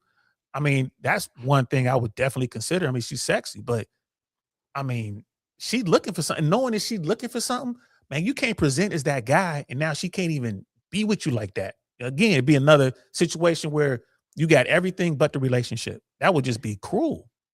But she's a minimalist at least. She's in Atlanta, Madrid. Yeah, she's in Atlanta. She was a minimalist. I mean, she got a bunch of shit now. You go back to what she, she's stuff in the house now. Oh yeah, this is 5 years ago. She's what you call that now? She's a damn luxurious or some shit. What is it called? What people that like shit. I missed the first part. I was reading the chat, but she was a minimalist because she was broke. It's so many motherfuckers like I'm a minimalist. Like, no, you ain't got no money. And then Bree got some money and started buying shit. I thought you was a minimalist. Right. She went and got 2 more companions. I wonder if she had animals in this video. You know, like when the more animals you buy, you just start giving up. You give up by each creature you buy. That's you like. They call dogs and cats, man. They expensive. Hell yeah, that fucking king. She got a Corso, like a King Corso or some shit. Thank you. Damn real dog, which I like. I'm glad she got a real dog, but I messed with a woman, a professional woman who had 2 dogs, 2 cats, and I think she had some fish. Noah's Ark ass. Bro, first of all, she was crazy, legit crazy. This woman was in the business of crazy. She was like a psychiatrist or psychologist or something like that. But boy, she had the best. You hear me? The best. It was best. Water. Aquafina. She had the best Foxy Brown. I call it Foxy Brown. She had the best Foxy Brown, bro. Lord have mercy. Lord have mercy. Hold on. You know what's crazy? Saint. A lot of women, like if you ask women if they got good Foxy Brown, right? And they have never heard nobody say, no, it's not good. So they all think they got it. But out of every, I'm going to expand it because I don't want to say every 10. I want to say out of every 20, 25 women, how many of them got good Foxy Brown? Not just, there's bad, dry bullshit, and then there's medium, which is most of them, and then there's Foxy. How many of them out of 25 got Foxy? They all got Foxy. Do they know how to work it? Do they know how to work that, twerk that? They just don't know how to work it. I mean, the thing, what I've noticed when it comes to being intimate, man, and having sex, it's not the physical part. Unless, like you said, unless it's driving something wrong with it, that's different. Yeah. But ain't nothing wrong with it. The best experiences I've ever had have been with girls who were kind of crazy, and then women that you were in love with. Like you guys like that mutual love, and that was just the best. Yeah. Right. But that's cheating though. I'm talking about like good because it's good, not because I care, none of that. I'm talking about like God did something down there, like you like got a built-in something.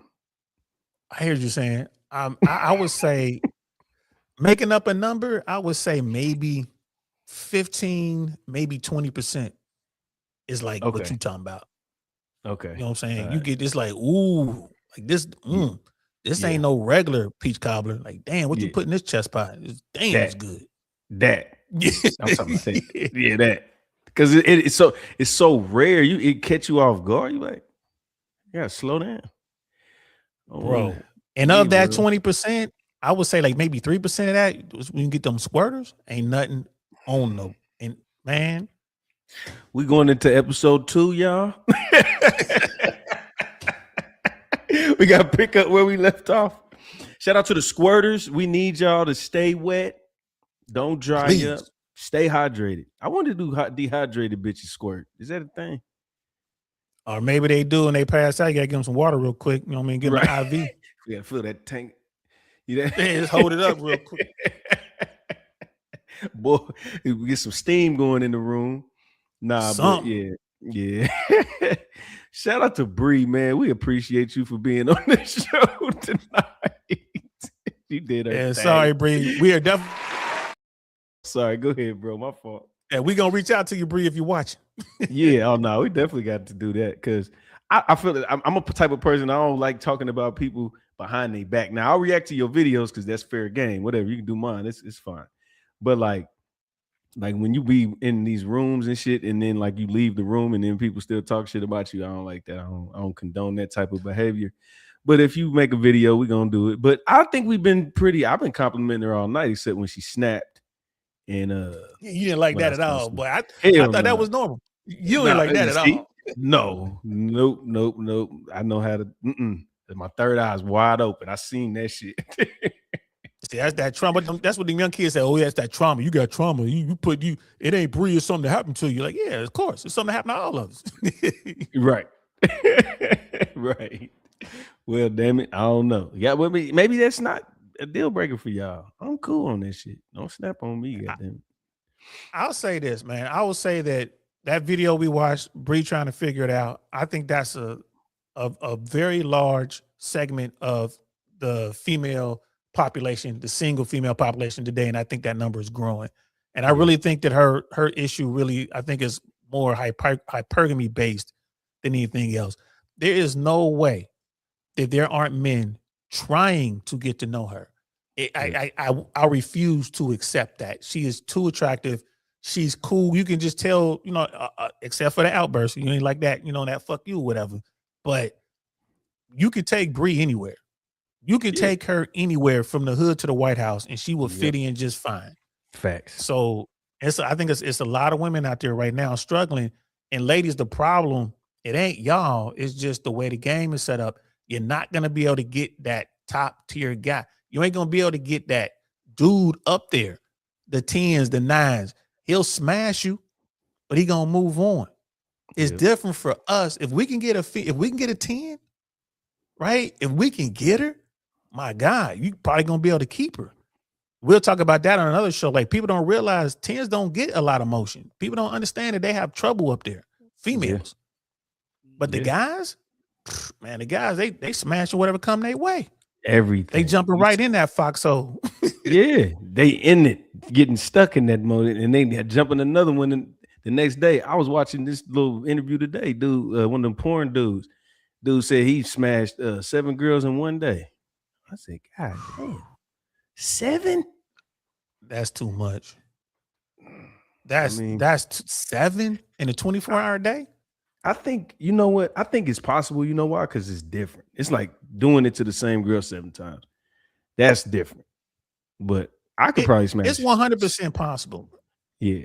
Variety. If I'm getting 7 different women in one, what? That's why the passport bros.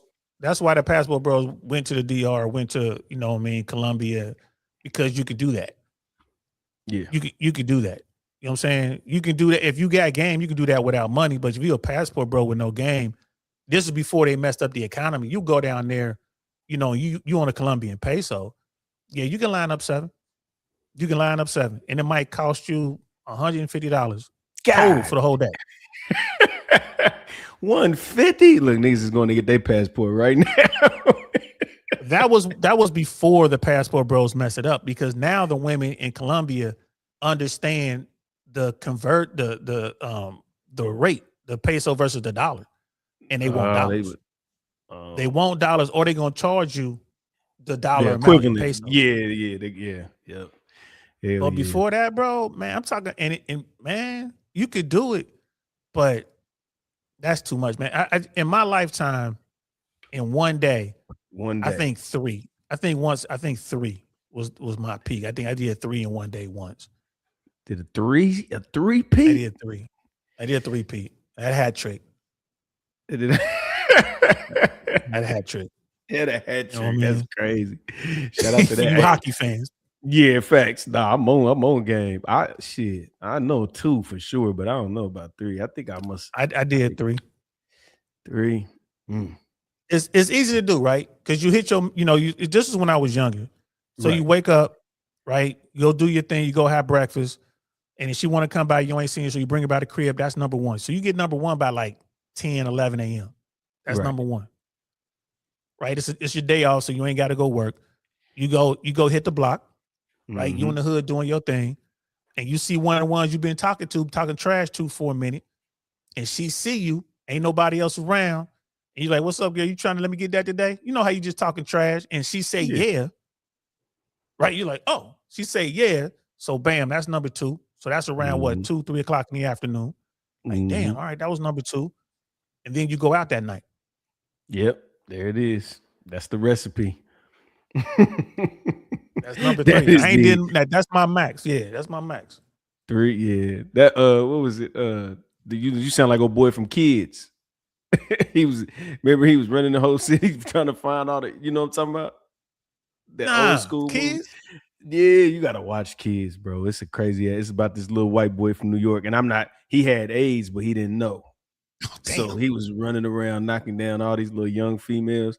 Like, that's what he did. He just woke up and just was like, it's on my mind. It's a mission. Like, he was And he was knocking them down all day. That's all he would do. Run around, smoke, drink, kick it with his homies, and then get female.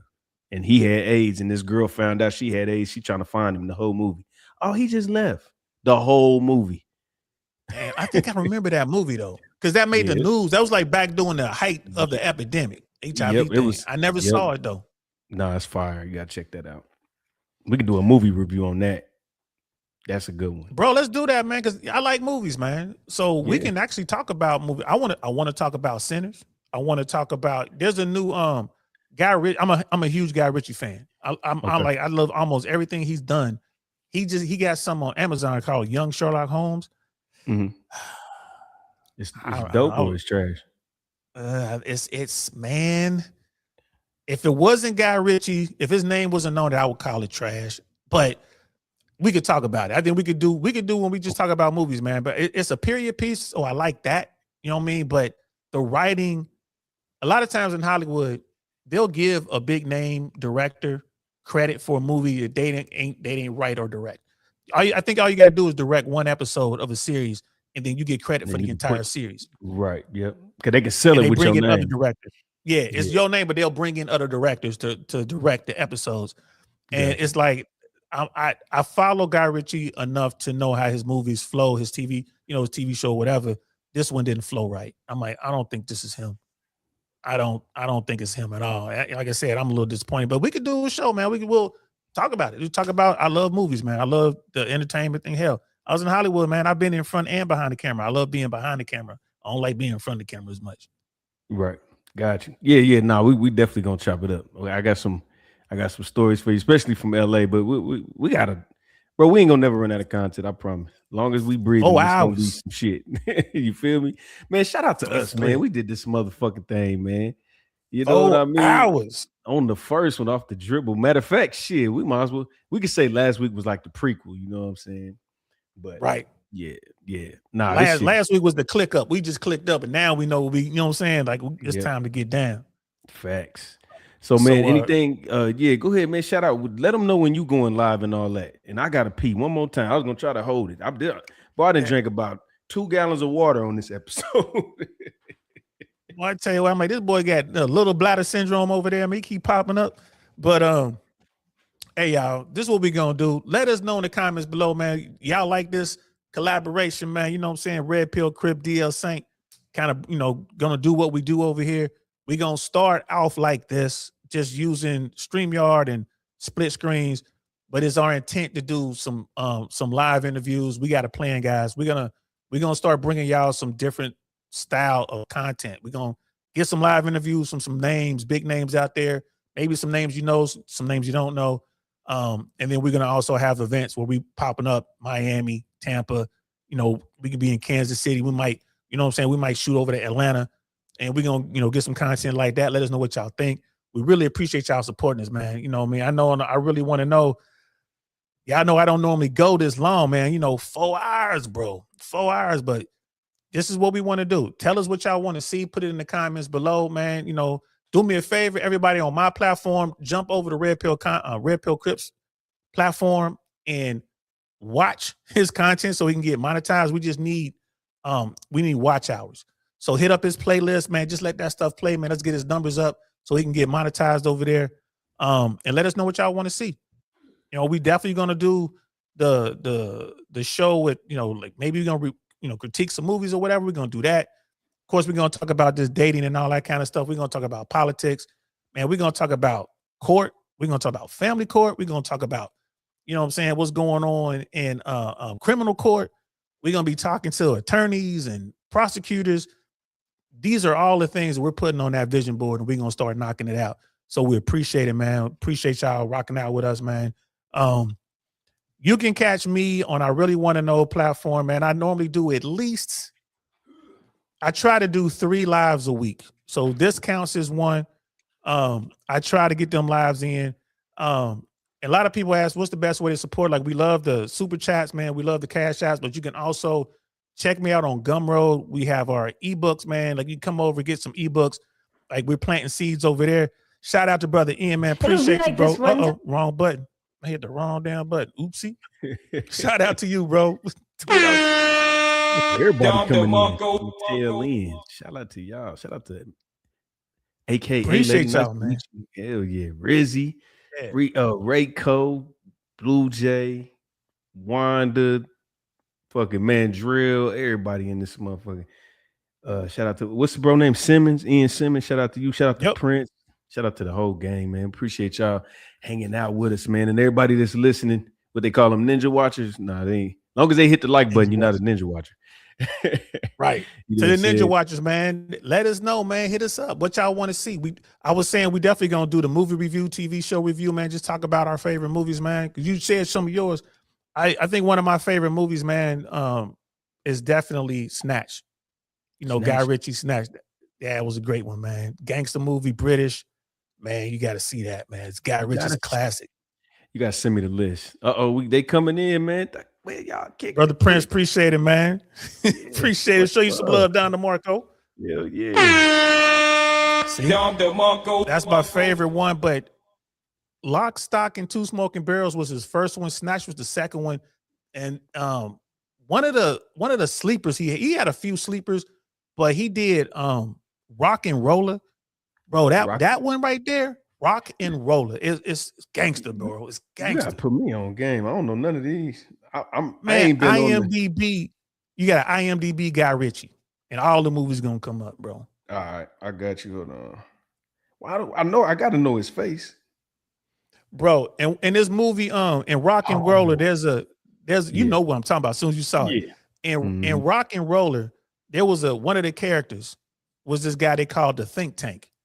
You know what I mean? And they was like, why do you call it the Think Tank? And this was his answer. Think tank, Arch. Nothing gets past the old think tank. Nothing. And it's like that's why they call me the Think Tank, because he sits there and think it through. And that's what I want to get through to everybody out there. I didn't know that was Guy Ritchie. Train Spotting was Guy Ritchie's first one. That was a crazy one. I ain't gonna lie to you. I wasn't crazy about Train Spotting. I'm gonna have to go back and watch it again. But hey, it sounds like we need to do that. We need to do a movie episode. We just talking about our favorite movies we like, movies we don't like. Before we go, I know it's been 4 hours, but what did you think of Sinners, bro? What did you think of Sinners? I didn't watch it. I haven't watched anything, bro. Let me tell you. You know what? I watched YouTube. I watched I just watched everybody what they talking about. I don't watch nothing else, and I wait for like 5 rappers to drop albums, and they so rare they barely come out. So I just listen to dialogue, and I might listen to audiobooks and shit. You know what I'm saying? But that's it. Man, look, you gotta watch. Like even what Blue Jay said, she's like, that's from Snatch. And he's like, there's a part where they were talking to these gypsies and they had this crazy accent. Mm-hmm. So he was like, she asked one of the guys, like, do you like Dags? And dude was like, pardon? Dags, do you like Dags? And she points to a dog and he looks down, he's like, oh, dogs. Yeah, I like Dags.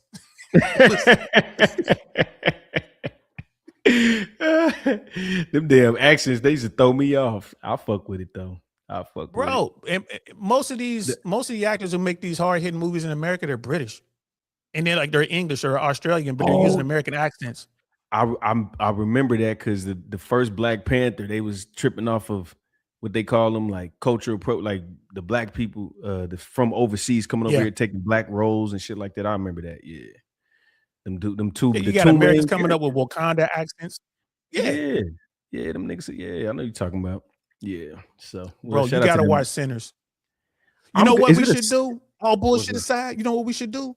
We should come up with either a Patreon or a Locals, because I've been thinking about starting a Locals. We should watch movies, watch the whole fucking movie on Locals, have everybody watch it, because you ain't got to worry about copyright. You know what I mean? It's like unfortunately, guys, it'll be a paywall. You guys, maybe we'll charge a couple dollars, whatever. But you come, we watch the movie, and then we just break it down. We just give our own little take on what we just watched. That'd be some cool shit down the road. I'm with it. I'm definitely with that. Let's do that shit as a unit. You gotta watch Sinners, man. I know. Yeah, as a unit. We got to get there though.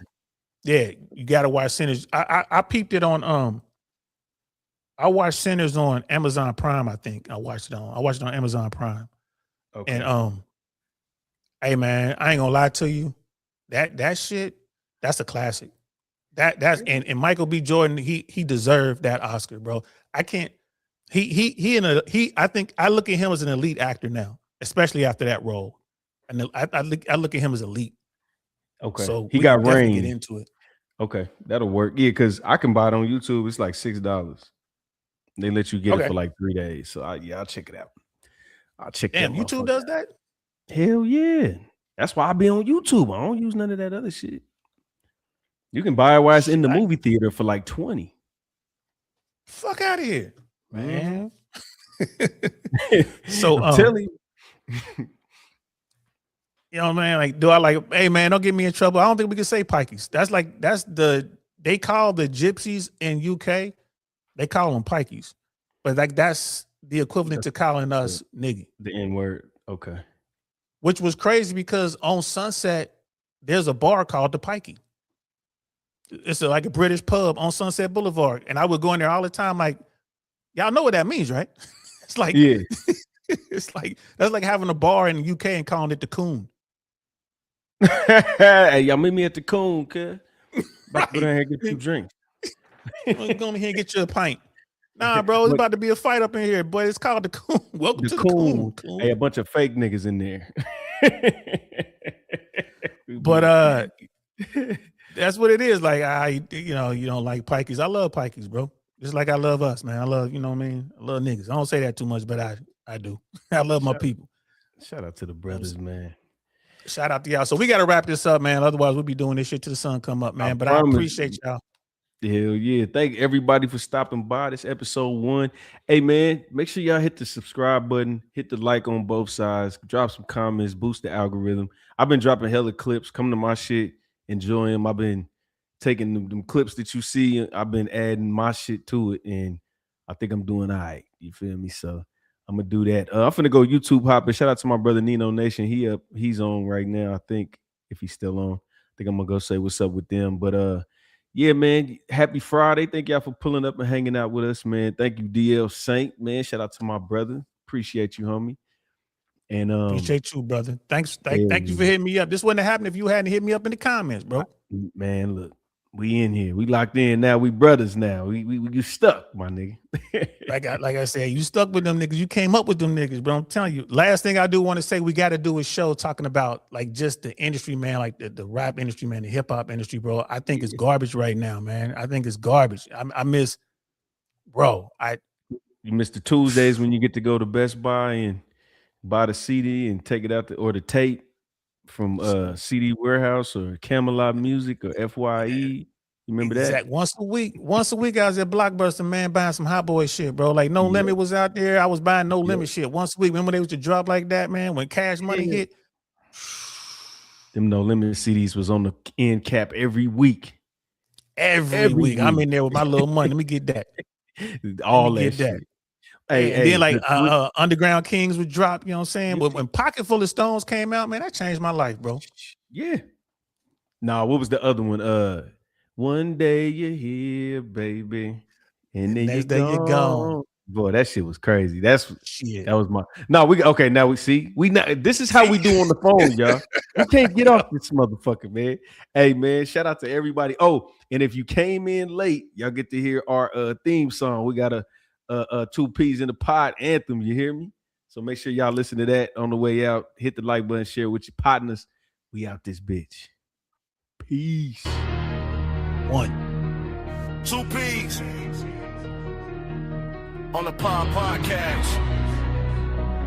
DL Saint, Red Pill Cr1p. If you need the facts, then you came to the right place. Sign, seal, deliver at the right pace. Just kicking game, got the right lace. First class seats with the right shade. Come with the facts, respected opinion. Never emotional with the decisions. This Midwest game we distributed. Took the red pill, now we limitless. Went from the stoop to front of the class. 6-pack plus a blunt and a half. On vacation for a month with the staff. Walk this way, we clear your path. Rose from the concrete, took me a bath. Created chemistry, you doing the math. Miles Garrett back to back with Chris Jones. Royal Indians, Brimstone. I did put 1, I put 10 on. Know the background look like Jim Jones. Where's the throne that we about to sit? Content creator, just take your pick. Hey, dudes got the recipient, but the journey never made me a bitch. Locked in, rule with a convict ethics. You gotta respect it. Like, share, subscribe, and leave your feelings in the comment section. 2